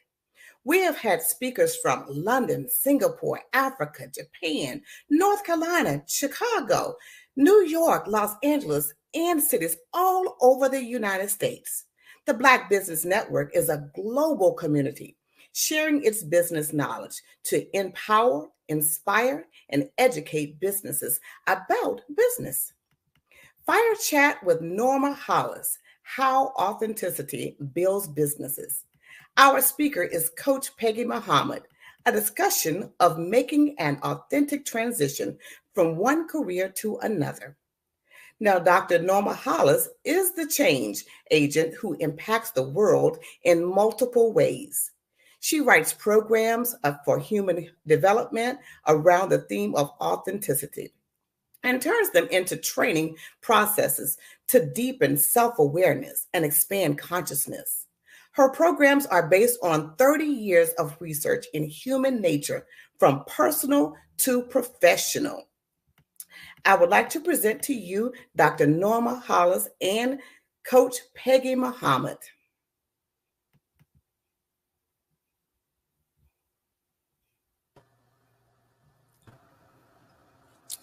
Hi there, Janet. How are you? Hello. Thank you for joining us today. Thank you for your wonderful introduction. And remember, genius is common, and I'll see you on the other side. I'll see you then. Hello, Miss Peggy. How are you? I'm doing very well, Dr. Norma. How are you? Fine. Coach Peggy Ann. You have so many names that we use. So here we are on the Black Business Expo. Now, I've been a speaker on the Black Business Expo for the last year several times, and as well as a host. And now I'm kind of branching out and bringing some of the students that I have taught and some of my people that I work with to learn more about authenticity. You know, authenticity is a very well-used word in today's society. You hear it all the time. People will tell you, well, just be authentic, as if it's easy as just going to sleep and waking up and all of a sudden, bam, you're authentic. But it's a lot, much deeper than that. So we're going to delve a little bit into, for today's focus, on Monday's focus, is about starting a business and building your business. And Coach Peggy Ann, I met before I really got into authenticity. At the time I met Peggy, I had a speaker bureau. I was the first Black woman to own a speaker bureau for Black speakers. And I went to, I guess it was San Antonio, Texas, many years ago. So Peggy, tell the story of how we met and why we met. Okay, why we met. Okay. I at that time I was working for the Department of Defense. I'm a nurse, and I'd like to thank God that this is my 50th year being a registered nurse.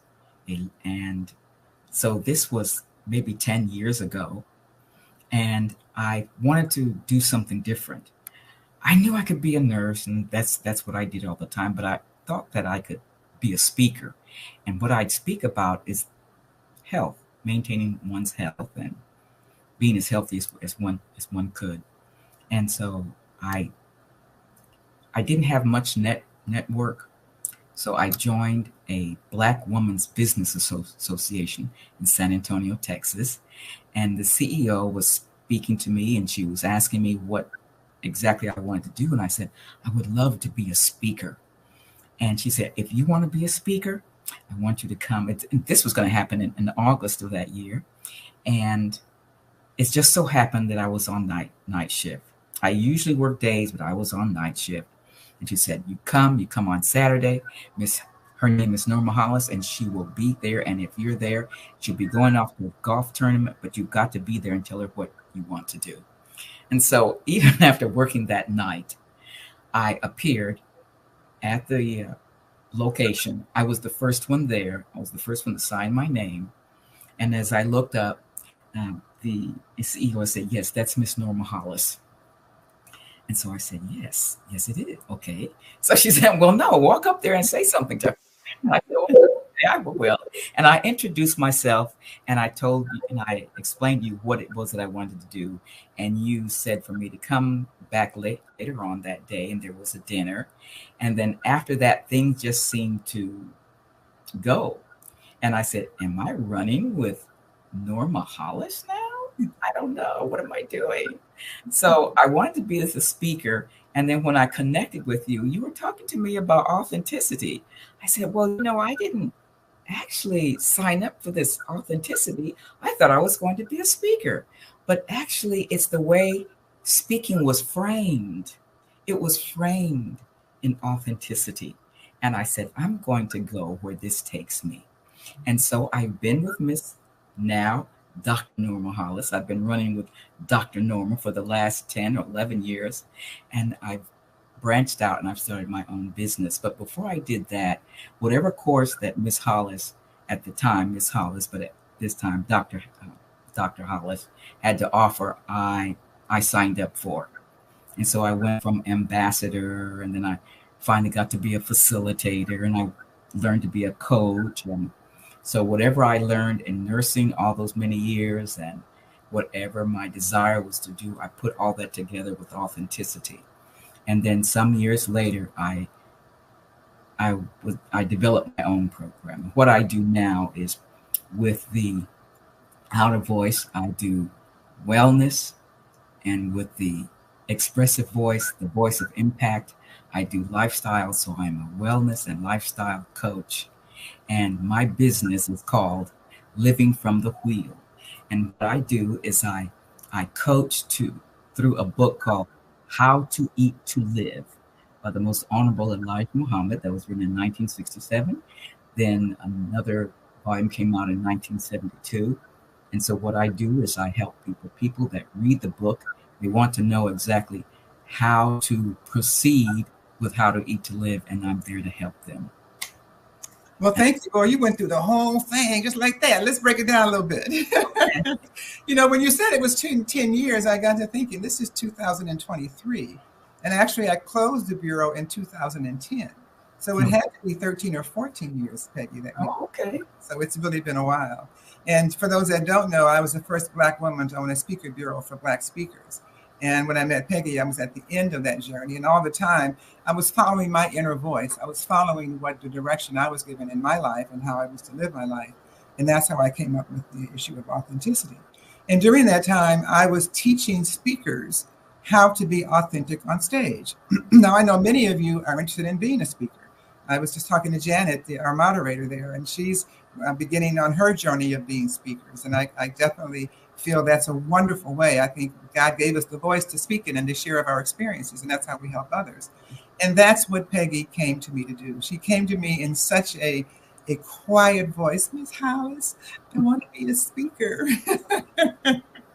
And a few years later, as several of us in our team, in our authenticity group, began to watch her, she just blossomed.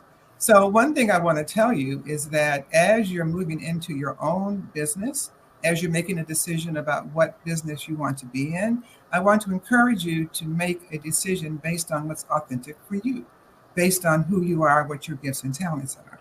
So as Peggy said, she started as a registered nurse, had been a registered nurse for the military hospital and other places in San Antonio.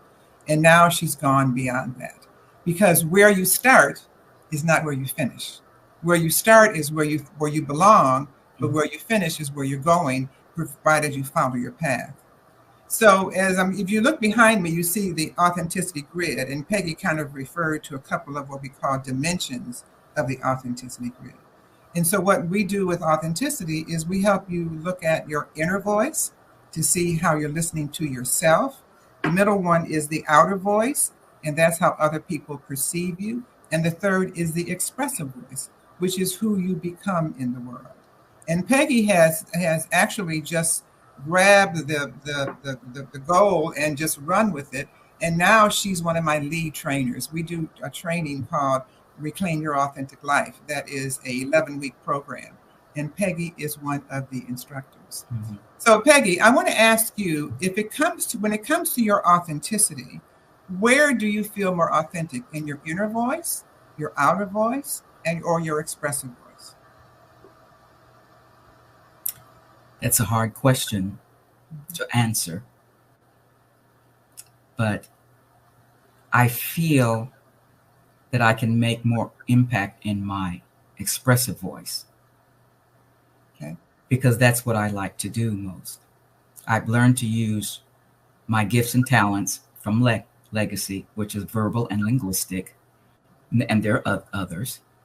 And I have this connectivity all for the purpose of working with lifestyle and wellness.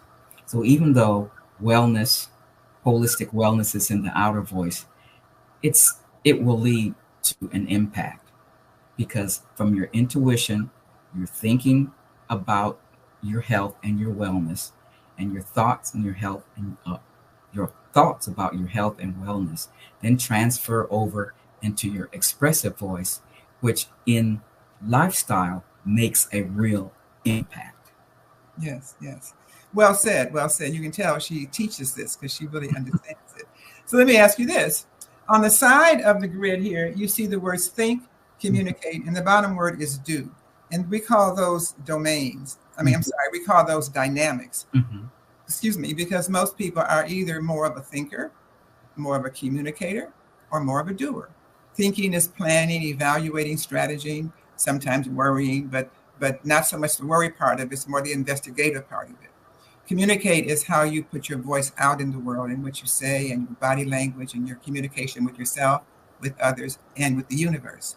And the do has to do with how you go into action, how you go into activity. So same question, Peggy. Are you more of a thinker, communicator, or doer? I think I'm more of a thinker. Even though I spoke about the expressive voice and lifestyle being in the expressive voice, and even though lifestyle is a do, but I'm always thinking. I'm always thinking about something, and I will wake up 2 o'clock in the morning after having thought about something, and then I'll just deal with it for the rest of the day, and I don't let that go. And it's because of something. It's the intuition. It's like the internal prodding. I know you call it the unseen supporter, but it's also an internal prodding and how you react to being prodded and being touched and said. So one day I said, I know I can do this. And I was reading the book, How to Eat to Live. Actually, I read both of them. I said, this has so much information. And I like to structure things. So I put it in a circle. I put it in concentric circles, and I use that, and I call it a wheel. And the wheel stands for a lot of different things. And so when I got that idea, my intuition said, go for it. And as I went for it, I just stayed up from 2 o'clock in the morning until the next day. And I never let that go until I finished the project. So yes, I believe it's the thinking. I've been told that I learned that if one needs to make a decision or think about what to say, that you think about it 5 times. So I said, well, how do you think about something 5 times? And thinking 5 times, I learned that, first of all, it has to be true. then it has to heal, then it has to inspire, then it has to be necessary, and then you have to be kind. So when you go through those thoughts and then you say something, you pray that it's right. Don't forget the pray part. That's an important part of it, absolutely. So in terms of the grid that you see behind me, since Peggy says she's expressive voice on this side and a thinker, that puts her in the dimension of legacy, which means that she's happiest when she's using her gifts and talents to do what comes natural for her. Mhm. You find that true, Peggy? I find that very true. Absolutely. And when I learned my gifts and talents, so I knew that I could speak, but I had this problem of stuttering. So you would think that a person that is a stutterer would not have the gifts and talents, would not have that gift and talents of verbal and linguistic. But legacy is one of those dimensions that it almost has a voice of its own, and it has to be heard. And so it had to be heard even through my stuttering. And eventually I learned not to stutter, and I was able to work through that and use my gift and talent, use my legacy of verbal and linguistic. And I learned that by studying myself, by studying my authentic self. That's the think part of it. So I didn't know you were a stutterer. I was also when I was a young child. Really? Yeah, I was. My family, my brother and I were both stutterers. And I Yeah. couldn't say words like statistics and ambulance sometimes, and other words would just trip me up. And the not so nice friends would say, what do you do? And they would want to make me say statistics, and I couldn't say it. It's just really, it was really quite a challenge. But it makes you grow. It makes you stronger. So Peggy's referred to the inner voice, the outer voice, and the expressive voice, which are the three dimensions that we talk about. There are three dimensions that all of us have. And when we understand them more, we understand ourselves more. I think you can hear from Peggy's, what she said so far, that she does know who Peggy is. Because and that has come over time from being more and more involved with authenticity. And one of the things that she mentioned also was unseen supporters, because true authenticity is when your physical being and the unseen supporters around you, by that I mean whether you call it Holy Spirit or God or ancestors, whatever you call it, when you're walking together in alignment, when you're going together in the same direction, in the same path, that's when you really grow. And I didn't know about Peggy that she also has some of that esoteric, unseen supporter thing around her. You would think that someone as a nurse who is very on a straight and narrow, linear path, that you have to follow the rules exactly as the rules are written, does not generally have that creativity within them. But then I learned that Peggy is also a Reiki practitioner. So share a little bit about what that is, Peggy, please. A Reiki practitioner is the Japanese energy healing. I never tell anyone that I can heal them of anything. I generally use Reiki to make people feel better and be in a good place in order to do whatever it is that they need to do. I've been doing this since 2011, I believe. And then recently, maybe about 2 years ago, I decided to get some more instruction. I was I'm not an instructor, but I'm a 3rd degree Reiki practitioner. And so I took another course from a young man by the name of Munikai, and he lives in Japan.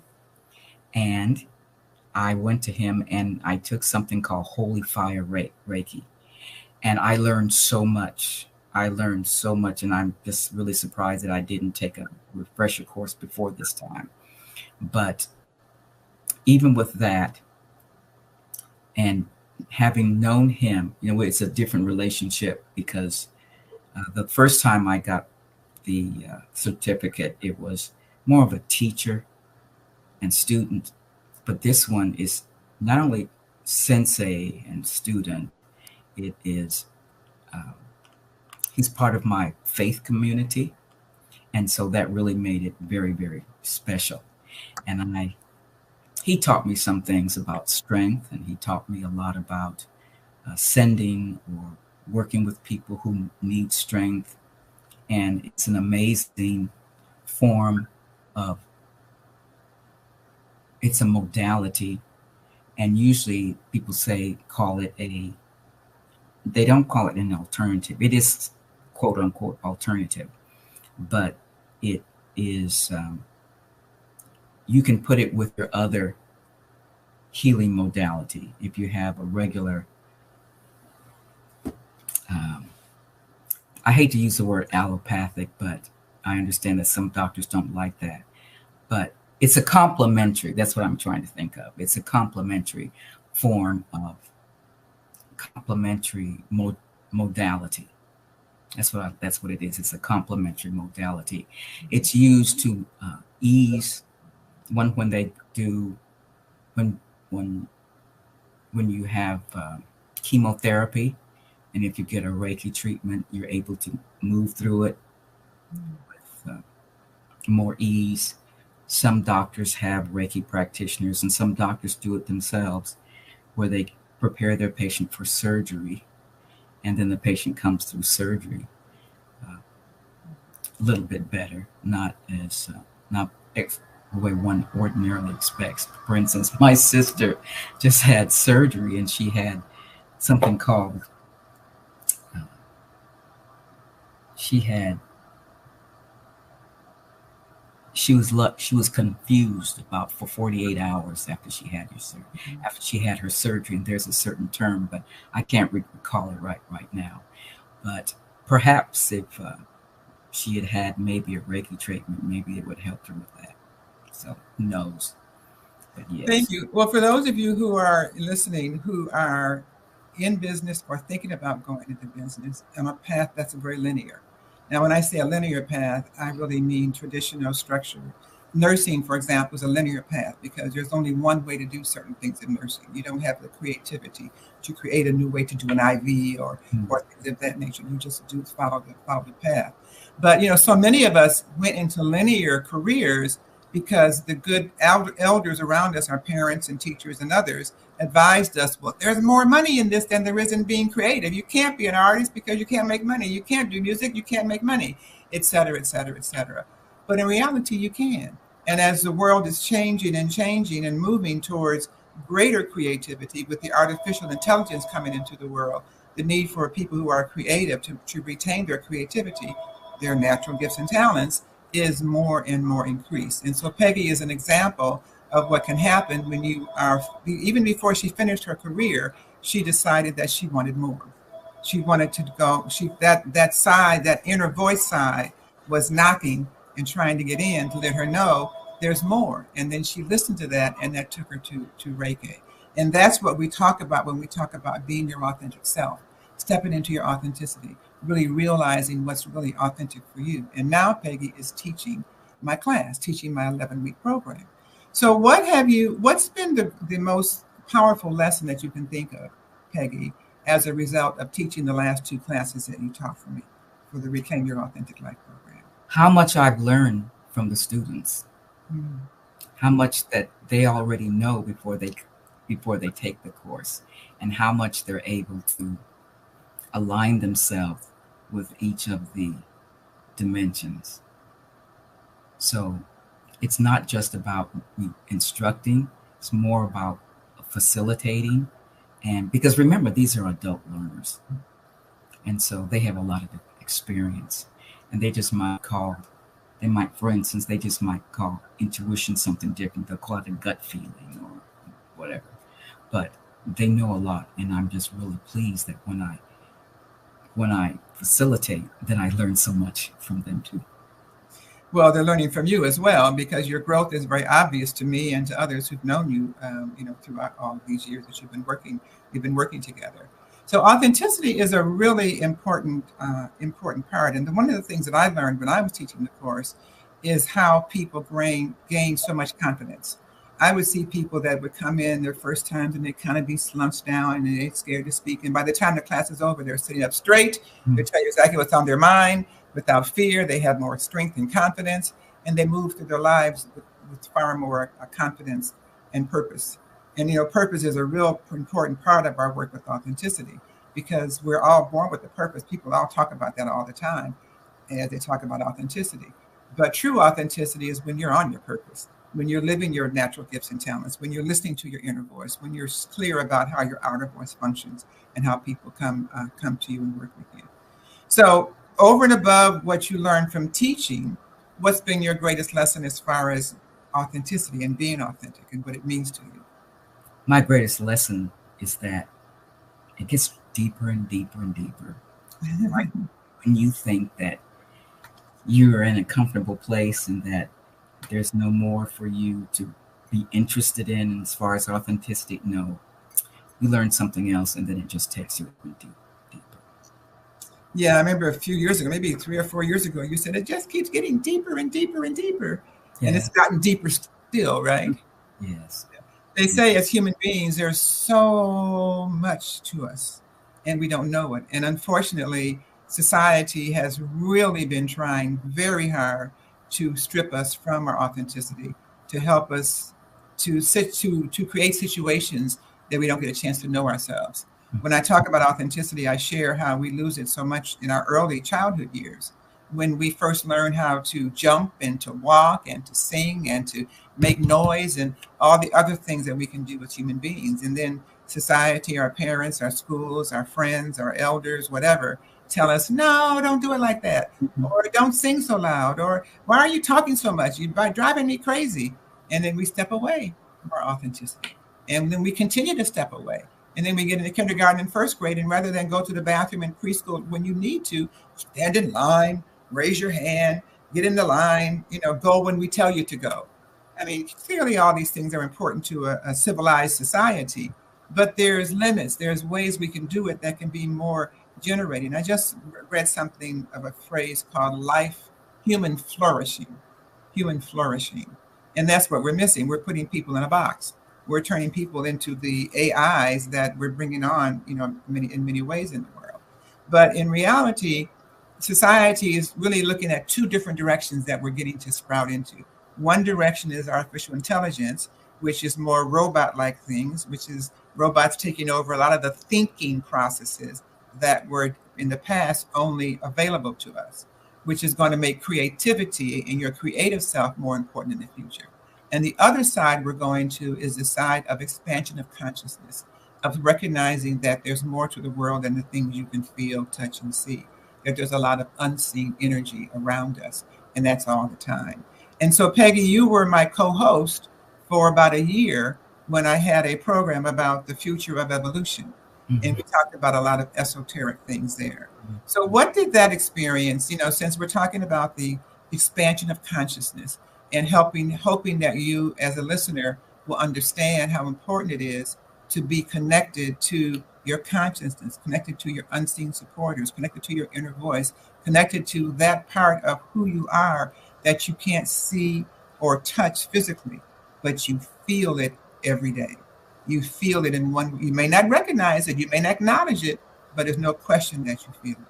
So what has been your thoughts in terms of, as we were doing that program for about a year on the consciousness and on the evolution of humanity?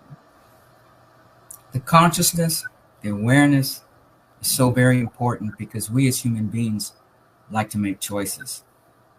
And you really can't make a good choice unless you are aware or unless you are conscious. It's about making choices. And if you don't have awareness, if you don't have consciousness, if you haven't delved into that, then you really can't make good choices. And that's one thing that we have as humanity now. I don't know where AI is going to take us, but right now, some of us may not think that we can make choices, but in the end, that's what makes us human beings, our ability to make choices. That's true. That's where we pay prices when we don't make a choice or the choice is in the wrong direction. And that's where each one of us can be of greater value to the youth coming up, because they don't have the benefit of the depth of understanding that we have. Of course, we're older, but also as generations and societies change, the values and the morals change. One of the dimensions of authenticity is integrity, which has to do with your belief system and values. And one question I love to ask all the time is, what's one value that we as a society could hold that we all could agree with? Because there exists no such thing as one value that we all agree on. But what kind of world would we have if we made that true? I don't think we have found a value as a group. We've talked about it many times as a group. Do you remember any value that we talked about, Peggy, that could be a value that might be something that as a society we might all agree on? I think we can agree that it's necessary for us to be able to make choices. Yes. But there are some people who want to determine what choices we have to make. I was listening to the news today and what's going on with some teachers that are in the state of Florida, and it's very difficult for them to work because of the choices that so-called that their leadership is offering them, and so they don't want those choices.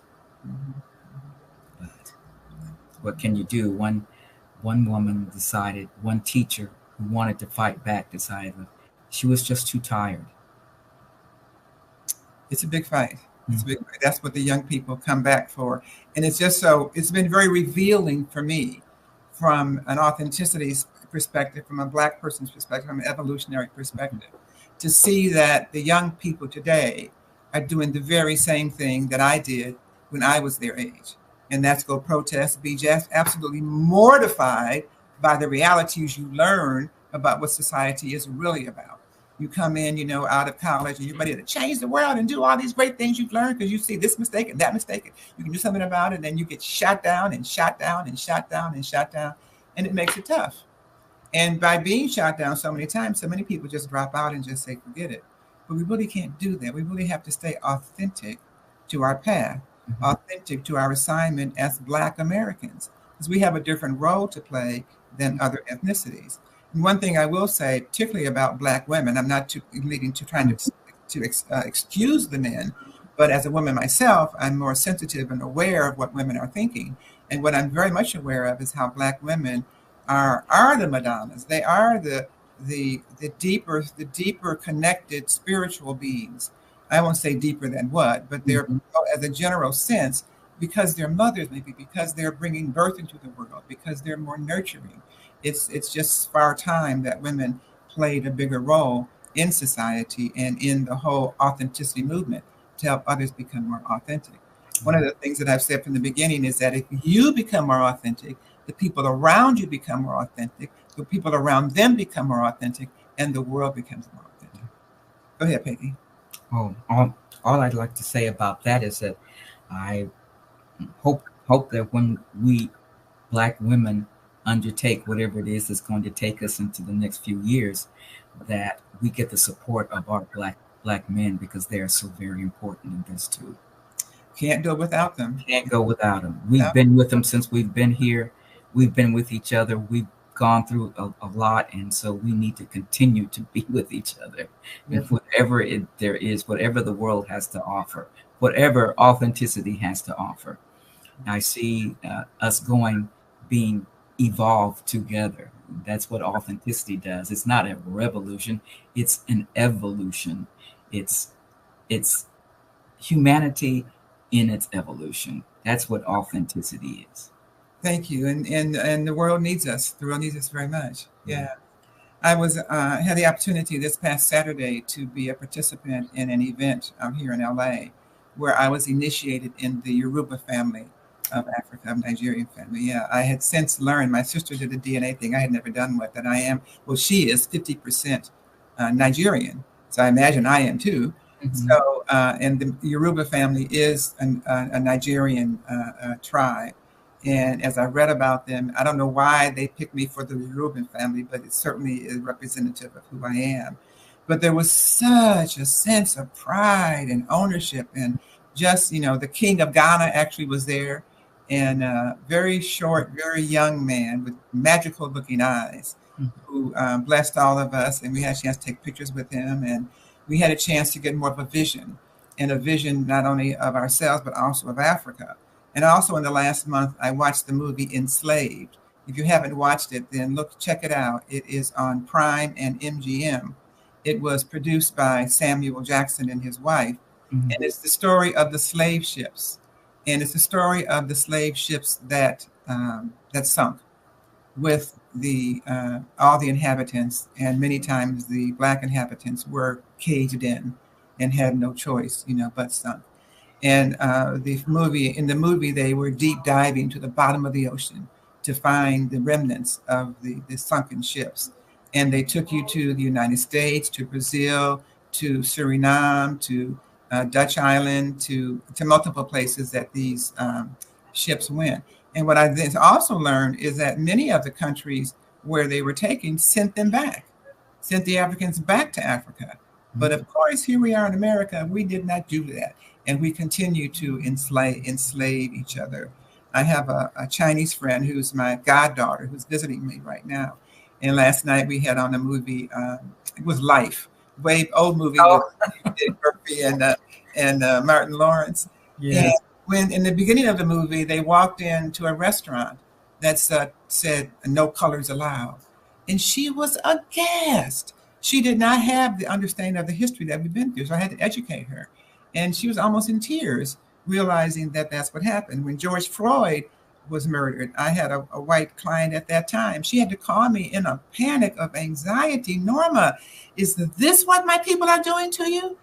And I couldn't lie. I said, I haven't personally experienced the big, huge grief of, at least I didn't recognize it, or I was prepared for it early. But yes, this is what's going on in our world.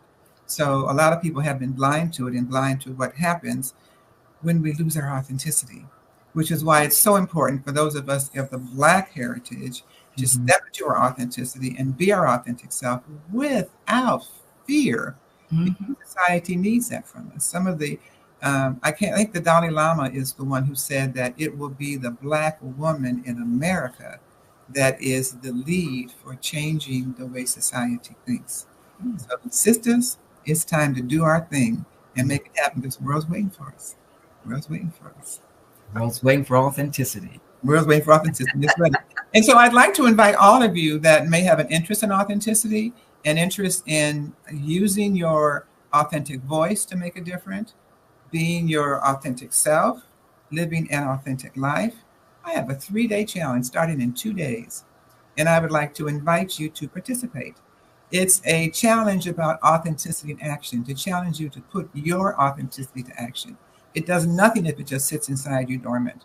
It is in you so that you can think about it, you can communicate about it, and you can do something about it within the area of your natural gifts, whichever domain rests most comfortable with you, and we'll help you understand that as well. We'll talk about that at the 3-day challenge. So if you would like to register, it is free. It's authenticvoicechallenge.com. authenticvoicechallenge.com. So please go there and register. And it's at 9:00 a.m. on Pacific time on Wednesday, Thursday, and Friday of this week, 2 days from now. So it will be a dynamic event where you will learn more about yourself. I have some exercises, one that will help you connect more with your inner voice, another one that will help you understand your outer voice and also understand how you relate to authenticity in your workplace. Workplace authenticity is a brand new term coming up on the horizon. You find it in LinkedIn, you find it on Google, but it's something I've been working on and we've been working on for 30 plus years. So we have a whole system and a process to teach organizations how to be more authentic, because some organizations are still functioning from the industrial age way of management, which was very hierarchical. And we've moved from industrial age to information age. Industrial lasted a long time. It lasted a couple hundred years almost.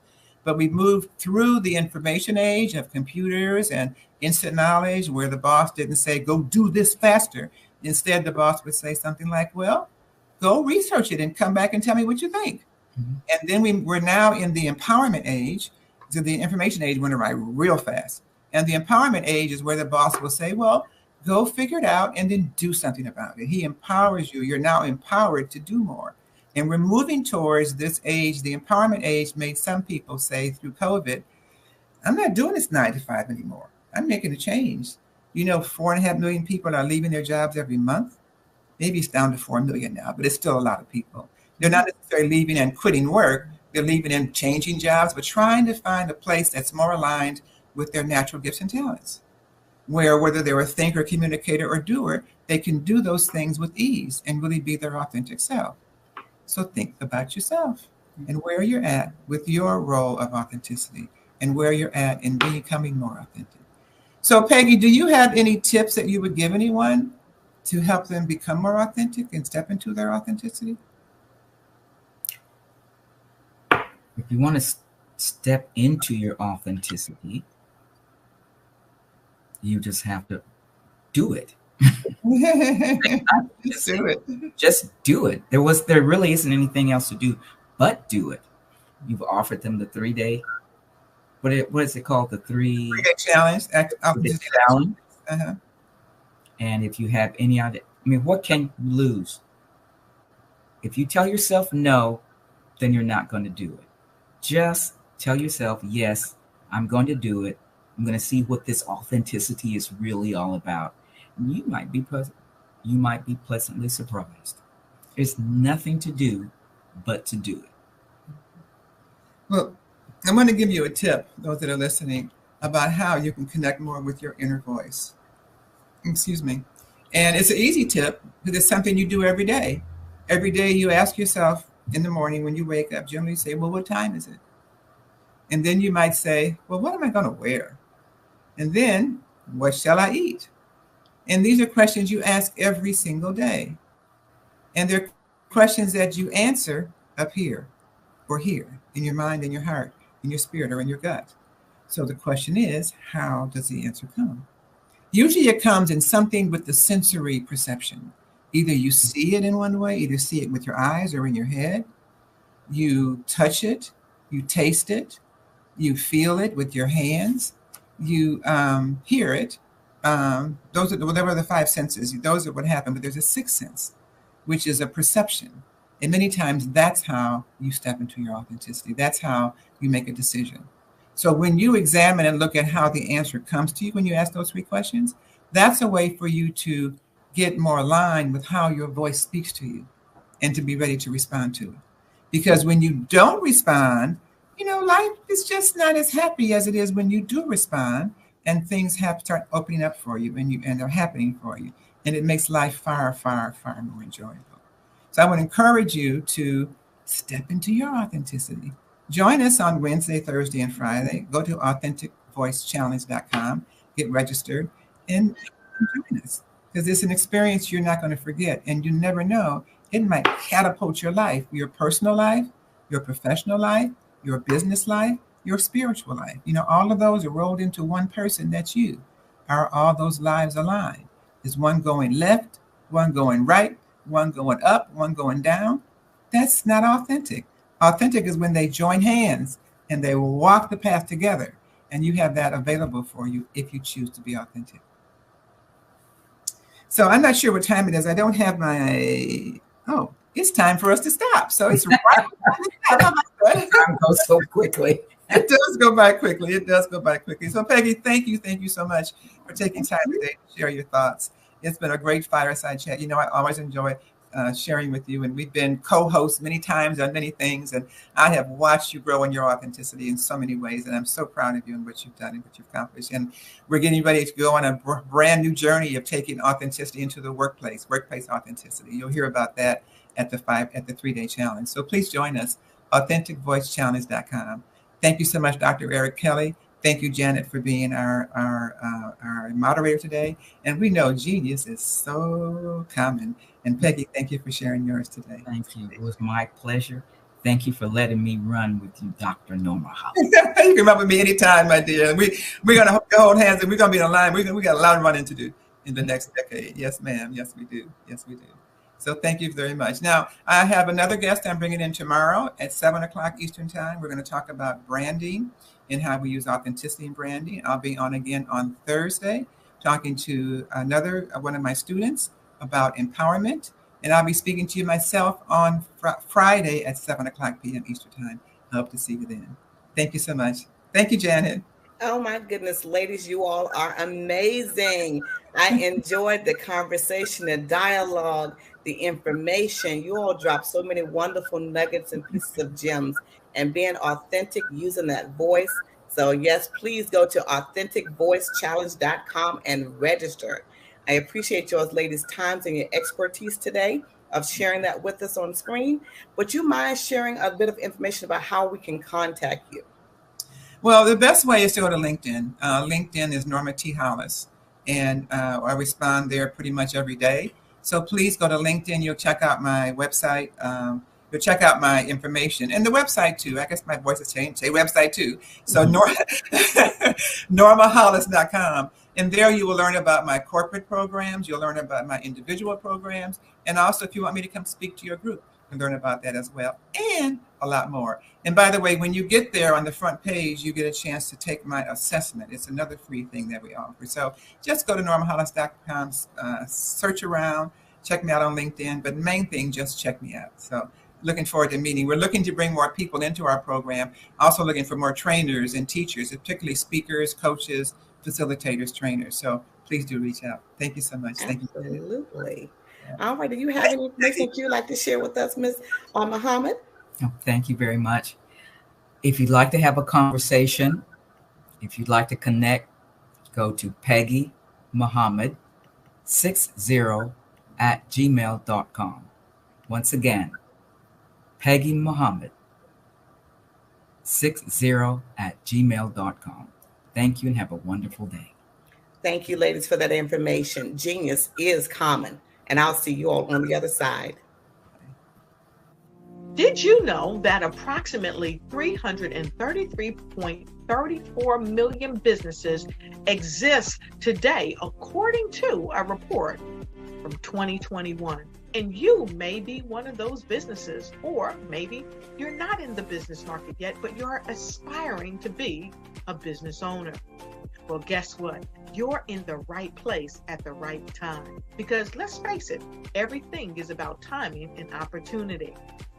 Hi, my name is Dr. Lotus Richey, and I'm the CEO and founder of the Lotus Richey Coaching and Consulting LLC, along with the Lotus Richey Ignite Show. 15 minutes of success with Dr. Lotus Richey, as well as books to boom your business and bring who you are. And today, I want to bring this amazing message to you about the Black Business Network and the Black Business Olympics. See, the Black Business Network and the Black Business Olympics is designed to help people just like you, that's right, that look like me, to take their business to the next level. Not just in your front yard or your backyard, but globally. The Black Business Network and Black Business Olympics is designed not to just help you survive, but to help you thrive. So join us today as we come together with businesses all around the world to support our students, our children, our young teens, our young entrepreneurs. What we do is we come together to help raise funds for students who are aspiring to be business entrepreneurs, who are aspiring and who are thriving in college. We endow them with a wonderful opportunity to gain scholarship of either a laptop or several thousands of dollars. And we invite you to help be a contributor to this amazing opportunity to help someone that looks just like you. So join us today at our website and let us connect with you and help you ignite and take flight in every area of your life on the Black Business Network and the Black Business Olympics. I'll see you on the other side.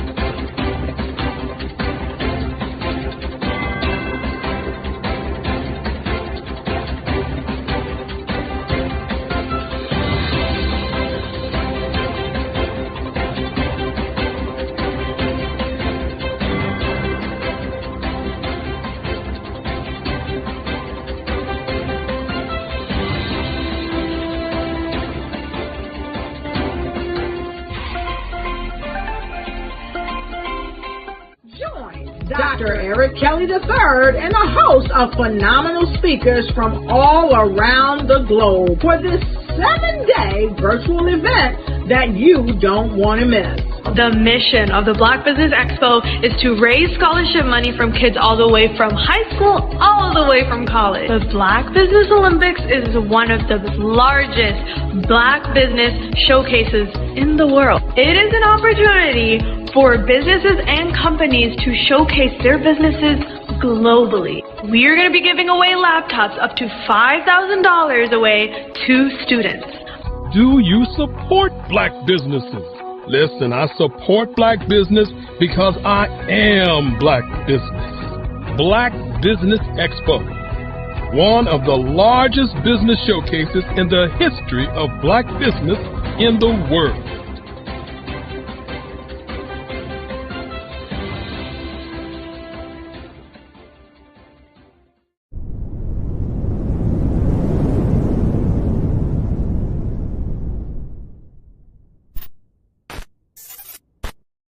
I am from Washington, D.C., but I was raised in Durham, North Carolina. I came to Durham when I was about 5 or 6, and then I traveled back and forth to D.C. because it's where my people are from. One of the unique things about my family is my mother, she's also an artist. She does quilting, and she does a lot of artistic things, and then my son, he draws with both hands, his right hand and his left hand like I do. So that's kind of a family trait. And then my other son, he's a videographer, and my daughter, she works, she's a regional vice president for Sunglass Lab. When you start out drawing and sketching, you want to continue to explore, you know, each avenue. I do pastels, I do pen and ink, I do painting, I do acrylics. I haven't done oils yet. But I try to do all facets of art. What I say to a lot of times to people is, you know, you can't put yourself in a box when you're an artist. You have to explore. And over the course of my life, I've tried to explore different mediums. I also do sculpture as well. I choose my subjects by the intensity that they have in their faces, or the intensity that somebody is moving, because I do more than portrait drawings. I also do I do abstract, and then I do figurative drawing also. Well, what happened in this particular show is that I started out trying to come up with something that would be a little bit different than what everybody else is doing. So I was working on a Barack Obama show, and they wanted me to do some paintings of Barack. And so what I did was, because of the deadlines, I kind of did it kind of fast. And then I realized when I was doing it fast, I enjoyed it.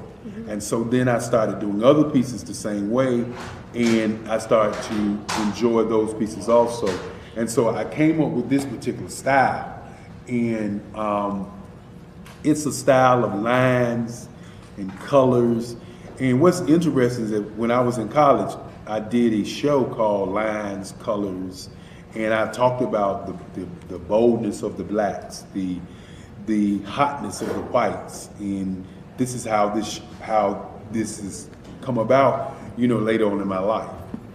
And the colors comes from a lot of the entertainers that I work with, where they wear different colors. They don't wear, you know, your plain reds or your whites. They wear different colors, and so that's also another piece of what's giving me the colors. The subtitle of this show is Faces That Speak Life. That's real critical. Faces that speak life. Each one of these pieces is a life source and a life energy that's being put on display for people that are looking at them. You know, I always say in terms of my art, it's not important that I draw them. It's important what you get out of what I draw. You know, I don't try to just draw it because you like it. People wanted me to do prints. I didn't do prints. You know, people asked me to do different people, but the people that I choose are people that make a difference in the lives of people in the world. So the human landscape idea was, again, as I say, the lines represent your emotions. It represents your ideas, and it represents your journey as a human being. And that's why you get the different pieces and the different looks. And as you notice, I try not to do one look that looks alike another look. And that's what's the most important part of this show.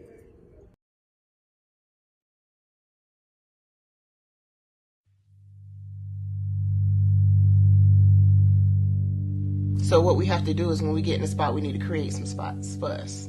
That's the main thing. We need to be able to be in a position where we're able to create those spots for us. For me, being an entrepreneur, I'm not just going to get a business and then leave you sitting high and dry. If you ask me some questions about entrepreneurship, I'm going to give you as much as I received. I've seen people who made it, and then when you ask them, it's like, okay, now you have to pay me for the information, the same information I got for free. We probably in totally different cities. There's no way that we're going to bump heads or anything. We're not competing. Bring me up with you. And so I just think that whatever education that I have, then I need to be able to give that to my own as well. So create the spots. You can create the spots when you get there.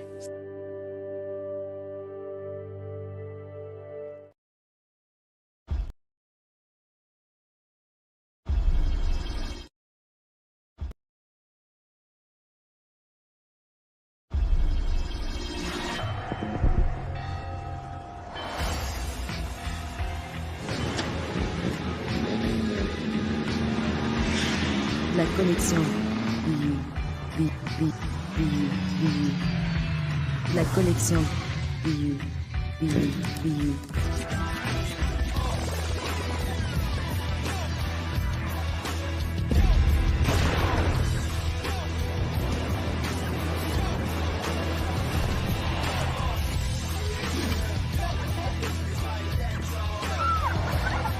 In a world obsessed with the cult of celebrity, I challenge you not to aspire to anyone else's greatness, but instead strive to reveal and ignite the greatness within you. Are you serious? I totally think that that's it. Hey. No! Hey! To me, sexy is a man that knows who he is and what he wants. Okay. He's comfortable. You look at him, you see him, he's just comfortable being himself. And you're like, Baby, be you. Be you, baby. Just be you. I like it. Introducing the Be You collection, exclusively available at KMG Fashion Superstore. Producers, directors, I met designers, and then everybody says, oh, this is my 6th year, and oh, this is my 4th year. Shout out to New York. We're in New York in like 7 hours. Oh my gosh, yes, we have a 6:58 flight, so. We gotta go home. We gotta go. We gotta go. Yeah. Let me tell you something. Every single person that's come through the store has spoke so highly of you, and what a great event this is. Yes. I'm representing DJ Darryl, who is a platinum producer. He did the hit track for Tupac Shakur, Keep Your Head Up, Snoop Dogg, Keisha Cole.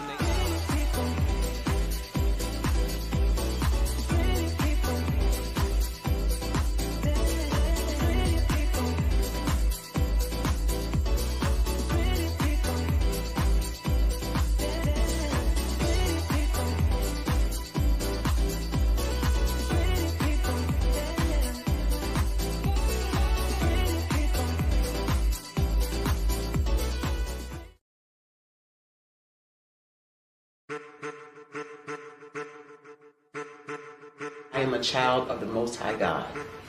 He has gifted me in ways that I could not even imagine and didn't know.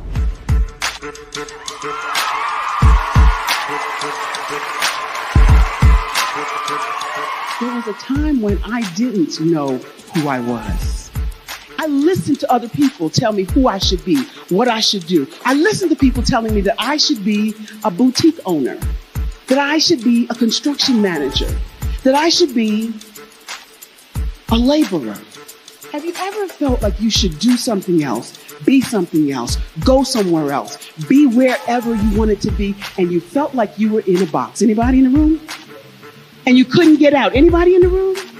And you kept trying to go and go and you couldn't get out? Anybody in the room?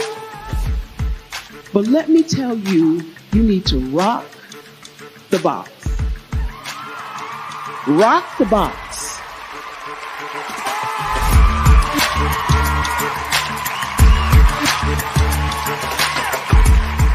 I am engaging, inspiring, and empowering.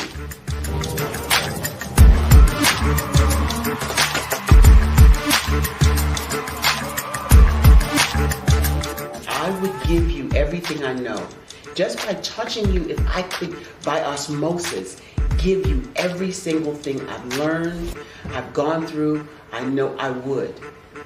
We know that's not possible, but as it is possible, I love to share information with people. Some of you out there, people have told you that you can't be, you can't have, you can't do.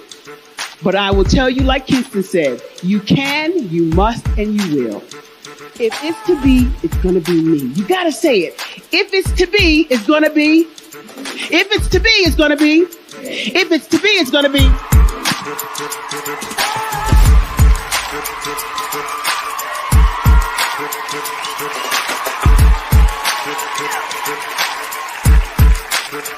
Barbara is because she believed what her mama said about her and not what other people told her.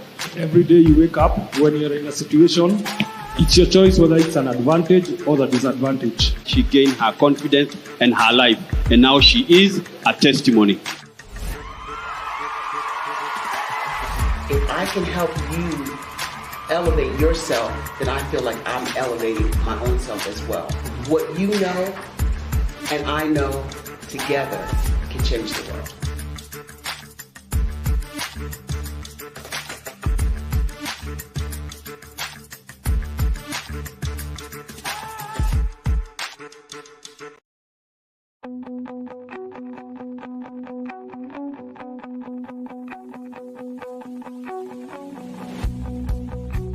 I am Black business.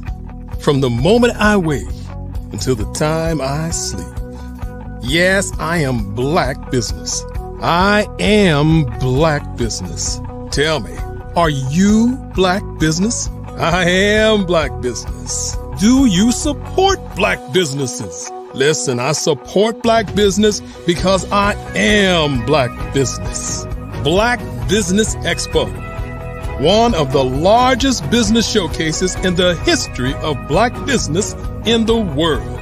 The world! Sign up today at www.blackbusinessexpousa.com or call 919-308-9090. I am Black business.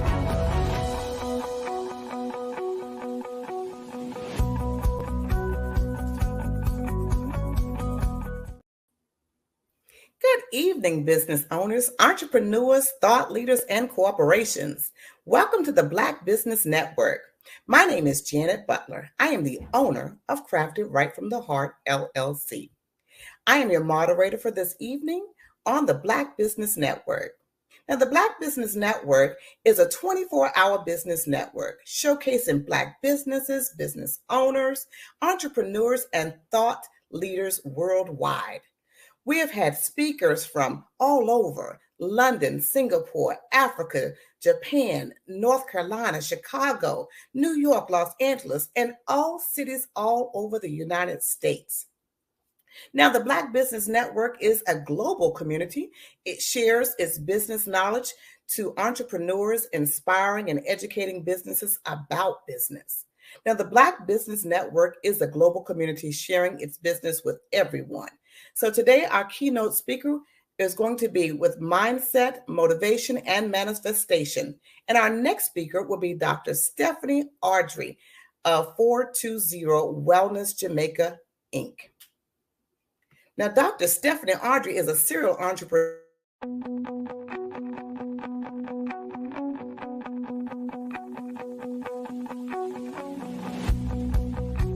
I am Black business. From the moment I wake until the time I sleep.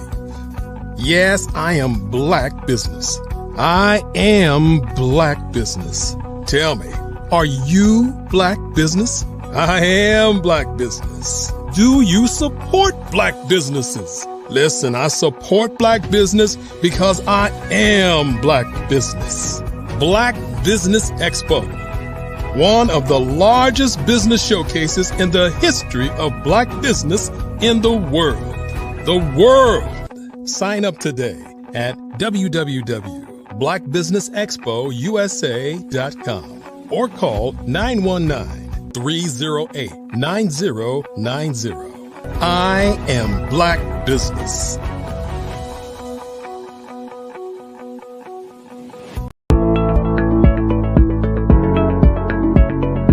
Prepare for what's coming and dominate in economic winter.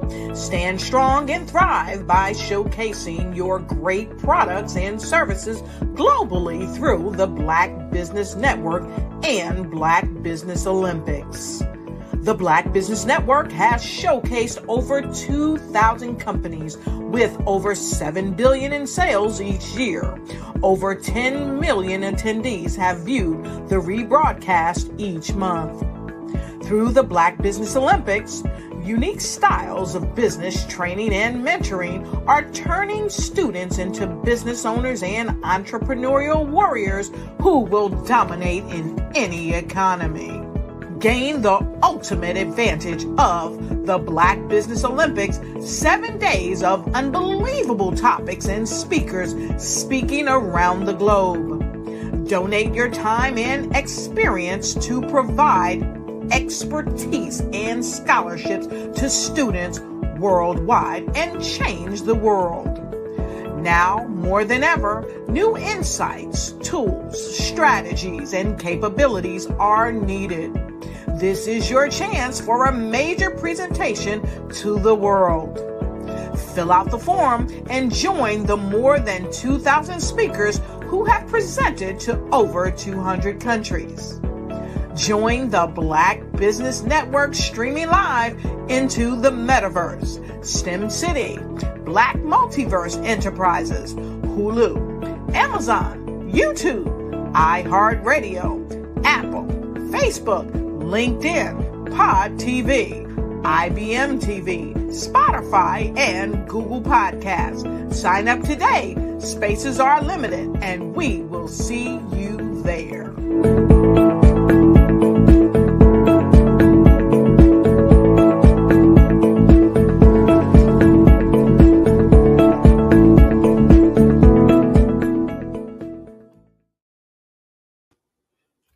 Our next keynote speaker, Goal Setting in the 21st Century, by the name of Angela Baptiste of Inspire. Angela Baptiste has been a leader in the field of business-to-business sales operations in the telecommunications industry for the past 26 years, winning several coveted awards in her field, recognizing a desire that people had for uplifting and inspirational and motivational content. After transitioning from the corporate world, she got certified as a speaker, a coach, and a trainer with John Maxwell's team and began her independent business, Inspire, as a way to positively influence and inspire and empower others in the community. So today I present to you Angela Baptiste. Hi there, how are you? Hello, welcome. Welcome. I'm happy to be here. How are you doing? I'm doing great. Genius is common, so I'm going to see you on the other side. Have a good one. Good evening, everyone. Good afternoon. Good morning, wherever you are at this time listening to me. It's such a pleasure to come in and talk to you about goal setting. It's so important for us to recognize the importance of setting goals. My name is Angela Baptiste, and I'm a business coach with Inspire. And as I said, I really wanted to share with you, have been sharing with you these past months about how important it is for us to have goals and for us to actually have goals and set a plan in order to achieve those goals. So I'm a big believer in goal setting. After all, without goals, how can you measure your accomplishments? Before you can accomplish a goal, of course, you need to set one. If we don't ever have goals, then it's just a dream. And in order to actually be able to get the success and the outcomes that we desire, then it's so important for us to set those goals in order so that we could accomplish them. So think of something you would like to do or accomplish. When I was deciding that after corporate America, did I want to go for another job or did I want to be an entrepreneur? And that had, I set the goal. So I set the goal of setting up my business, and I had to do a business plan. I had to figure out, okay, how it's going to be financed. Do I need an accountant? Do I need other people? What were the resources? So many different things that you have to plan in order to reach the goal. And of course, you have to set up registered through the state or the agency that the area that you live in, right? So there's so many things to get to that desired goal. And so that's what we're going to talk to you about today. So whatever it is that you're thinking of, going back to school, losing weight, get into a specific hobby, whatever it is that you're planning to do, then definitely you have to decide how you're going to accomplish it, right? So ideally, you want to choose something that you're interested in or you feel excited about. Whatever you decide, whether it's a big or a small goal, should be something you want to do just for the sake of that's what you want to do, not what someone else wants to do or some, a friend, a colleague, your mom, your wife, whatever. It must be something that you're interested to do. You feel passionate about it. And then you're saying, okay, this is the goal that I'm hoping to achieve. The only rule is to choose something that's just a little bit beyond what you're currently achieving, right? Because the whole idea is that you need a stretch goal. You see an elastic band or a rubber band, you could stretch it, and then when you bring it back, it comes back to the original, right? So we need stretch goals, something that's going to take you outside of that comfort zone. Goals that stretch us can be very motivating. So make sure, though, that you're writing those goals down. If you're not writing it down, it doesn't exist. It's still a dream. So yes, make sure to write your goals down in terms of what you want, not what you don't want. So say, for example, I want to be able to touch my toes, right? I know that's a funny one. That's why I thought of it. If I wanted to touch my toes again, rather than saying I don't want to be out of shape anymore, how about taking the next few minutes to give it some thought, right? And what are some of the goals that I could write to say I want to touch my toes again, right? So I could say, okay, I'm going to choose to eliminate things from my diet, right?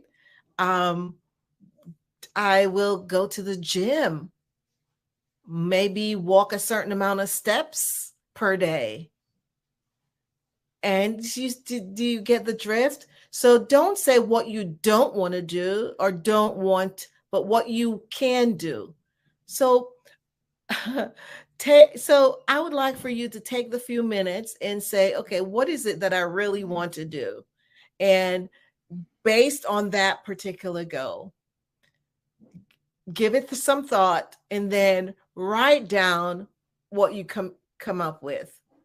Remember, the sky is the limit. Set your goals high and don't stop till you get there. That's what Bo Jackson said. Set your goals high. So high, not within your comfort zone, outside of your comfort zone, with stretch goals, and still don't stop there. When you hear me saying this quote, what really comes to your mind? Setting your goals high, Yes. So just think about that for a minute. What are the goals that you're thinking or you're dreaming about? Put them down on paper, make them become a reality, and then decide how you're going to get going on them. So writing down the goal, that's a great start. And so once you've written them down, rewrite them again. Rewrite those goals so that you could place them someplace that they'll be visible every day. It could be on your refrigerator. It could be on the mirror that you're looking at every morning. I know that works. So you see it. You put it on a Post-it note, hang it on your bathroom mirror. That way you can read it every time you brush your teeth and wash your hands. I need to make sure, I don't eat so-and-so, or I go to the gym 5 times a week. I eliminate certain things. Whatever that particular goal is, right? So put it down on the Post-it note and post it where you can see it, and it can become a real reality for you. That, when you're brushing your teeth, washing your hands, you could ask yourself, what will it look like and how will you feel when you've completed it and you're getting the outcomes that you desire? How does that feel? How does it connect to who or what you value in your life? Describe your goal in specific terms and timescales. So snap a picture of your goal, post it somewhere in your living, working space, and share it with a friend, your family member, right? So that they have an idea of what it is that you're striving for. And another thing is being positive. Stay positive. It's important. Positive thinking is a valuable tool that can help us to overcome obstacles and deal with pain and be able to reach new goals. Share your goal with your friends. Tell others about your goals. That will dramatically increase the likelihood that you'll stick with them. You're already doing great by sharing your goals with the group, and with others. So why not go a little step further and start telling your friends and family about your goal and how you want to accomplish it? Who will you share your goal with today? So how do you envision your future? Setting goals is the first step in turning the invisible into the visible. That my favorite person, one of my favorite people anyway, Tony Robbins, that's what he said. Setting goals is the first step in turning the invisible into the visible. Do you want to do that for your life? Taking the invisible and making it be visible. What actions have you already taken toward accomplishing your goal? Better yet, what have you done today so far to achieve those goals? So break it down into achievable steps, right? Because that one goal might be so big, right? So say, for example, you were like me, you're thinking of creating a business and launching a business. That's a big thing. But how do you break it down into different steps? So let's say you start by working on your business plan, right? Okay, and you might need a loan to finance it. So you do that. And then, you do that, the different steps, step by step, until you achieve the outcome that you're desiring, where you're able to launch that business, right? So breaking down our goals is especially important for big goals, no matter what your goal is. There are steps involved in accomplishing them. The more detailed you are about how to achieve your goal, the more likely you are going to succeed. So if you never sit down and decide, okay, what are the steps to get me to that goal? Do you believe you will achieve it? If you're just thinking, okay, I'm going to take that big leap, more than likely not. So instead of simply stating, I want to be healthier, that's so vague. What does that mean? Let's list out the steps you need to take to achieve these. So as you write down your action, the action steps, be sure to include the dates beside them.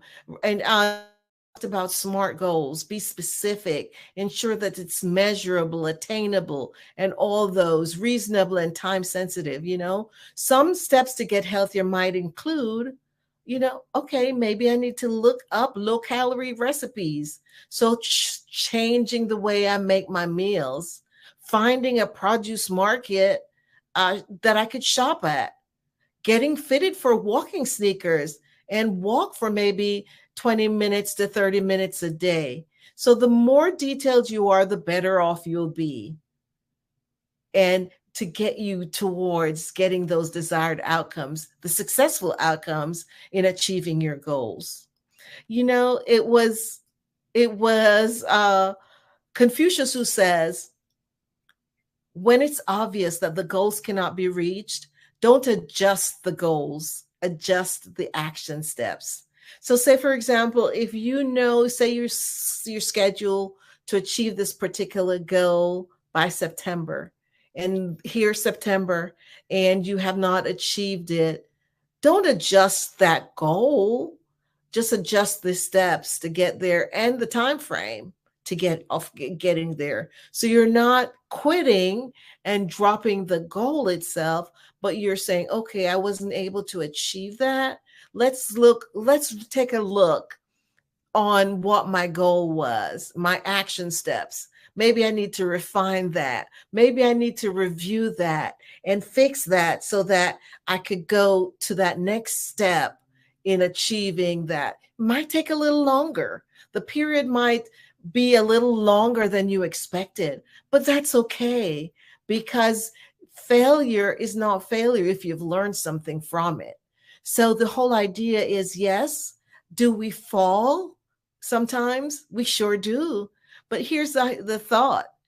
If we fail at something, at achieving it at a certain time, what are the lessons that we learned from that? And how can we be better the next time so that we could be on target to reach that goal in the next, as forecasted in the next period? So don't adjust the goals, just adjust the steps that you need to get to and maybe the time frame. Sometimes when we're set on a single goal or plan, we get discouraged and we want to change course. But oftentimes it's exactly what we need if something doesn't fit. Have you experienced this before?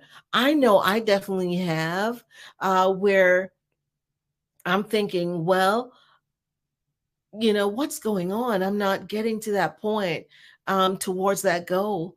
But maybe, sometimes we're traveling in the wrong direction. Is it okay to autocorrect? For sure. It's better to do that than to get to that destination and realize that that's not where you're supposed to go.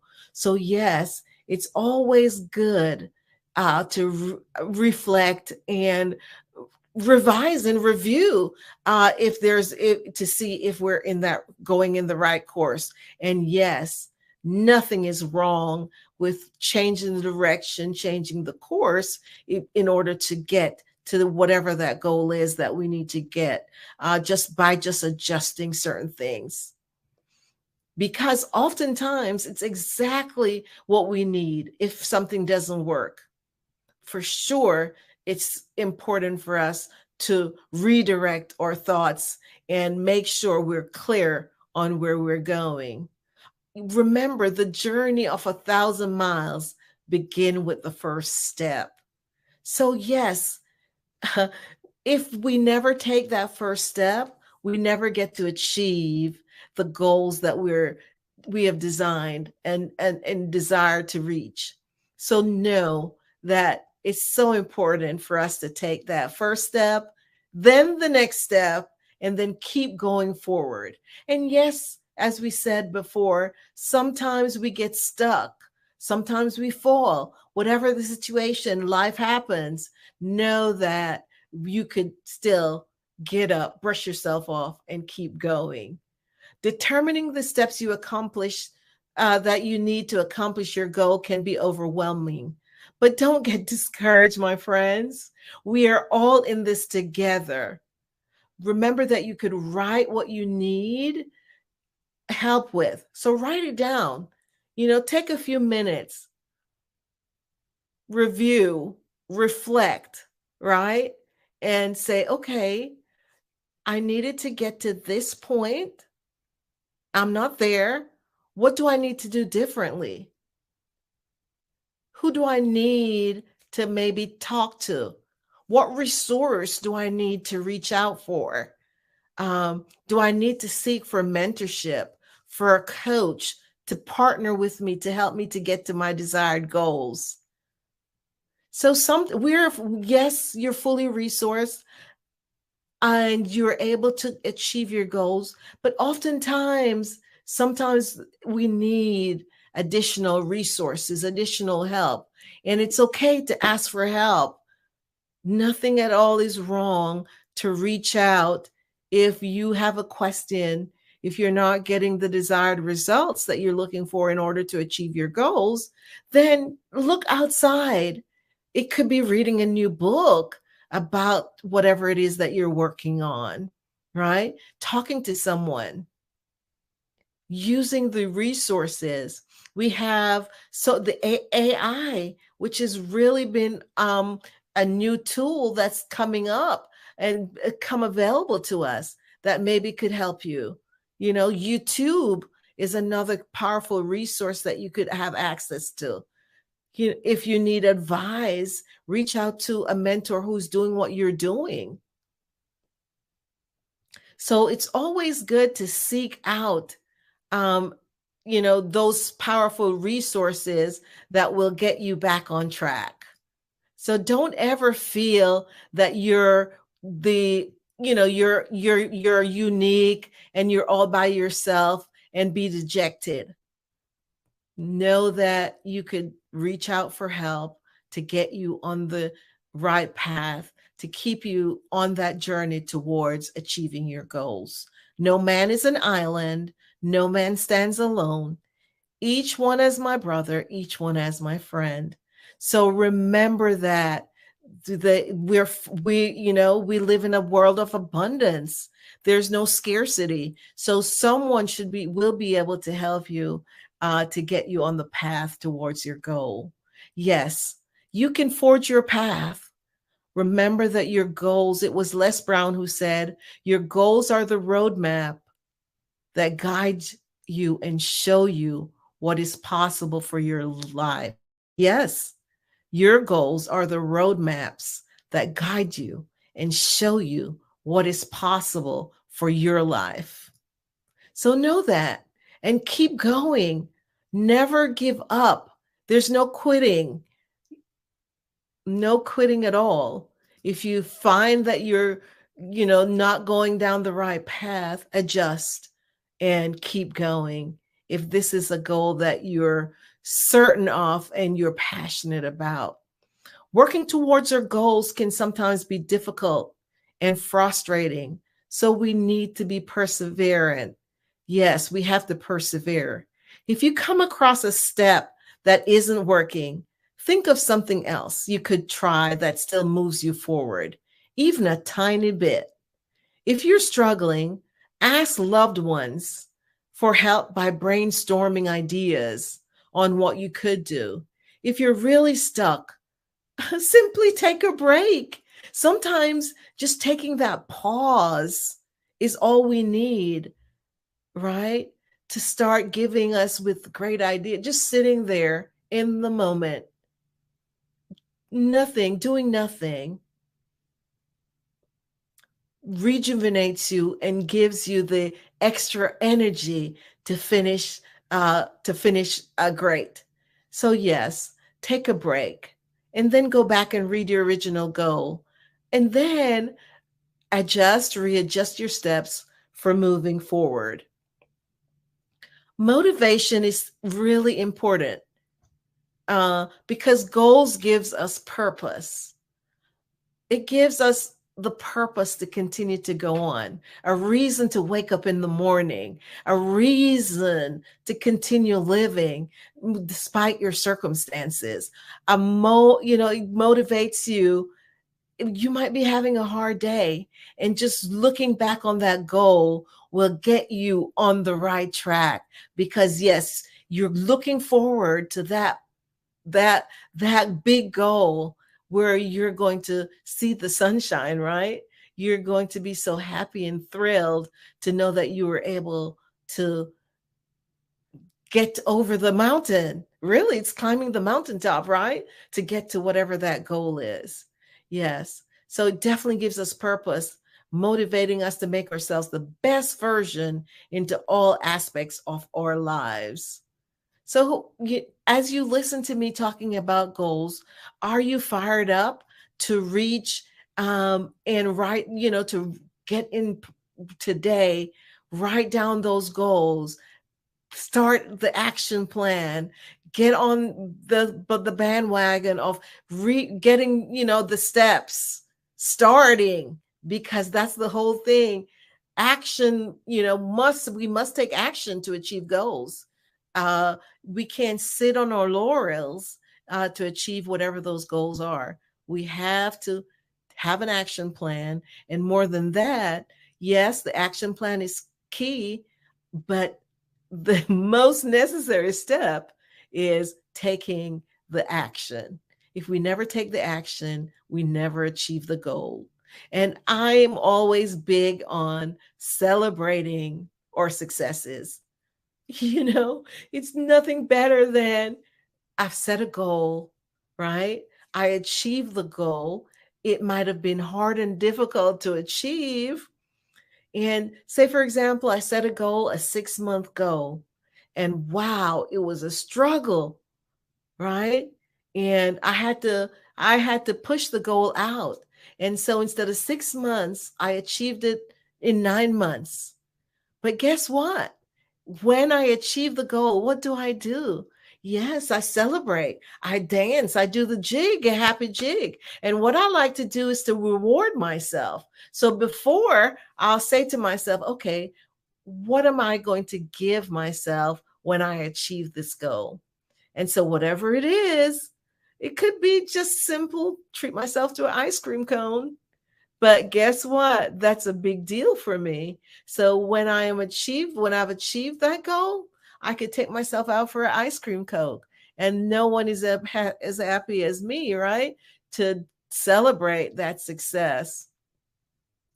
Yes, we have to take time to enjoy our hard work and thank those that helped us too, right? So if you had an assistant, virtual assistant or whatever, it could be a VA, depending on whoever, send them a thank you. Give them a call.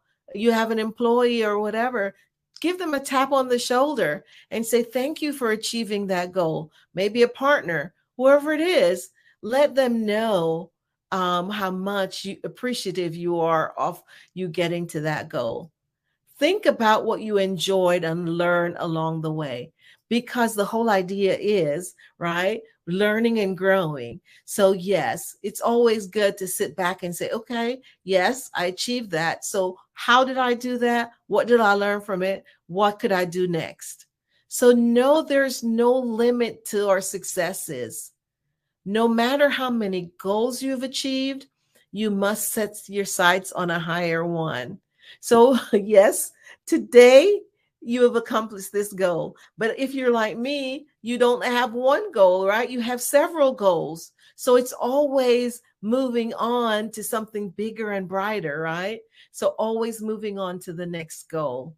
So yes, it was Jessica Savage who said, no matter how many goals you have achieved, you must set your sights on a higher one. And remember, the sky's the limit, right? So I wanted to share this poem with you because it's called The Few. And this is what's going to differentiate you from others, right? Because If you're thinking about the majority, then you're going to be like the majority. So let's listen to this poem that I found, and I'd love to share with you. It says, the easy roads are crowded and the level roads are jammed. The pleasant little rivers with drifting folks are crammed. But off yonder where it's rocky, where you get a better view, you'll find the ranks are thinning and the travelers are few. Where the going smooth and pleasant, you will always find the throng, for the many, more's the pity, seem to like to drift along. But the pause, the steps that call for courage, and the task that's hard to do, in the end result in glory for the never wavering few. So yes, setting goals will differentiate you from others. It will help you to get to those goals that you're desiring and to get the desired outcome. I'd love to hear about your goal setting experience and what you enjoy most about your goal setting setting, and what it is that will make a difference in you getting those desired outcomes. Remember, I'm always here to help.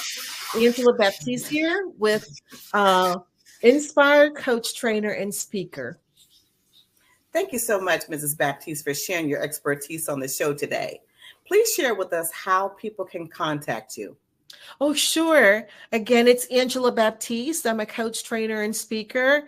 I'm on all the social media. So you can find me on LinkedIn or Facebook or Instagram. And my website, it's www.inspires.shop.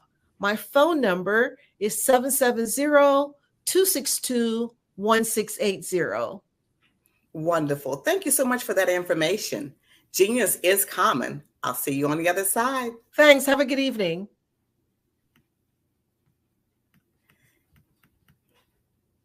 Now, the Black Business Expo mission is to raise funds for high school seniors going to college or K through 12 entrepreneurs. Now, this expo is a fundraiser for students. Now, you may go to the www.blackbusinessexpousa.com to donate to the scholarship fund, or use Cash App that's on the screen below. And you can say, it'll say $BBXUSA. Then our goal is to give laptops and up to $5,000 to 10 students. Students can register online at www.blackbusinessexpousa.com. Now, every dollar counts. So we want to remind you to donate to the scholarship fund. And we want to thank all of our Black Business Expo USA sponsors for August 2023. NC100, Moody Capital Partners, Suede Soul, Lotus Riche, that's coaching and training, Carolina, Virginia Minority Supplier Development Council. We want to thank the Step Management, BHS and Associates, Margie McLean Foundation Incorporated, Genius is Common, Earth Essentials, Milani Shania Global, Executive Women's Success Institute, The Quality Coaching Company, Superwoman Business Services, Creative Force Studios, Lee Entertainment, Artist App Design, Black Business Expo USA. Genius is common. And I'll see you on the other side.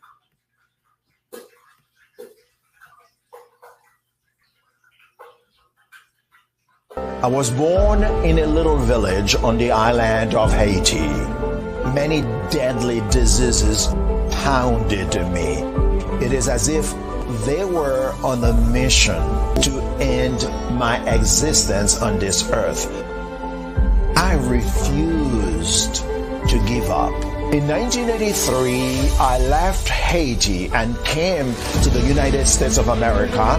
And I came with $5, 2 shirts. I didn't speak in English. I came to Atlanta. I got a job. I was a doorman. I was a doorman with a dream. What I used to come on stage. I'd rehearse this moment that I'm standing in front of you. That's the power of a dream. Maybe today is the day you begin acting as if you already have it. And then step out with full force. Take a risk. No condition is permanent. Don't let your situation distract you. You are chosen.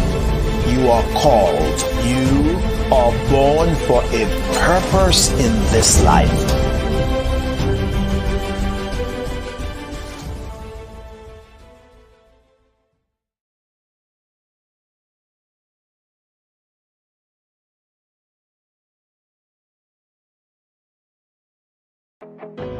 I am black business. From the moment I wake until the time I sleep, I am black business. I am black business. Are you black business? I am black business. Do you support black businesses? I support black business because I am black business. Black Business Expo, one of the largest business showcases in the history of black business in the world.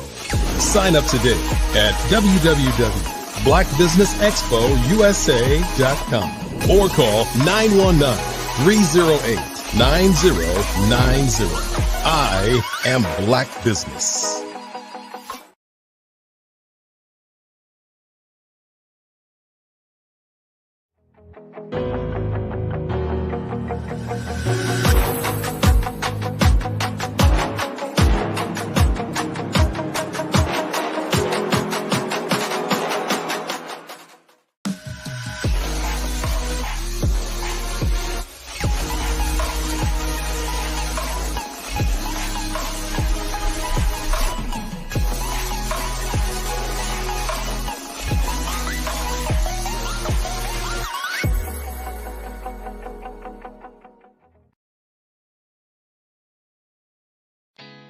Did you know women represent just 3% of Fortune 500 CEOs and less than 15% of corporate executives at top companies worldwide?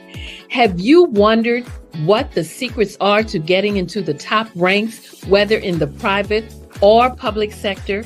Do you want to figure out how to stop being held back in your career or passed over for promotion? Then you're in the right place. Hi, I'm Dr. Madeline Ann Lewis, President and CEO of the Executive Women's Success Institute. I have decades of experience in the military, the federal government, and corporate America, and my mission is to help women succeed and tap into their full potential. I want to reach 1 million plus women around the world to become the leaders they are meant to be. So if you want to move into a management or executive level position, or maybe you are a female veteran transitioning out of the military into business entrepreneurship, then reach out to the Executive Women's Success Institute at 301-693-3284. Let us get you on the fast track to success.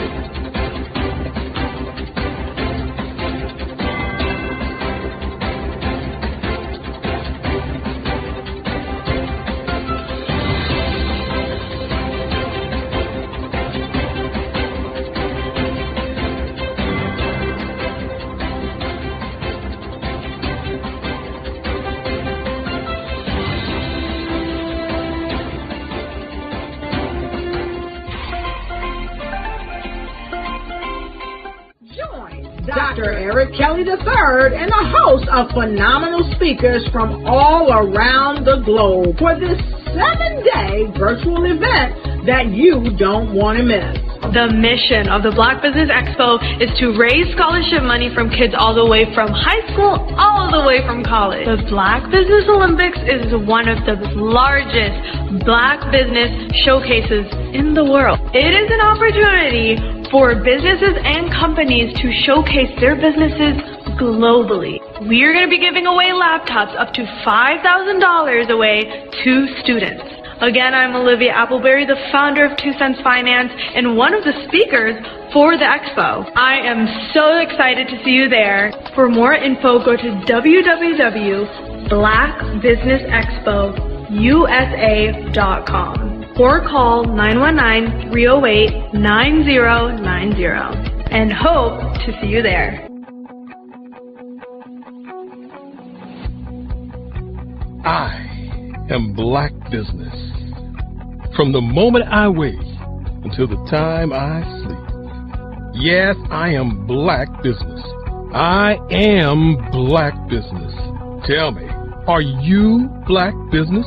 I am Black business. Do you support Black businesses? Listen, I support Black business because I am Black business. Black Business Expo, one of the largest business showcases in the history of Black business in the world. The world! Sign up today at www.blackbusinessexpousa.com or call 919-308-9090. I am Black business. I am Black business. From the moment I wake until the time I sleep, I am Black business. I am Black business. Are you Black business? I am Black business. Do you support Black businesses? I support Black business because I am Black business. Black Business Expo, one of the largest business showcases in the history of Black America in North Carolina.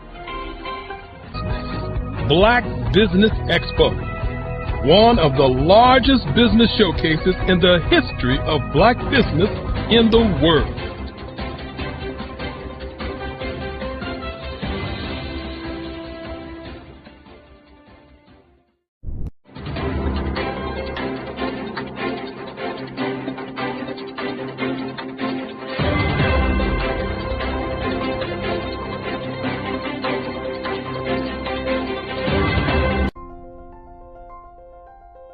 What if you could build your own city? A place where every child can find nurturing people to help them achieve their full potential. A place where every adult can access job training support. Where health education is abundant. Where social justice ruled the land. A place without limitations. Welcome. You have arrived at STEM City, USA. It is what every city should be. A safe and trusted community where you find people and resources to help you become everything you are and beyond. STEM City is unlike anything you have ever experienced. It is a digital twin of the world around you, only better. STEM City is about energy and soul renewal. It is more than a digital world. You can almost feel the power of live cultural events, music, and theater. STEM City promises a better future for children with caring mentors and hands-on activities with dedicated tutors to support our youth. STEM City is your passport to a healthy lifestyle with weekly events addressing our community's many issues. STEM City is your financial well-being with helpful information on wealth management, career advancement, job training, and so much more. STEM City is the community you deserve. It is the city where your dreams can come true. STEM City USA, a place in the sky that is accessible to all who reach for the stars.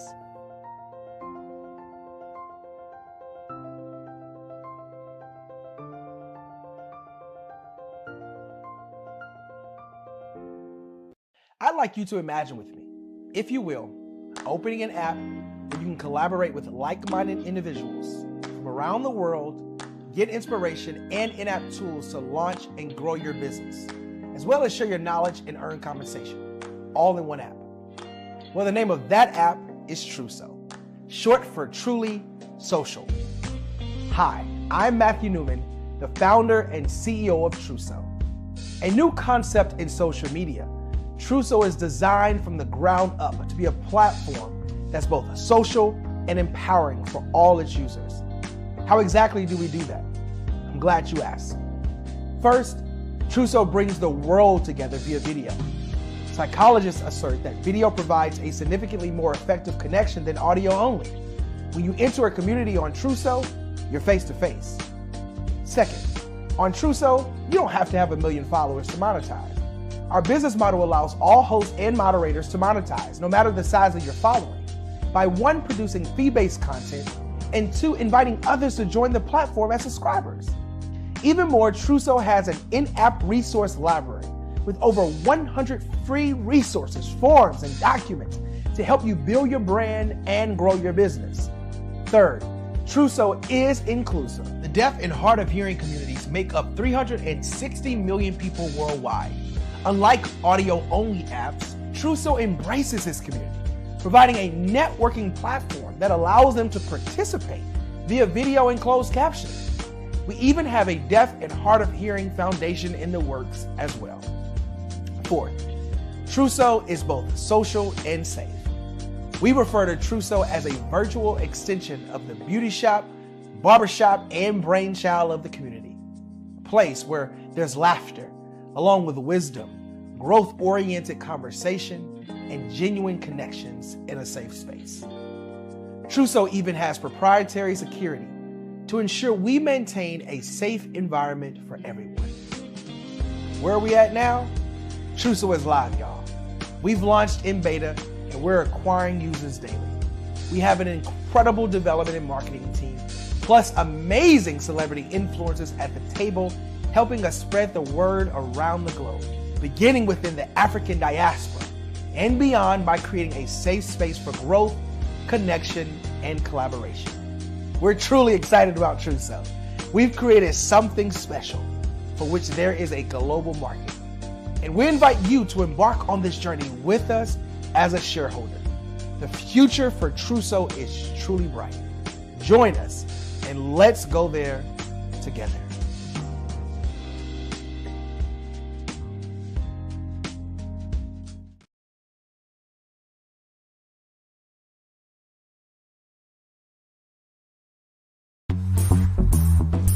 Attention all entrepreneurs and companies. Are you looking for reliable and efficient virtual assistants and back office support to help you manage your business tasks? Look no further than Superwoman Business Services. Our team of virtual assistants provides a full range of administrative support services, including operations management, social media marketing, and much more. We also offer website design services to help you create a professional online presence that reflects your unique brand. In addition to administrative support and website design, we offer business development and structuring services to help you grow your business and achieve your goals. We'll work closely with you to identify areas of improvement and develop a customized plan to help you reach your full potential. At Superwoman Business Services, we understand that running a business can be overwhelming and time-consuming. That's why we're here to help you fly high and achieve success. Our virtual assistants are highly skilled, experienced, and dedicated to providing you with the support you need to thrive. Come fly with us and take your business to new heights. Let us help you become the superhero entrepreneur you are meant to be.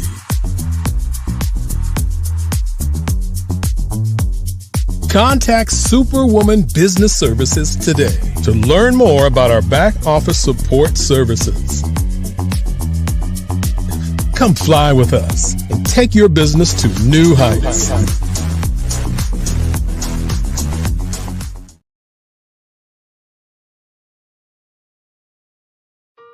Hello, this is Israel, and I am CEO of Daydreams Interactive and author of Princess Planet. So, genius is common, and as a kid, I loved to daydream. Even as an adult, I love to daydream. And when my daughter became 6 and loved princess characters, but we just could not find the diversity that showed her, we created our own characters. So, for instance, you have Princess Nulu right here. Princess Nulu is from Uganda, and her genius is that she loves to take care of animals. She can actually even listen and hear what they say. And then we have Princess Isabella right here. Princess Isabella, she's from Cuba, and her genius is biochemistry. One day she hopes to eliminate disease. Then we have Princess Nia right here, and Princess Nia is based off of my daughter, and she wants to be the greatest dancer alive. So that's her genius. So what's your genius? My genius is my imagination. Genius is common.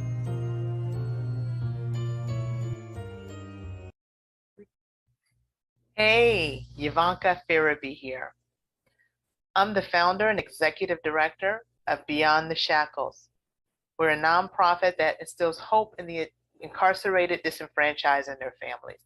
But we don't stop there, because what we know is that you don't have to spend one day behind physical bars to be in shackles in your heart and your mind. And we help people to rise up. What is my genius? I'm a life elevation coach and strategist. I'm a motivational speaker. And I help people to navigate the difficult terrain of adversity. Do you know that you can build the most beautiful masterpiece from the rubble that might lie at your feet from the most difficult of times? Well, you can. And I help people to walk out their God-given plans and find their genius. Why? Everybody has genius, because genius is common.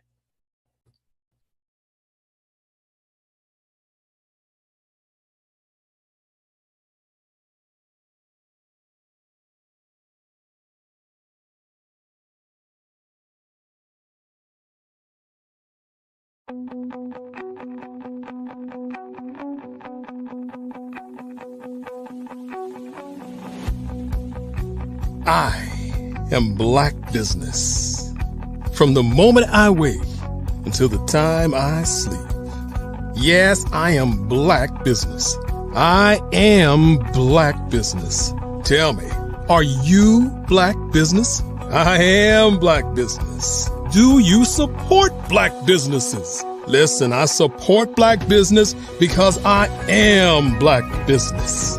Black Business Expo, one of the largest business showcases in the history of Black business in the world.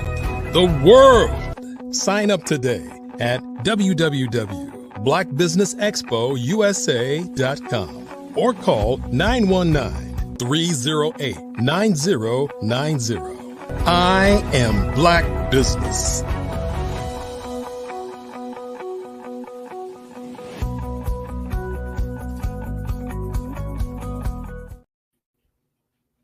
Good evening, business owners, entrepreneurs, thought leaders, and corporations. Welcome to the Black Business Network. My name is Janet Butler, and I am the owner of Crafted Right from the Heart, LLC. I am your moderator this evening for the Black Business Network, showcasing Black businesses, Black owners, entrepreneurs, and thought leaders of the world and worldwide.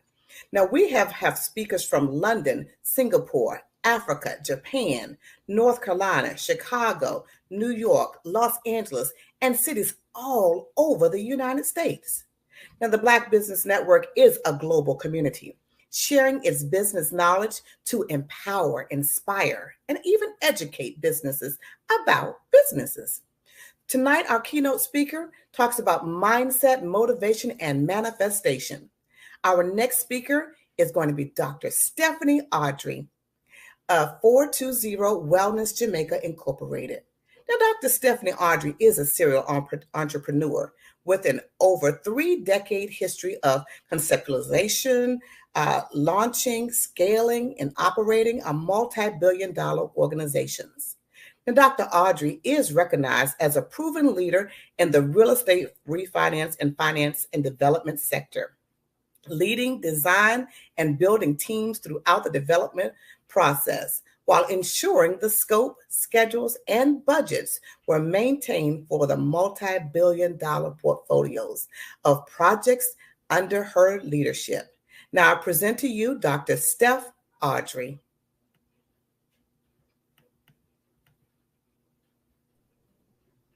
Hi, Janet. How are you? Hi, Dr. Audrey. How are you today? I'm fabulous. So nice to meet you. It's wonderful meeting you and having you on our platform today. Genius is common, so I will see you on the other side. Fantastic. I'm looking forward to it.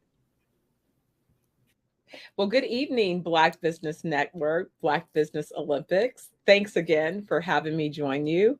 I'm excited to join you today because you guys will remember this day. We're about to make some major announcements. I'm not going to spill the beans early. I'm going to do my best. Zip.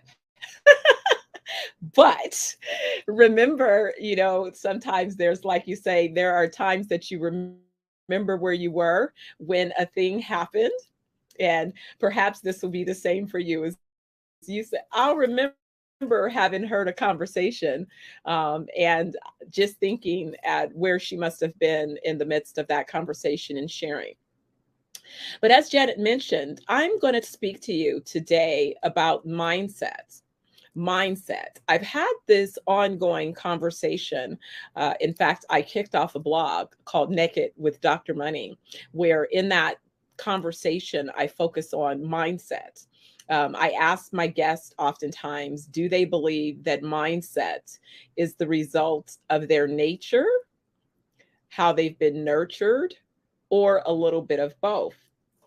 And so what ends up happening is as they begin to ponder that particular thought, then we have a conversation. And the conversation begins with kind of, well, when did I think, or when did I first become aware that I personally had a mindset? And I remember several things that happened when I was about 3 years old.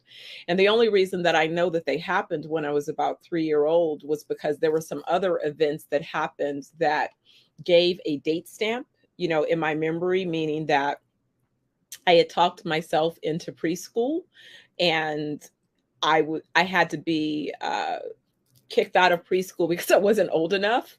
So that's how I know that I wasn't 4 yet, because if I was 4, I would have been able to stay in the preschool that I had talked my way into. So I know that I was 3 for that reason.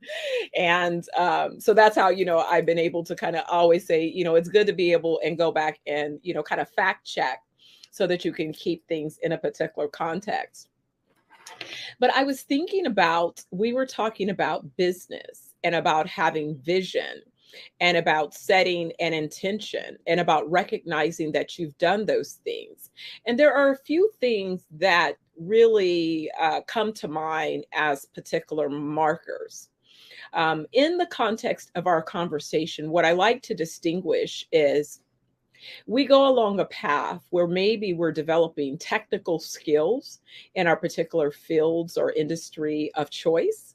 And so you're developing those technical skills, but you get to a point where you will have, depending upon what you've invested, technical skills, technical levels of expertise. I like Malcolm Gladwell. He says it takes a minimum of 10,000 hours to perfect, to master a given thing. A lot of times what I see is people attempt to be a jack of all and they master nothing. So they never fully invest 10,000 hours, because if you're going about investing 10,000 hours in something, it's like you're eating it, sleeping it, dreaming it. It's like you're consuming it all on. It's what's occupying your thoughts. So when I hear about people who want to describe themselves as business people, yet I ask them, well, did you read the Wall Street Journal? Are you watching, CNBC? Are you watching Fast Money? Are you watching, The Profit? Are you watching Billion Dollar Buyer? Are you watching, just all of these shows, rich content around building and developing an effective business. And when I get kind of these, deer in the headlight looks, then I think of, well, you may want to be a business person, but you don't understand the rules of engagement. And, this country, the US, was built following World War II. So if you're not aware of what the tenets, the philosophy that was used to build the country, and then the decisions that were made about the products and services and solutions based upon the generational cohort, what we would know now as both the silent generation and the baby boomer generation, were those generations where we may still have some of those members of those cohorts who are still alive with us. The silent generation would be, the grandparents, the great grands of the boomer generation, right? And I'm not quite a boomer. I'm the older part of the Gen X generation. So, these generational cohorts, as demographers identify, happen, when there's certain factors that began to distinguish the change in a particular cohort. So my cohort was the beginning of the technological revolution.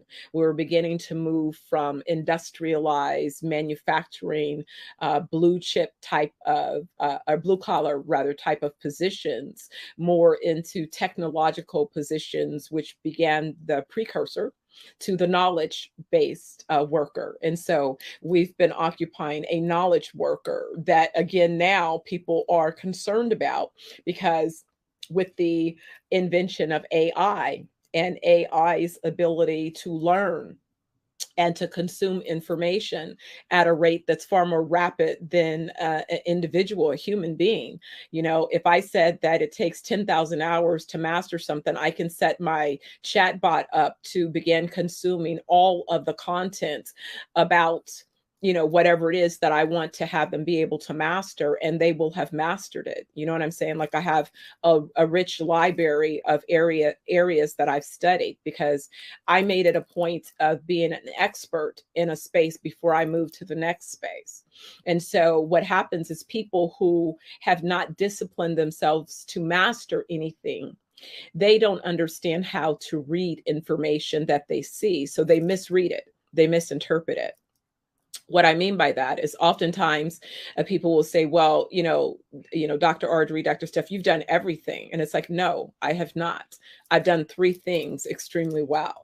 The first thing that I did was I mastered the understanding of customers and what it takes to identify, to segment, and to engage customers, and to be able to commit them to taking action on both consumer facing, so B2C, as well as helping businesses in their B2B and B2G, B2I type efforts. So B2I, B to institution, B2G, business to government, and B2B, business to business type transactions. So those are the things that I mastered first. And I mastered that by both being a strategist and owning and operating a full service, multicultural advertising and marketing communications agency.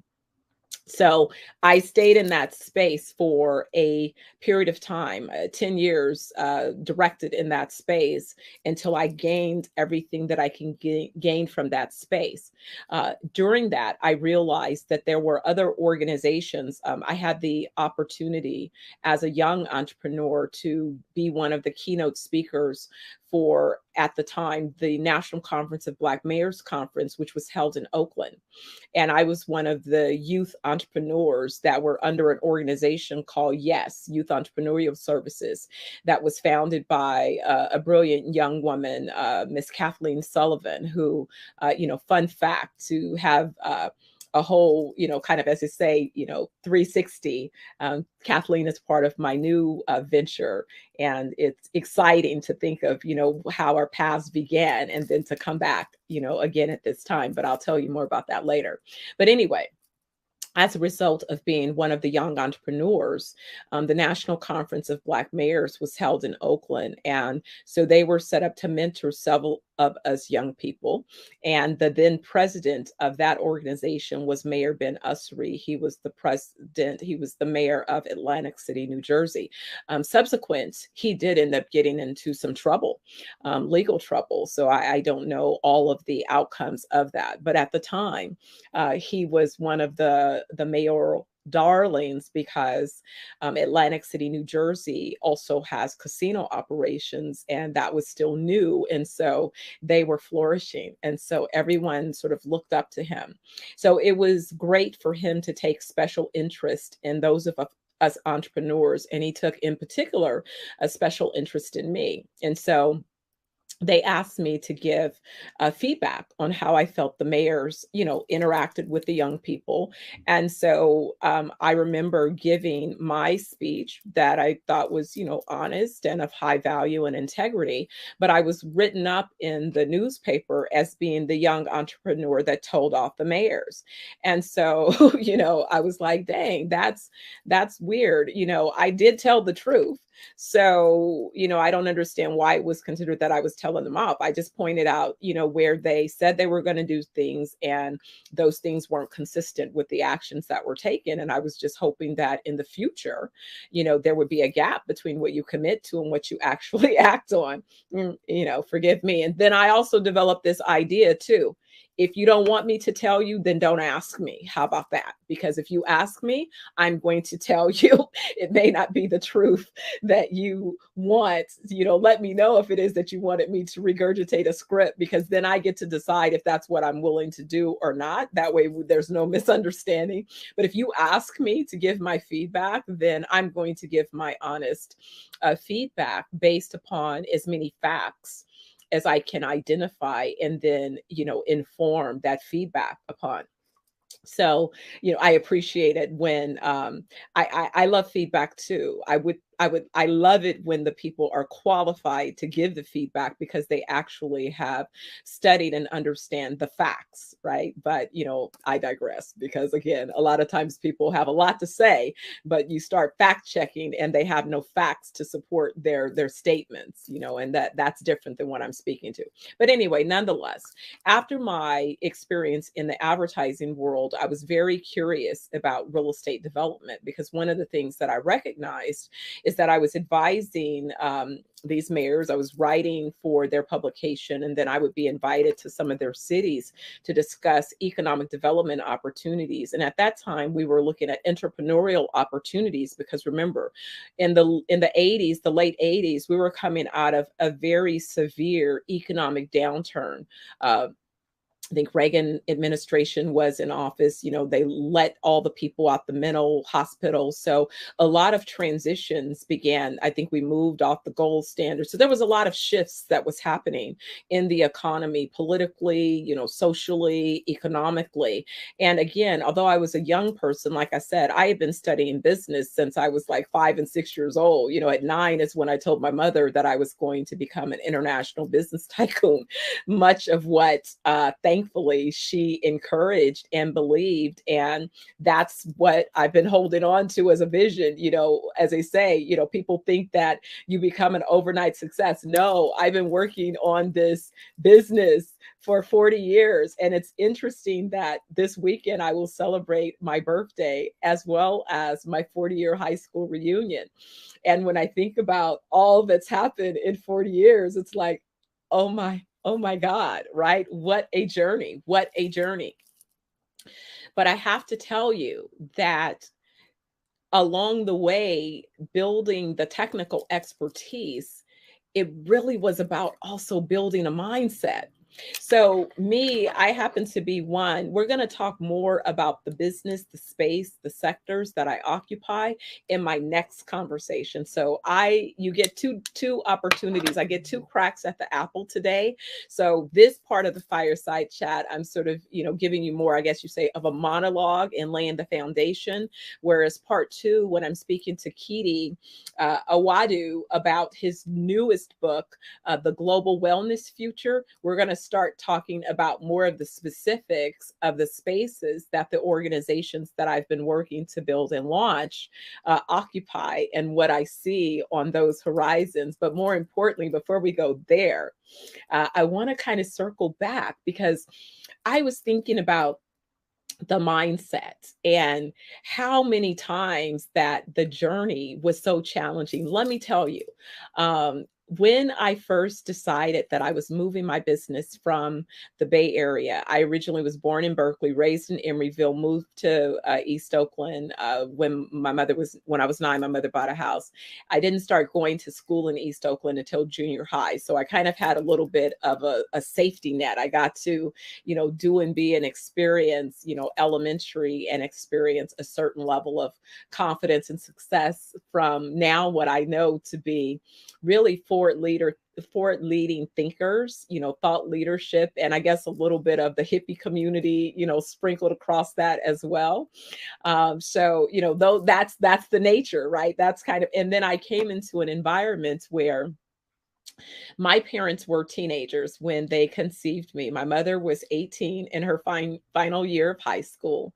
My father was 19. He had just finished high school the year before. So needless to say, neither of them were well established in their lives, but somehow or another, between my two grandmothers, it was my mother's mother who had this vision, and that lady was something else. When her brain was healthy and working at its best, I say that because sadly I did see her deteriorate into dementia and early Alzheimer's, and I saw people around her exploit her in that way. It's also part of why some of the wellness business that I'm in memory care now as well. And so I hope to help others begin to find ways to mitigate the trauma of both the dementia and the Alzheimer's, because it's a very painful disease to observe when you're watching your loved one deteriorate and their memory began to, they get the wires crossed. And so what they do is sometimes the one that's the caring for them, like they get people, it's all kind of stuff that happens. And so when you don't know and it happens to you, it's traumatic. And so it can leave you emotionally traumatized and scarred, especially when you're dealing with people who are not being honest about, what's happening, because they fail to, do the research and inform themselves. So anyway, I digress, but let me go back to mindset.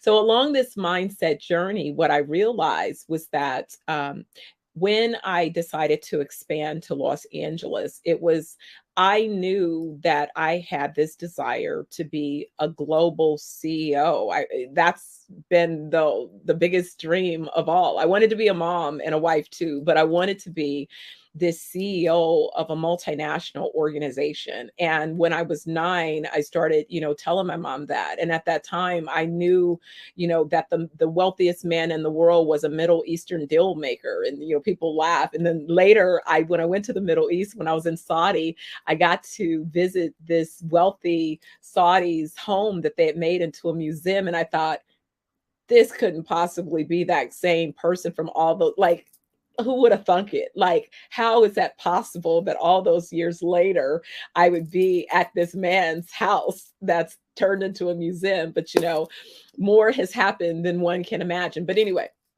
back to the beginning. So when my mother was pregnant with me, my grandmother had this vision that she said that I was going to do something significant in the world, and there was going to be a movie made about my life. And it was so important to her that she needed the world to know that she knew. And the way that they would know is that she insisted that I be born in a private hospital with a private doctor.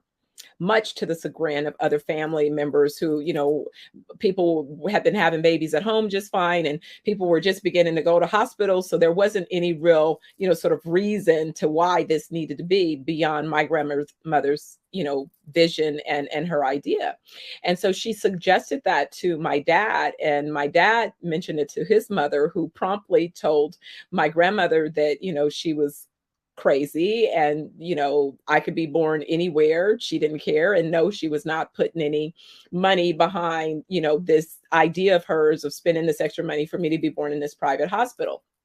Well, my grandmother, true to form, didn't care. She decided that she would cash in some insurance policy. So when I start talking to you guys about why insurance is a tool, guess what? My grandmother, let me know early on that that was something that you needed to have in part of your strategy to capitalize what it is you're up to. And it's really one of the biggest things that our people miss. You think that insurance is about a life or a death policy. You are missing the mark. Banks use insurance to make money. You are missing the money game, but that's again because you are ill-informed. And if you think that you know business and you step into business acting like you know it, and you haven't bothered to begin to understand the complexities of business, you are fooling yourself. Frankly, you're not fooling anybody that's a business person. We see you. We know you ain't playing the same game that we're playing. But I would like to see some of you really play the real game of business because it's fascinating. And guess what? It's all a business. So it's about that perspective. I started telling my son that, like when he was still in the womb, I started teaching him business. And then when he was a little tyke, we would roll his bassinet into the boardroom when I was consulting to my clients. My son tells me that, forget, 10,000 hours. Yes, he has been from a bassinet, from a baby in the womb. I would play the Walkmans on my belly, playing different books on tape, reading my financial journals alive while he was in the womb, because I knew how important it was to plant the seed and began educating him before he joined us on the other side. And also a friend of mine had kind of, edged me on with this ideal that since I love to teach, here I would have the ultimate captive pupil. And so outside of a few kicks where he was tired of listening to the Walkman, I did get a few hard kicks every now and again, like, okay, lady, let me rest in here, but outside of that, he went along with the program. And it's so funny because he says, well, I had no choice. I had to share your body. I had to share a body. So, you're right. You had me captive, right? So anyway, when I first came across this idea that I was moving to LA, one of my good friends at the time was working with a company, a toy company, Discovery Toys. And she gifted me this book called Oh, the Places You'll Go. Oh my goodness. What a beautiful book of inspiration, but it's all about setting a mindset. And so in setting that mindset, there's a few things that I will share with you from the book. And I've kept mine as kind of like a little bit of a journal. And then what I've done over the years is every time I have an opportunity, I gift this to a young person. And I not only gift this to them, I gift The Science of Getting Rich by Wallace Wattles, because again, it's about a mindset. It's about a mindset. Most people sit back and are so busy, consumed with what somebody else is doing, that they're missing the mark. The mark is to work on work on you. All of the answers to your desires begin with you. What is the work that you are doing on you? And if you are busy working on you, you're so busy with that effort, you have no time to be consumed or focused on somebody else. You really don't. You're busy working on your assignment. But listen, let me bless you with a few of the little nuggets of what this book says. So, all the places you'll go, and it begins with congratulations. Today is your day. You're off to great places. You're off and away. You have brains in your head. You have feet in your shoes. You can steer yourself any direction you choose. And you're on your own. And you know what you know. And you are the guy who'll decide where to go. You'll look up and down streets, look them over with care. About some you'll say, I don't choose to go there. With your head full of brains and your shoes full of feet, you're too smart to go down any not so good street. And you may not find any you'll want to go down, in case, of course, you'll head straight out of town. It's opener there in the wide open air. Out there, things can happen and frequently do to people as brainy and footsy as you. And when things start to happen, don't worry, don't stew, just go right along. You'll start happening too. Oh, the places you'll go. You'll be on your way up. You'll be seeing great sights. You'll join the high flyers. You'll soar to great heights. You won't lag behind because you'll have the speed. You'll pass the whole gang. You'll soon take the lead. Wherever you fly, you'll be the best of the best. Wherever you go, you'll top all the rest, except when you don't, because sometimes you won't. I'm sorry to say, but sadly it's true that bang-ups and hang-ups can happen to you. You'll get all hung up in a prickly perch, and your gang will fly on. You'll be left in a lurch. You'll come down from the lurch with an unpleasant bump, and the chances are then that you'll be in a slump. And when you're in a slump, you're not in for much fun. Unslumping yourself is not easily done. You'll come to a place where the streets are not marked. Some windows are lighted, but mostly they're dark. A place you can sprain both your elbow and shin. Do you dare stay out? Do you dare go in? How much can you lose? How much can you win? And if you go in, should you turn left or right and 3/4, or maybe not quite, or go around back and sneak in from behind?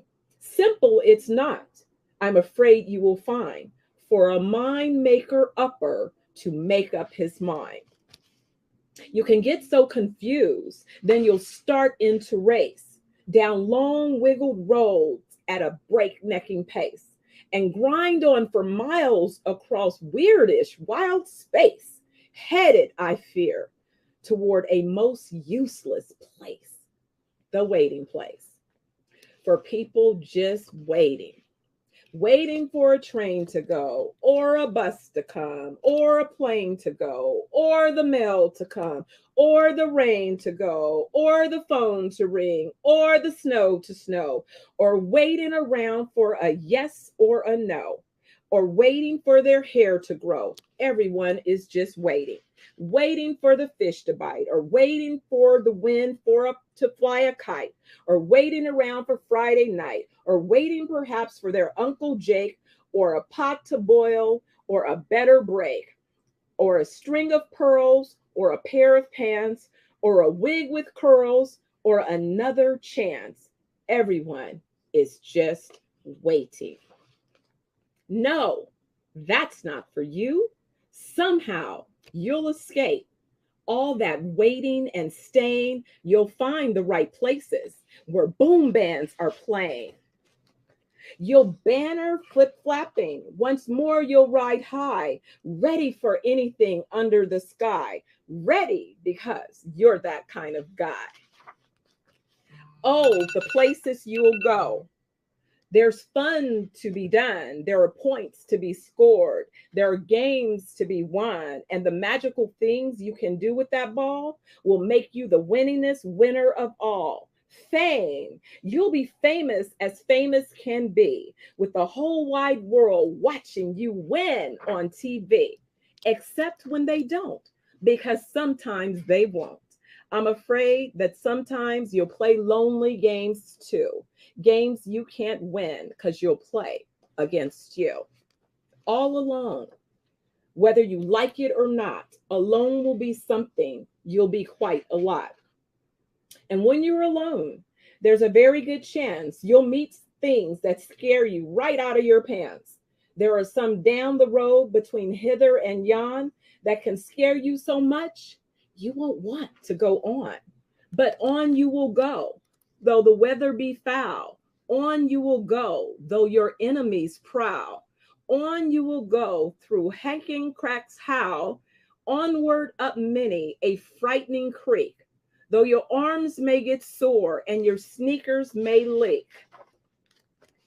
On and on you will hike, and I know you will hike far and face up to your problems, whatever they are. You'll get mixed up, of course, as you already know. You'll get mixed up with many strange birds as you go. So be sure when you step with care and great tact, and remember that life's a great balancing act. Just never forget to be dexterous and deft, and never mix up your right foot with your left. And you will succeed. Yes, you will indeed. 98 3/4% guaranteed. Kid, you will move mountains. So be your name Buxbaum or Bixby or Bray or Mordecai Ali Van Allen O'Shea. You're off to great places. Today is your day. Your mountain is waiting. So get on your way. So guys, whenever I make a move, whenever I'm contemplating a new idea, whenever I'm thinking about where I feel I am along this journey, because it's a marathon, it's not a sprint, it's a marathon. I go back to the places I will go. I make sure that I'm reading The Science of Getting Rich. And I've shared with many of you, I've been doing the lifelong course, a course in miracles, as well as a 90-day life plan that I've presented and we're sharing through our Healing Homes leadership program. But basically, all of these things, amongst many more, are just some of the tools that I continue to not only invest in, but take and share to invest in others so that they can begin to get their mindset in order. Because what I've determined is that you can excel technically, and there is a point that you will be on par with everyone else that has similar technical skills. But the difference between the good and the great is about mindset. The difference between why you call out a Kobe Bryant, a Michael Jordan, a Tiger Woods, a Serena Williams, when you call out these greats, it is because they have taken their performance to a level that is beyond their technical abilities. They've had to demonstrate their grit. They've had injuries. They've had setbacks. They've had losses. You don't step up to plate and automatically hit the ball a home run every time. No, the person that has the most hits also probably has the records of the most strikeouts because they keep getting up to bat and taking a swing at it. And so for those Monday morning quarterbacks who seem to have all the answers about, they could predict everything about the game that happened on Sunday, it's easy to sit in the bleachers and offer all the commentary that you can. It's much more difficult to get out on the playing field and begin playing and living your life as the fullest. Because guess what? If you were doing that, then you too would begin to realize some of the benefits and the outcomes that are available for you. And so I urge you all listening to think about your mindset. Are you looking at things from the perspective of the glass is half empty, or is the glass half full? Are you interpreting your circumstance through the appropriate lens? And what I mean by that is, each time I suffered some type of business or financial setback, I found myself struggling with how to get back up, because too often the conversation I had was with the wrong people. I had conversations that were from an entrepreneurial perspective of having been an employer where I make payroll and pay other people's bills. But I had conversations with people who had never been an employer, who have never met payroll, who have never paid any bills. So they're not qualified to have that conversation. So once I learned that I had to be very specific about who I qualified having a conversation with, then I discovered that the conversations were different. When I started having more conversations in boardrooms that were led by and occupied by billionaires, my conversation changed and my ability to interpret my own journey changed. I began to observe my journey as part of the experience, the muscle building process. I began to understand my journey was part of my paying certain dues to develop certain muscles so that I would then be able to operate and function at the level that I had said as my desire. And that also I had to come to terms with everybody that had an opinion has an opinion. And most often they're projecting their narrative onto your life because everybody knows better what's best about your life, right? Wrong. They do not. Because what I've come to recognize is that you're on assignment. And if it is you're doing the work on you, you'll hear from the Almighty and the ancestors, your source, what your assignment is. And when you become clear and you understand what your assignment is, then you'll understand that all you have to do is accept your assignment, because how it's fulfilled, that's not your assignment. Your assignment is to be obedient and to be coachable and be willing to do the work.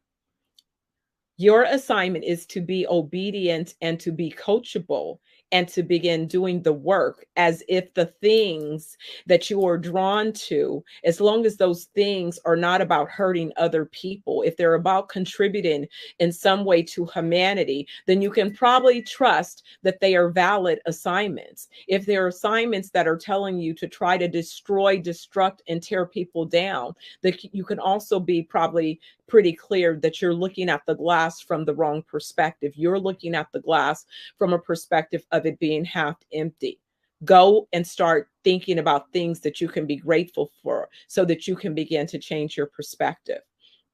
Because when you are grateful for the things that you have in the space that you occupy, that is something that's between you and the Almighty and the ancestors. And the only judge, if you will, judge and jury that you need to satisfy is that higher power. However it is you define that higher power for you. I choose to define mine as the Almighty and the ancestors. And however you choose, that's fine. But when it is you are informed and you are clear, then you are able to step in what becomes an ongoing effort. You know, I love to learn.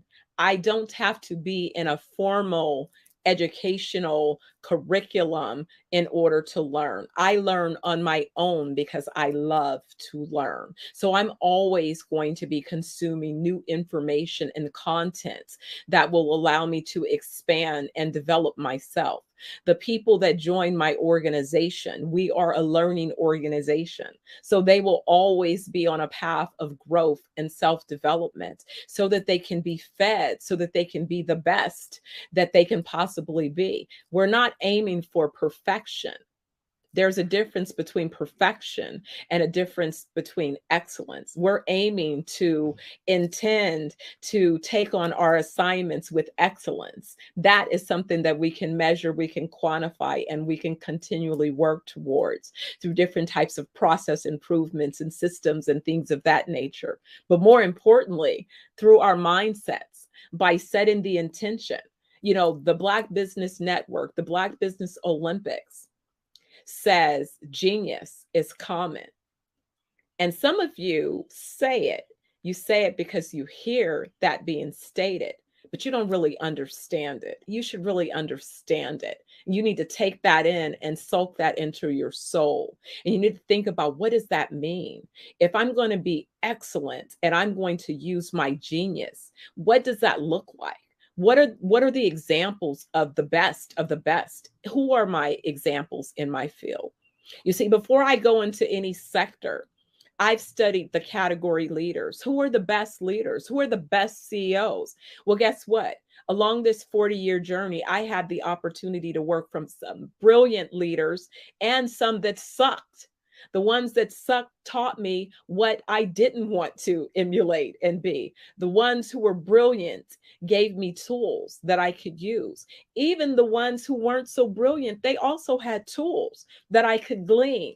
And so I remember my mother telling me that along the way, that I could think of my life and my experiences sort of like some of the folks, again, I'll be aging myself, but there used to be a flour sifter that if you were baking, you would sift the flour through. Maybe people still do, I don't know.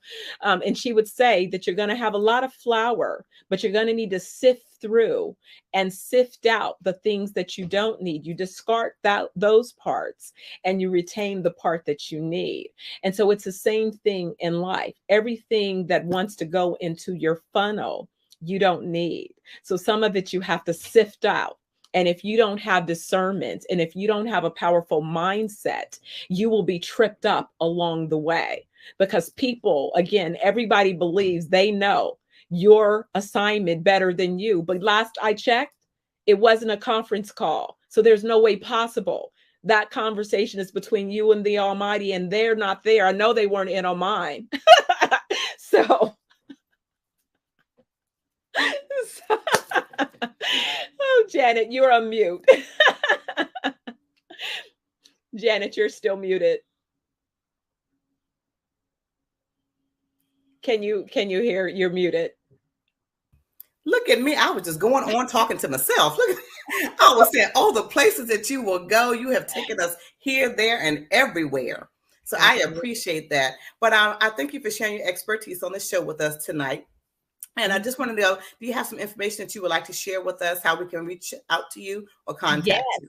Absolutely. So my website is 420wellnessjamaica.com. So you can go there and get on our mailing list. We have some announcements that'll be coming out very soon about our wellness resort. So we'll be real excited to share that information. So please go check us out, get on the mailing list. You're going to want to be part of the excitement. Great. Thank you so much for sharing that information with us and your time tonight. Genius is common. I'll see you on the other side.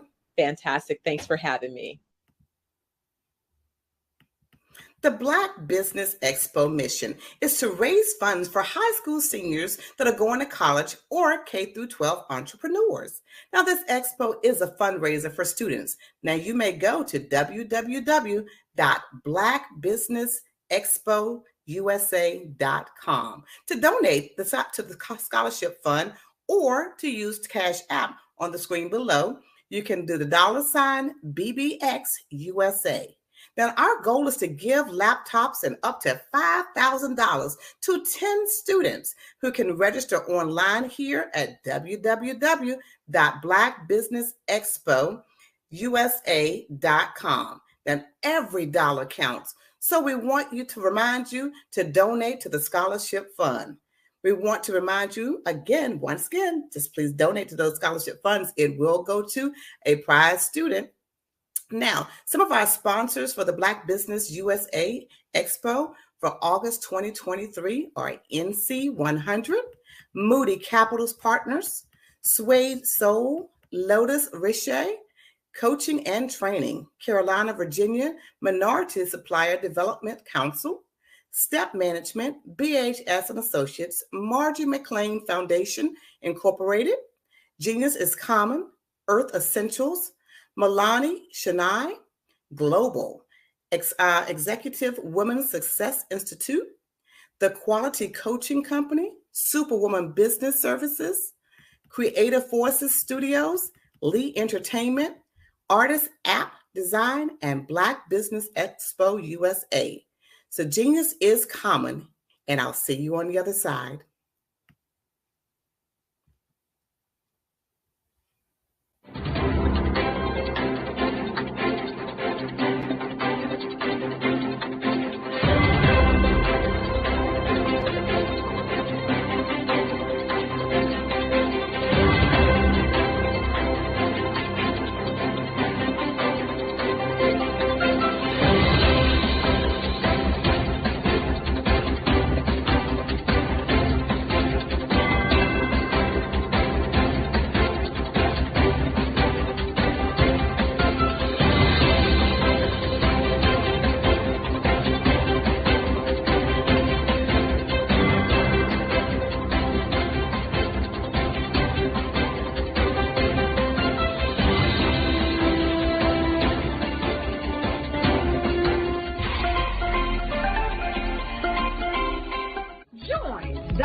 Eric Kelly III and a host of phenomenal speakers from all around the globe for this 7-day virtual event that you don't want to miss.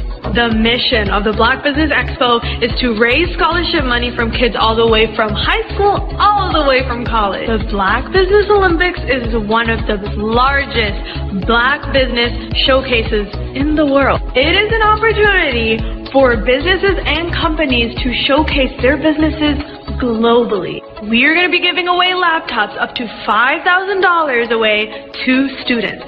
Again, I'm Olivia Appleberry, the founder of 2 Cents Finance and one of the speakers for the expo. I am so excited to see you there. For more info, go to www.blackbusinessexpousa.com or call 919-308-9090 and hope to see you there.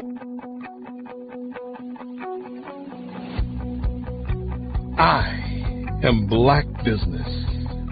From the moment I wake until the time I sleep. Yes, I am Black business. I am Black business. Tell me, are you Black business? I am Black business. Do you support Black businesses? Listen, I support Black business because I am Black business. Black Business Expo.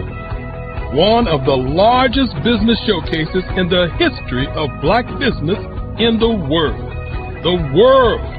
Sign up today at www.blackbusinessexpousa.com or call 919-308-9090. I am Black business. I am Black business. From the moment I wake until the time I sleep, I am Black business. I am Black business. Are you Black business?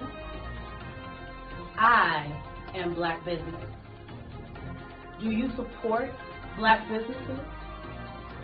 I support Black business because I am Black business.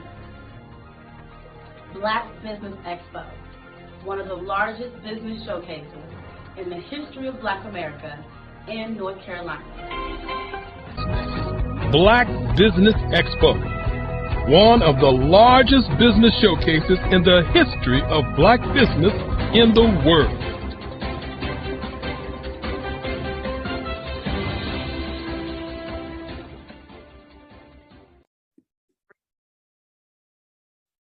Hello, I'm Dr. Madeline Ann Lewis, President and CEO of the Executive Women's Success Institute. And my genius is helping women accelerate the path to success. You know, I was blessed to have strong women in my life who encouraged, motivated, and pushed me to do my best and to never even think about giving up on my dreams. So I say to women, we must show up to rise up. We have talents and potential, but who will see them if we don't speak up and get noticed?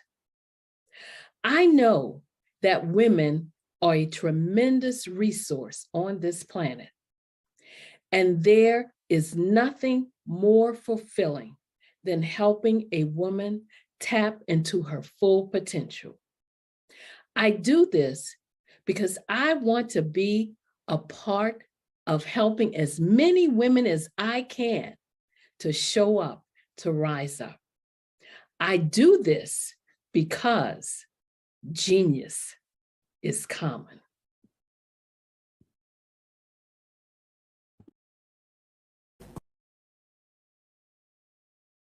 Over the past few years, we've seen the growth of existing and new initiatives focused on financial inclusion, building global networks, and reducing the wealth gap in response to the idea there's not enough seats at the table.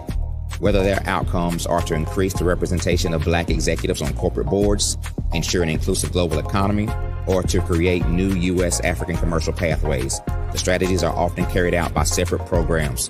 The question is, should they be?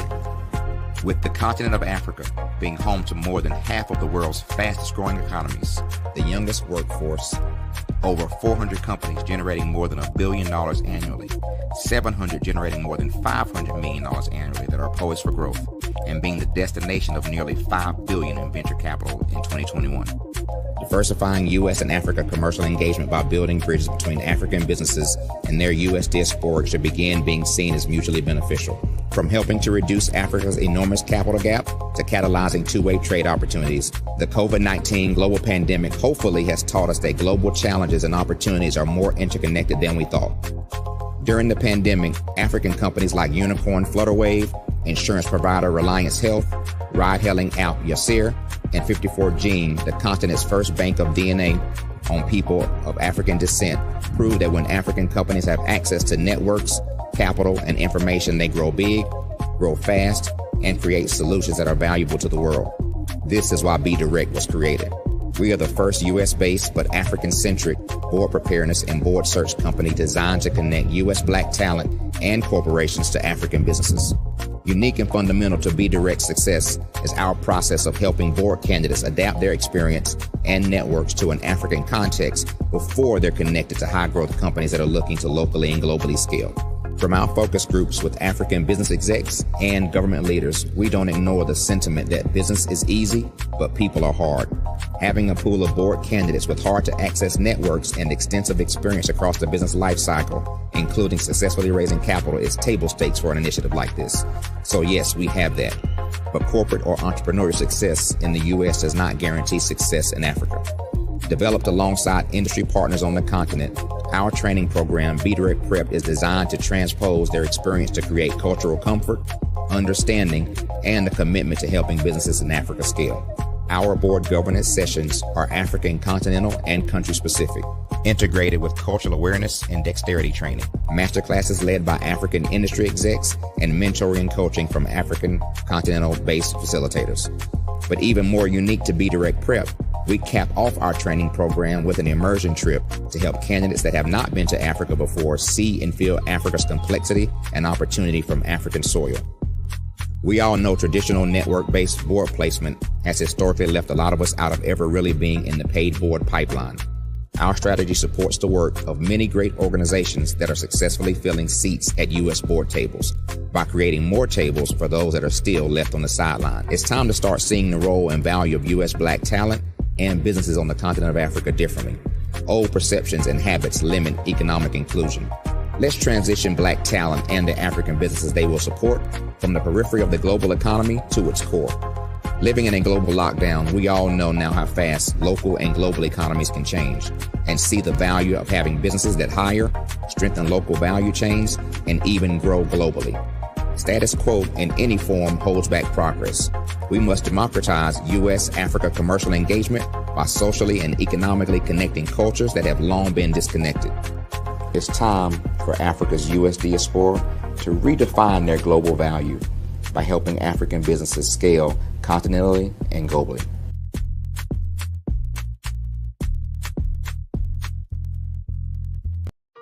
Hello, this is Israel, and I am CEO of Daydreams Interactive and author of Princess Planet.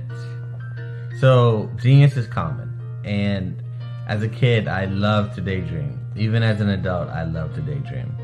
And when my daughter became 6 and loved princess characters, but we just could not find the diversity that showed her, we created our own characters. So, for instance, you have Princess Nulu right here. Princess Nulu is from Uganda, and her genius is that she loves to take care of animals. She can actually even listen and hear what they say. And then we have Princess Isabella right here. Princess Isabella, she's from Cuba, and her genius is biochemistry. One day she hopes to eliminate disease.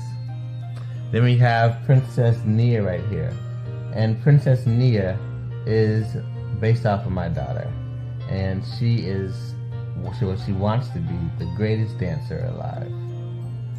So that's her genius. So what's your genius? My genius is my imagination. Genius is common.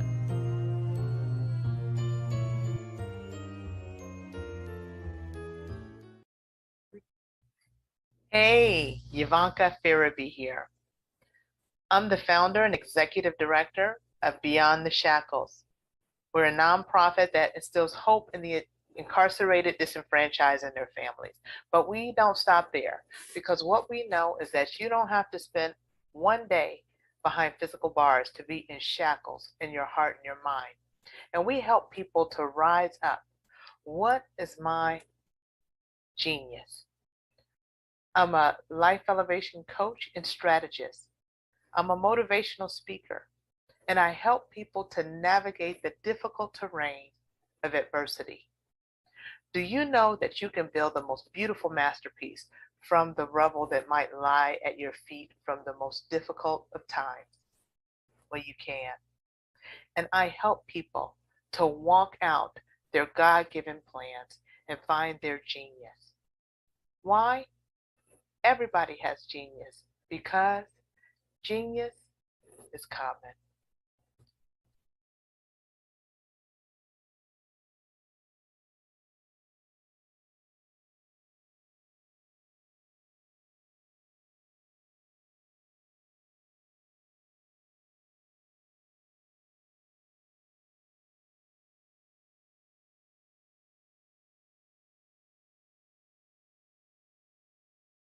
Hey guys, my name is Caden. I'm the CEO of Caden Teaches, and my genius is teaching kids about financial literacy.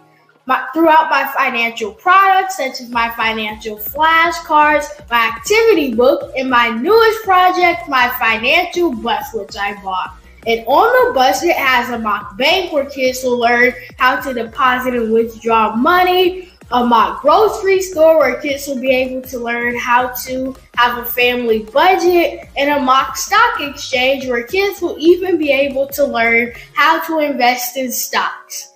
Now, I decided to start teaching kids about financial literacy because I find that most kids graduate high school without even knowing the basics about financial literacy.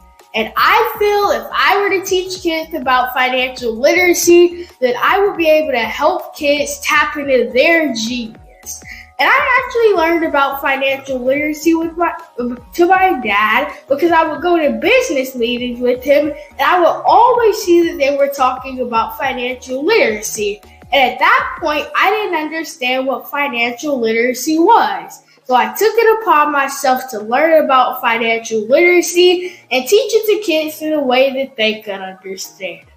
But I want you guys to help me help kids tap into their genius by going to my website, cadenteaches.com, and you can sew into me in my financial bus by going to my GoFundMe link. And remember, if Caden can, you can too. Because genius is common.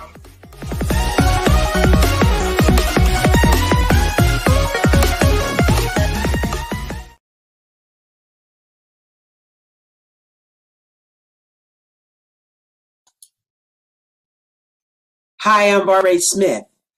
Genius is common. My genius is executive coaching and professional corporate training. As the master executive coach and corporate training ambassador for the Genius is Common movement, I help business owners craft their stories in such a way that you know exactly what they do, what they have, and what they bring to the table. Many times as business owners, we are asked, so what do you do for a living? And we could be crushing in our businesses, but we're not quite sure exactly what to say in a short amount of time. Well, I help you take those stories that are the reason why you're in business and why you're so passionate about your business and craft them in such a way that people are drawn to you as opposed to being repelled by you. Because every conversation, every time you talk to someone about your business, you are excited about it. But are you really conveying what you do, what you have, and what you bring to the table? And do really people understand why you care so much and why they should care that you have the solution to their problem? Well, I'm here to help you with that. As a master storyteller, I can help you with your stories and spin them in such a way that they are intriguing and fascinating. People want to listen to you talk about your business. That's why at the Genius is Common movement, I am the master executive coach and professional training ambassador. That's my genius. And genius? Oh yeah, it's common.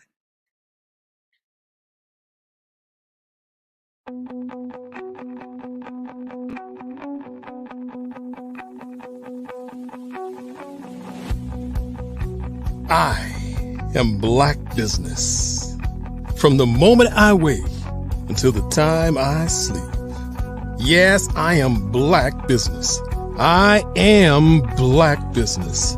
Tell me, are you Black business? I am Black business. Do you support Black businesses? Listen, I support Black business because I am Black business. Black Business Expo, one of the largest business showcases in the history of Black business in the world. The world. Sign up today at www.blackbusinessexpousa.com or call 919-308-9090. I am Black business.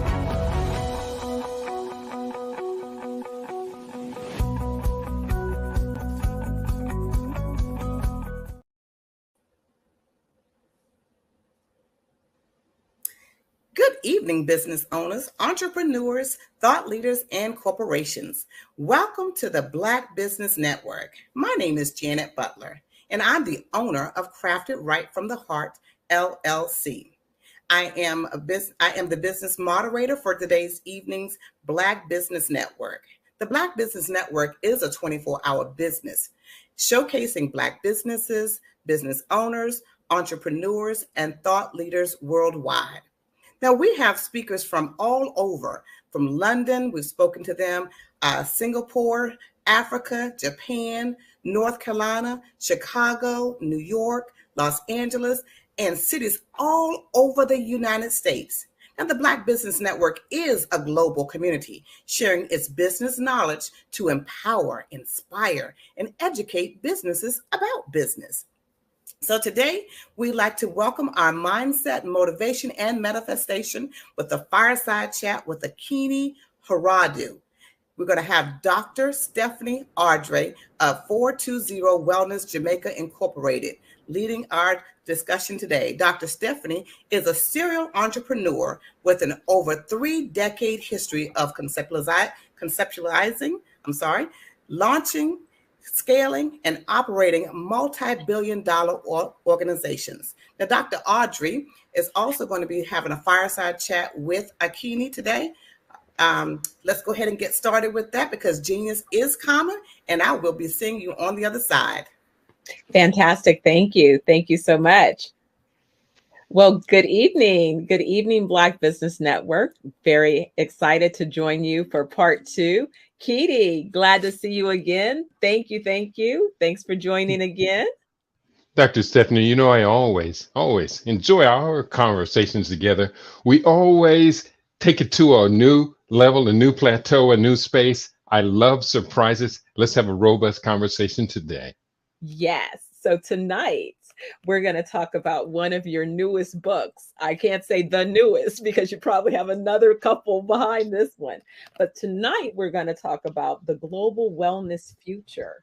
And I love it. Let's spark a village. Well, you know, this topic is actually very near and dear to my heart because it is the space that my company occupies and will be, you know, making several significant announcements in the coming weeks regarding that business. But I loved going through the book. I loved our last conversation.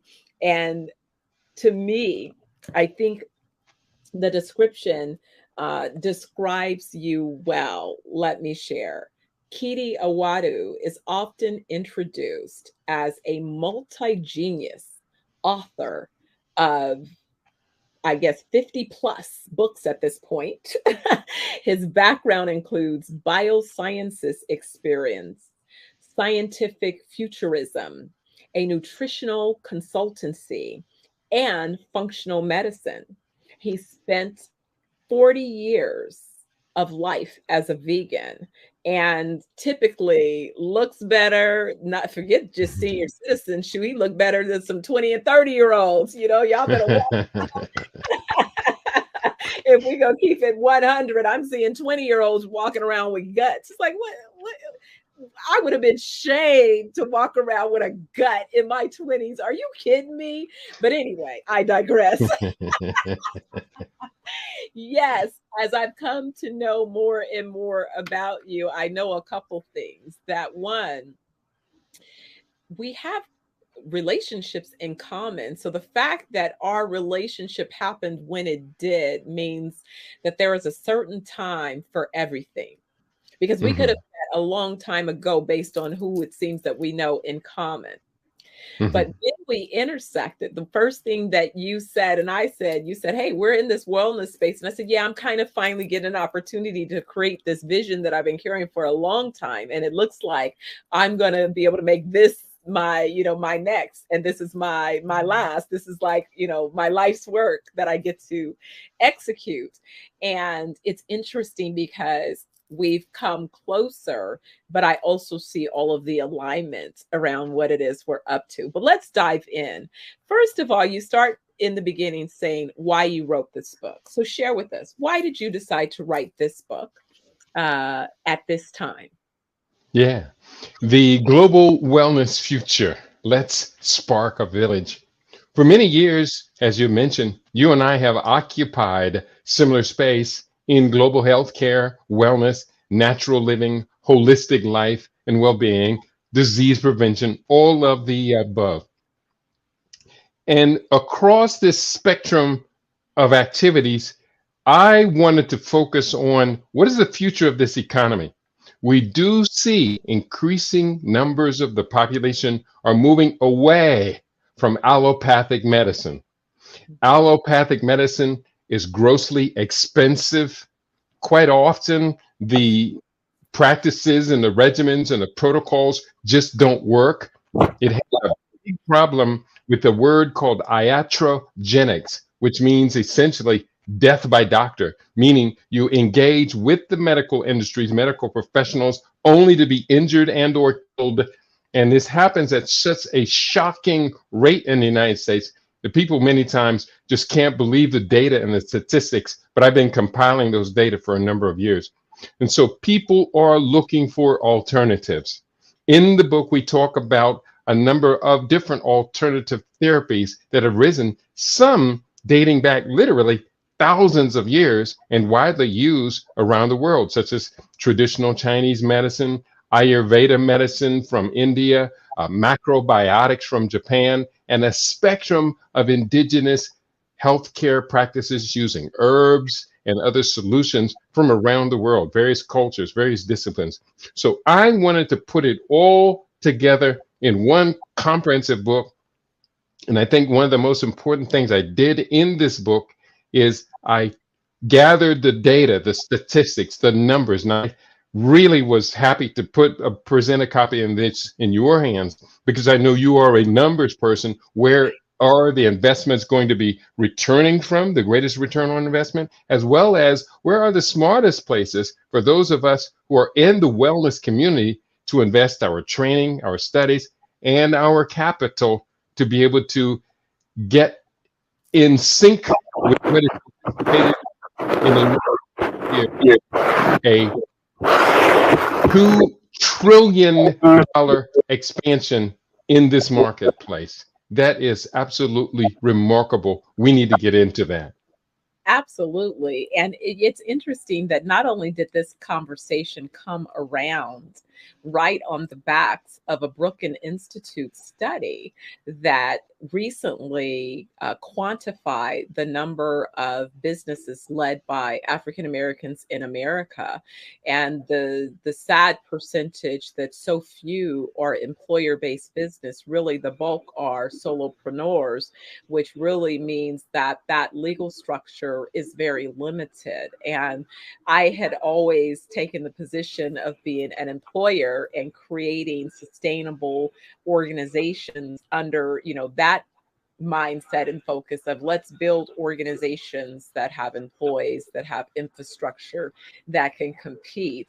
And that conversation began to happen. And then PitchBook, which is one of the publications that I get that summarizes where the VC activity is in the market. And so I always look to see who the category leaders of VCs are in the US and where it is they're investing. And so I thought the timing was just, impeccable. They put out an updated publication called Food is Medicine, and they began to highlight some of the basis of why VC started writing checks. And we're talking about hundreds of millions of dollars that have now been committed behind this food as medicine, which again, you had to have had the foresight, right, to be doing your research to get your book out, because at the same time, these things are happening. And that's something that a lot of times people don't understand.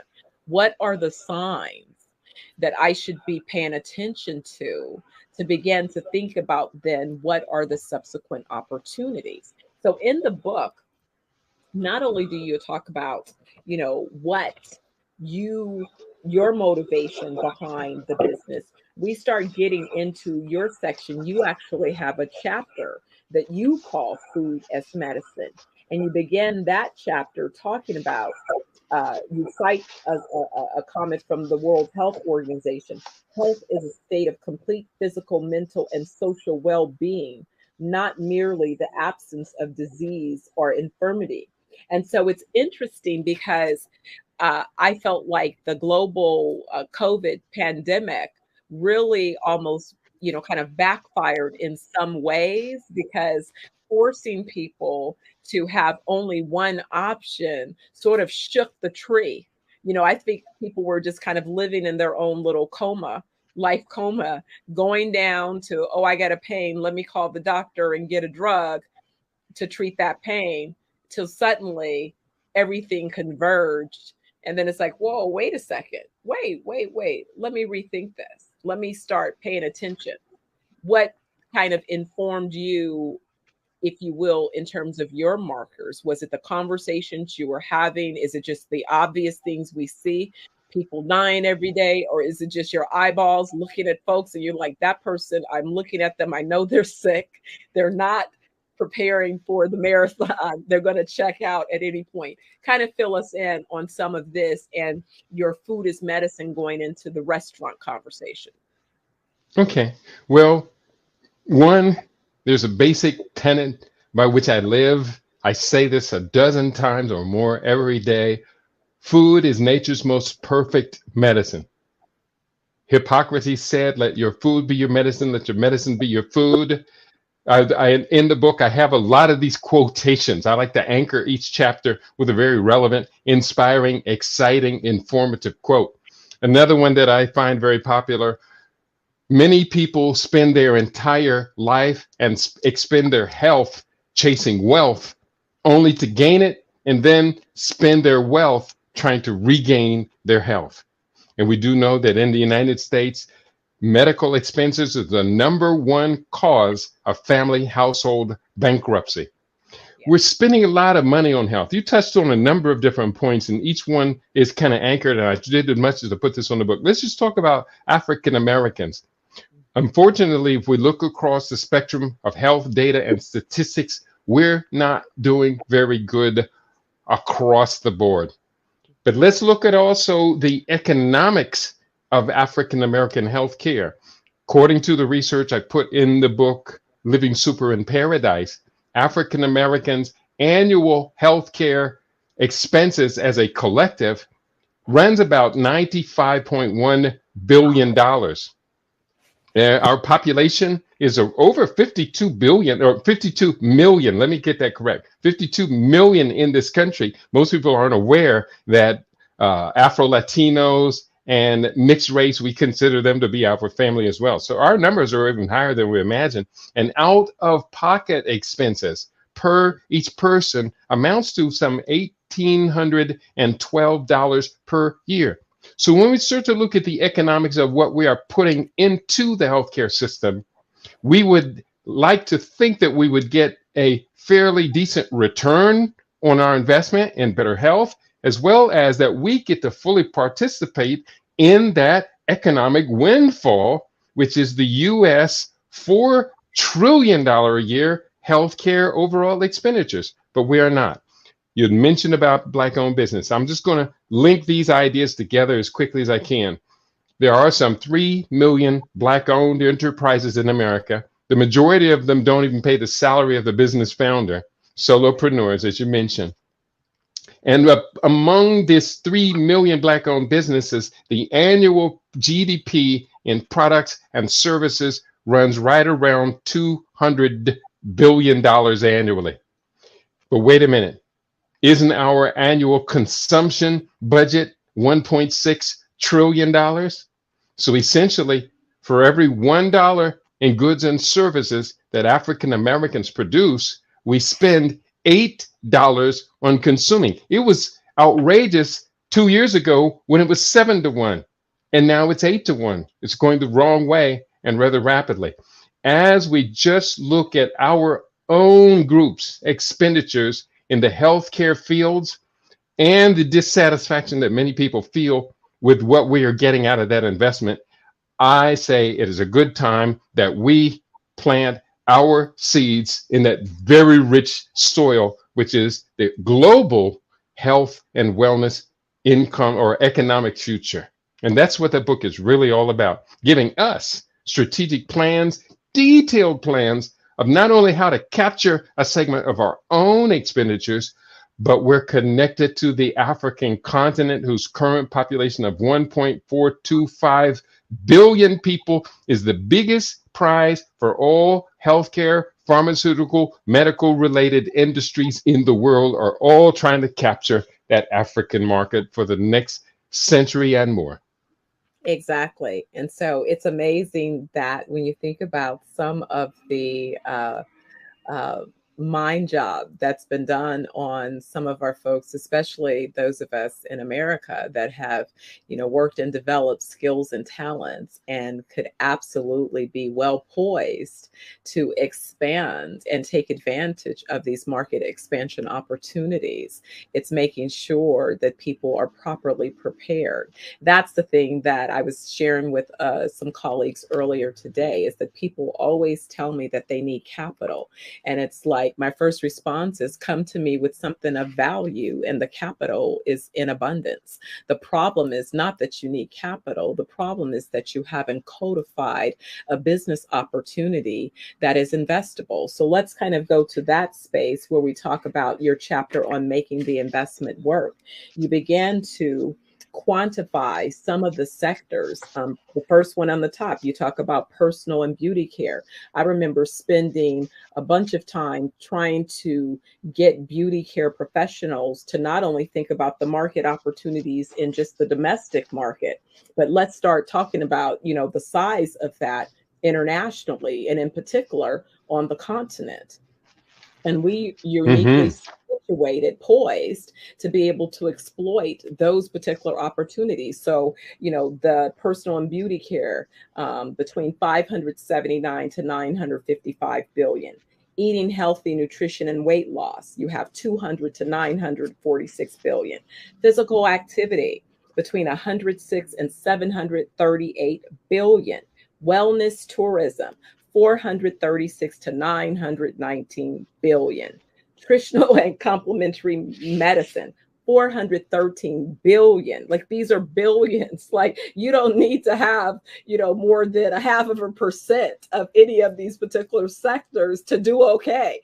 We're talking about billions, the size and scale of the market. So wellness, real estate, 275, mental mental wellness, spas, workplace wellness, thermal and mineral springs. And I'm sure we could go on and on and on from there. And so with all of these opportunities, and I know you coach, you lecture, what are you seeing, I guess, in terms of the early release, the early conversations around this book and its information and suggestions? I mean, we should have, I'd say, groups lined up, ready to go. Okay, we're ready to do the work. What should we be doing next? What are you finding as you've recently released this material and begun your conversations? Well, I have been broadcasting the chapters of the book. I do a daily talk radio show, and I have this habit. I do think it's a wonderful habit. I broadcast a chapter of the book every week, or actually 2 days a week. That helps me facilitate getting the book written on schedule, as well as allows me to put the ideas that form the book out in front of the public and have people give me real-time feedback. Will that idea float, or is that flat? So there are so many different ways of looking at this, but as you mentioned, those numbers, and those numbers are stunning. They are stunning that these expenditures are going down, but capturing those seems to be out of the reach for too many of people who look like us. This is the Black Business Network, and we have to take care of ourselves first. Mm-hmm. So I'm going to kind of summarize, because we're a little bit pressed here for time. In the book, I state, and very clearly, coming out of the COVID pandemic put the world in a whole new flux. Every old order was disrupted, including healthcare. The cost of healthcare is skyrocketing above the high cost of inflation, and it's going to continue to be that way. But more and more people are looking to step outside of the traditional AMA medical system and get they're moving into complementary care, alternative care, functional medicine. All of these are phenomenal growth sectors of the global health and wellness economy. So let's put it in a nutshell. I'm going to ask you this question. Today, the global economic health and wellness economy is valued at about $5.1 trillion. We're midway through 2023. By 2027, numerous forecasts put this at $7 trillion. The question is, if 4 years in advance where $2 trillion of new economic activity is going to show up in the world, how much of that new economic activity is your plan going to capture? Absolutely. Brother, my plan is we've just put together 2 of our plans.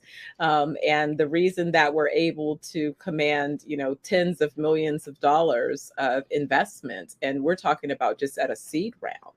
So I'm not even talking about Series A round. I'm talking about we're coming into a seed round that instantly values the organizations worth hundreds of millions of dollars. So if we're starting at hundreds of millions with a seed round, we're going for multi-billions in terms of our overall scope and scale of the organization that we're a part of. So yeah, but people hear you say that and they can't even digest some of those numbers, because even at the same time, as I've shared with preparing to, make some of these announcements, it's getting people under the mindset to get ready, to be ready. And so you have to do the work, and so that you're in position. And so what does that mean? Are you ready for somebody to write a check? Are you structured appropriately? Could you receive a check if somebody wanted to invest in your business? Are you investable?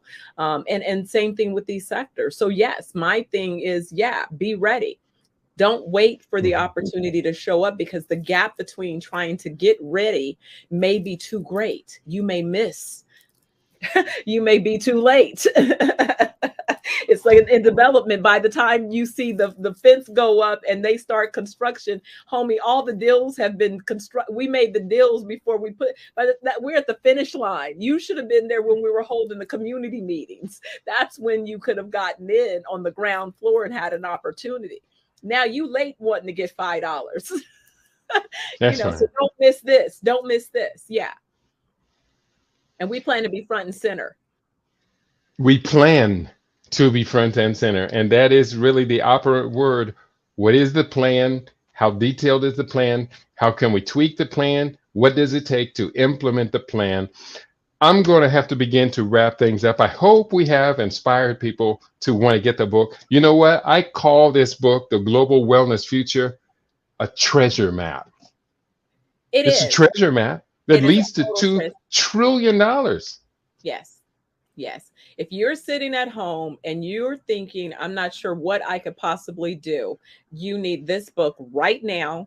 This is a weekend read. You like I used to tell my son, it's all a business. Pick one that you can be excellent at and get busy. That's and if right. you need some help, there's plenty of folks who are really qualified, able to guide you. But you have to show up invested in yourself. Nobody's here to hold your hand and drag you along. You must invest in your own possibility. That's right. And I would go further. We must invest our children in this global health and wellness future. Absolutely. In the book, there is a chapter on building an effective infrastructure about health and wellness careers of the future. And I think I list like about 48 or so. I mean, there's just a bunch of these careers. Let me just share with you just a few of them. Teaching, coaching, career counseling, chiropractic medicine, naturopathic medicine, acupuncture and oriental medicine, massage therapy, personalized healthcare, telemedicine specialist, genetic counselor, virtual reality therapist, wellness consultant for corporations. That's just 12 of about 46 of these new global healthcare and wellness careers of the future, as well as we talk about the wellness real estate market. We talked about spas, tours, accommodations. Been talking for years about building villages where people come to get healthy, live healthy, learn healthy, and where we can even grow the food to feed our people that heals the body, because food is nature's most perfect medicine. Well, we have some announcements, and my team just sent to me over one of the islands that we're looking at acquiring in Senegal. Man. Man, we can't wait. But yes, we will. We're there. You know what I mean? So we're That's like right. in it lifetime, making it happen. Well, Kitty, I know that you told me early that you had another engagement. I appreciate you for your time and sharing your wisdom. Tell people where they can go to get the books.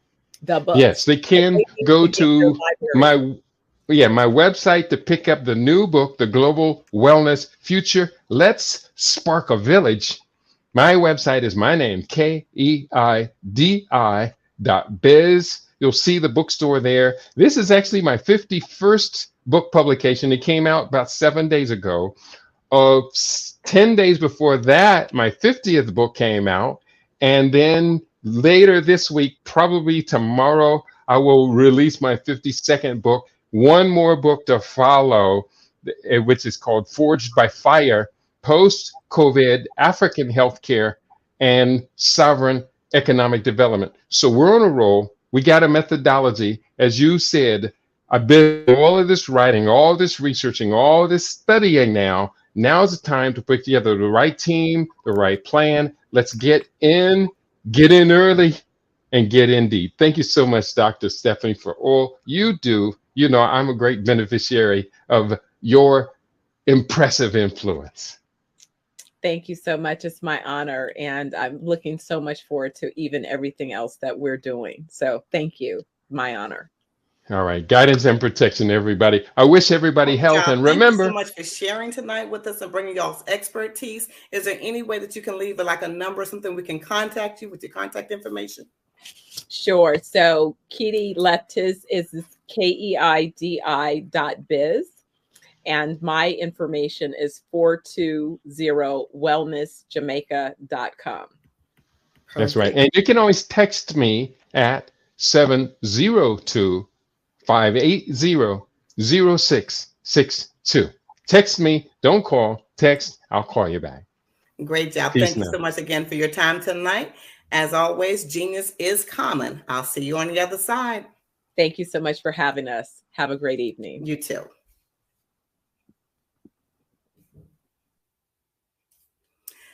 The Black Business Expo's mission is to raise funds for high school seniors going to college or K through 12 entrepreneurs. Now, this expo is a fundraiser for students. Now, you may go to www.blackbusinessexpousa.com to donate to the scholarship fund, or you can use Cash App. That's on the screen below, and it says $BBXUSA. Our goal is to give laptops and up to $5,000 to 10 students. Now you can register online at www.blackbusinessexpousa.com. Every dollar counts. So we want to remind you to donate to the scholarship fund. We have our sponsors for the Black Business Expo. We would like to acknowledge them for the August 2023. NC100, Moody Capital Partners, Suede Soul, Lotus Riche, Coaching and Training, Carolina, Virginia Minority Supplier Development Council, Step Management, BHS and Associates, Margie McLean Foundations Incorporated, Genius is Common, Earth Essentials, Milani Shania Global, Executive Women's Success Institute, The Quality Coaching Company, Superwoman Business Services, Creative Force Studios, Lee Entertainment, Artistic App Design, and Black Business Expo USA. Genius is common. And I'll see you on the other side. Good night. In the heart of America, there are dreams waiting to be realized. Dreams of owning a home, creating a haven for families, and building a future. Yet, there are 13 million mortgage-ready home buyers and nearly 20 million renter households who have the credit and income to qualify for a mortgage, but remain left out of the home buying process. These potential home buyers are in urban and rural America, where dreams should flourish. The big banks, the giants of finance, have all exited the mortgage lending business, decreasing their lending footprints across America. They are no longer present and active in these communities. Instead of offering opportunities for home ownership, some of these banks have chosen a different path. They have decided to become mega landlords. They have chosen to invest billions of dollars in rental homes, leaving potential home buyers with fewer options and stuck in a cycle of renting without the chance to build equity and create a legacy for their families. Here is the shocking truth. A report issued by the Home Ownership Council of America revealed that if lenders were to step forward and serve this underserved market, they could conservatively increase their loan volume by $1.5 trillion. $1.5 trillion. This is $1 trillion business opportunity, ripe for the taking.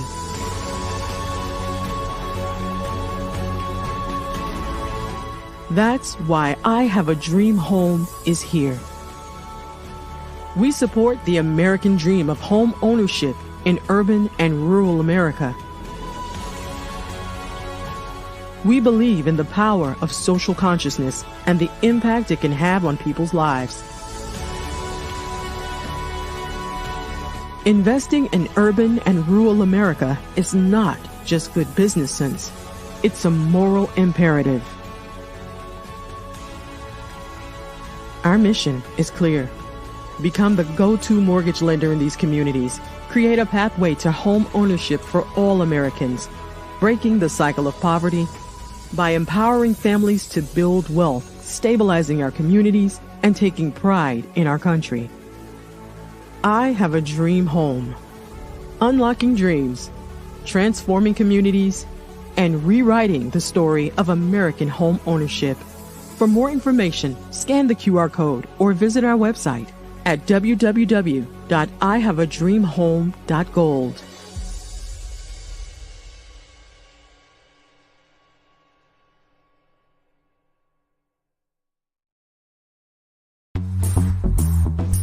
Attention all entrepreneurs and companies. Are you looking for reliable and efficient virtual assistants and back office support to help you manage your business tasks? Look no further than Superwoman Business Services.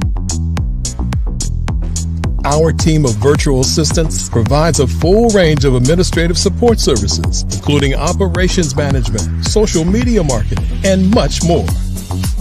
We also offer website design services to help you create a professional online presence that reflects your unique brand. In addition to administrative support and website design, we offer business development and structuring services to help you grow your business and achieve your goals.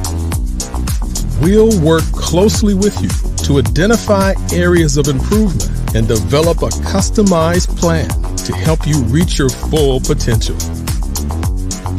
At Superwoman Business Services, we understand that running a business can be overwhelming and time-consuming.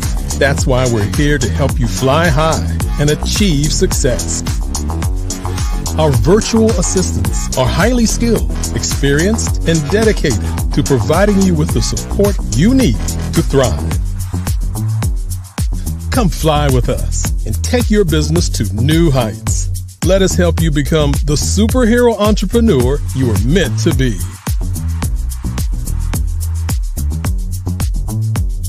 Contact Superwoman Business Services today to learn more about our back office support services. Come fly with us and take your business to new heights.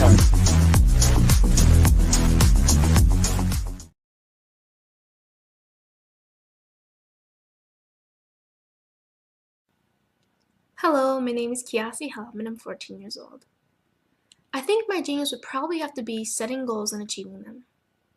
I say this because ever since I was young, I always wanted to be an author, and at age 11 I ended up achieving this. But not only did I end up becoming an author, I ended up becoming a public speaker, a publisher, a business owner, all these great things. The name of my business is Written by Kids Publishing Company. I decided to start this company because I thought it was important for me to help kids my age express themselves through literacy and just achieve their own goals. Because to me, achieving goals is the best thing in the world to feel. It's you just achieving things and aspirations that you set for yourself. And I know that everybody is capable of this because even if you don't end up achieving the goal, you still tried your best, and that's the most important thing. And everybody is capable of this because genius is common. Thank you.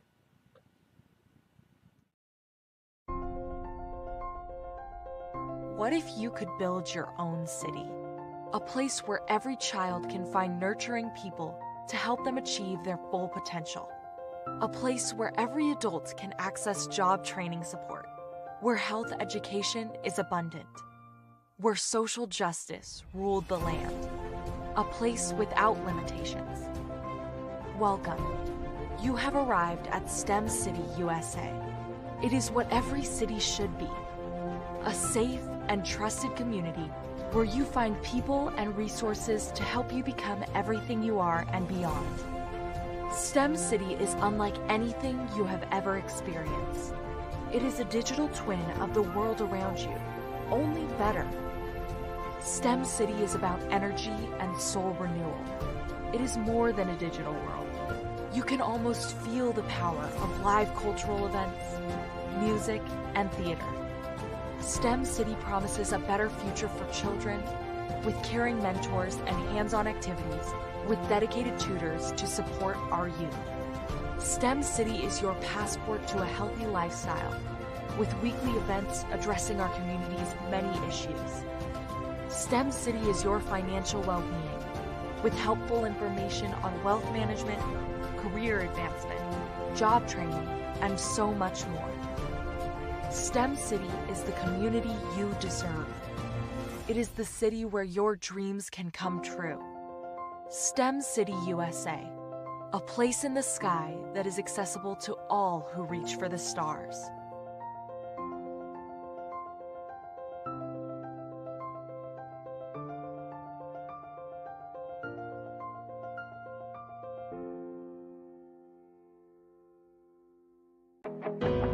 I am black business. From the moment I wake until the time I sleep, I am black business. I am black business. Are you black business? I am black business. Do you support black businesses? I support black business because I am black business. Black Business Expo, one of the largest business showcases in the history of black business in the world.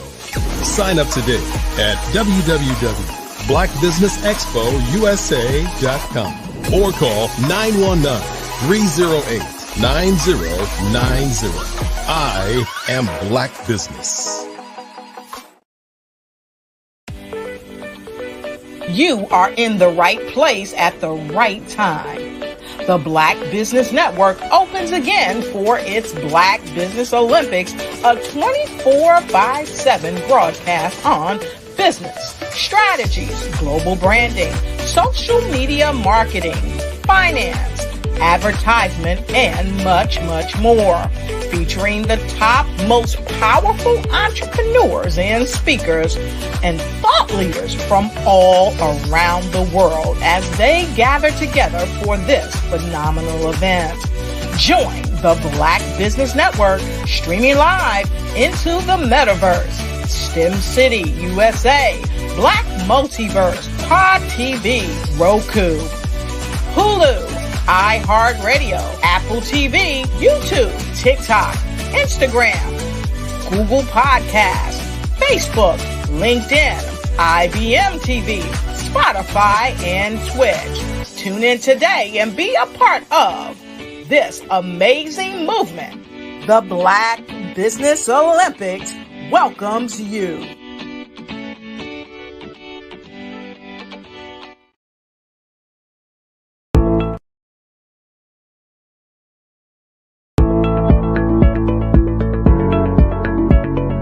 Prepare for what's coming and dominate in economic winter. Stand strong and thrive by showcasing your great products and services globally through the Black Business Network and Black Business Olympics. The Black Business Network has showcased over 2,000 companies with over $7 billion in sales each year. Over 10 million attendees have viewed the rebroadcast each month. Through the Black Business Olympics, unique styles of business training and mentoring are turning students into business owners and entrepreneurial warriors who will dominate in any economy.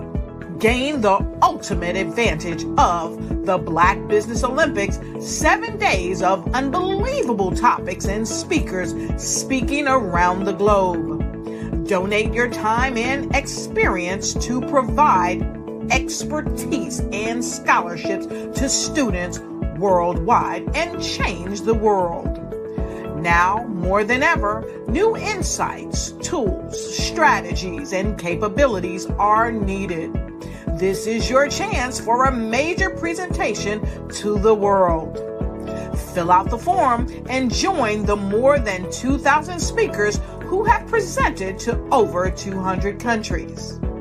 Join the Black Business Network streaming live into the metaverse, STEM City, Black Multiverse Enterprises, Hulu, Amazon, YouTube, iHeartRadio, Apple, Facebook, LinkedIn, Pod TV, IBM TV, Spotify, and Google Podcasts. Sign up today. Spaces are limited, and we will see you there.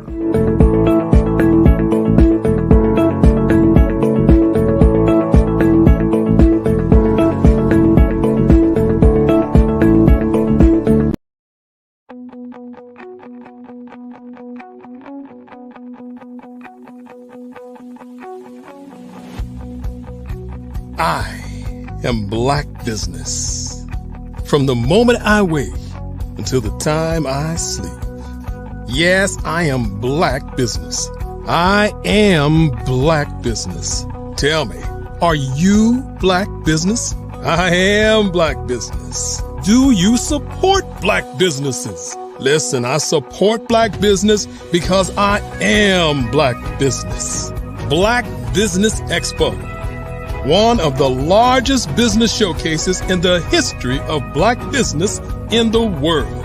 The world!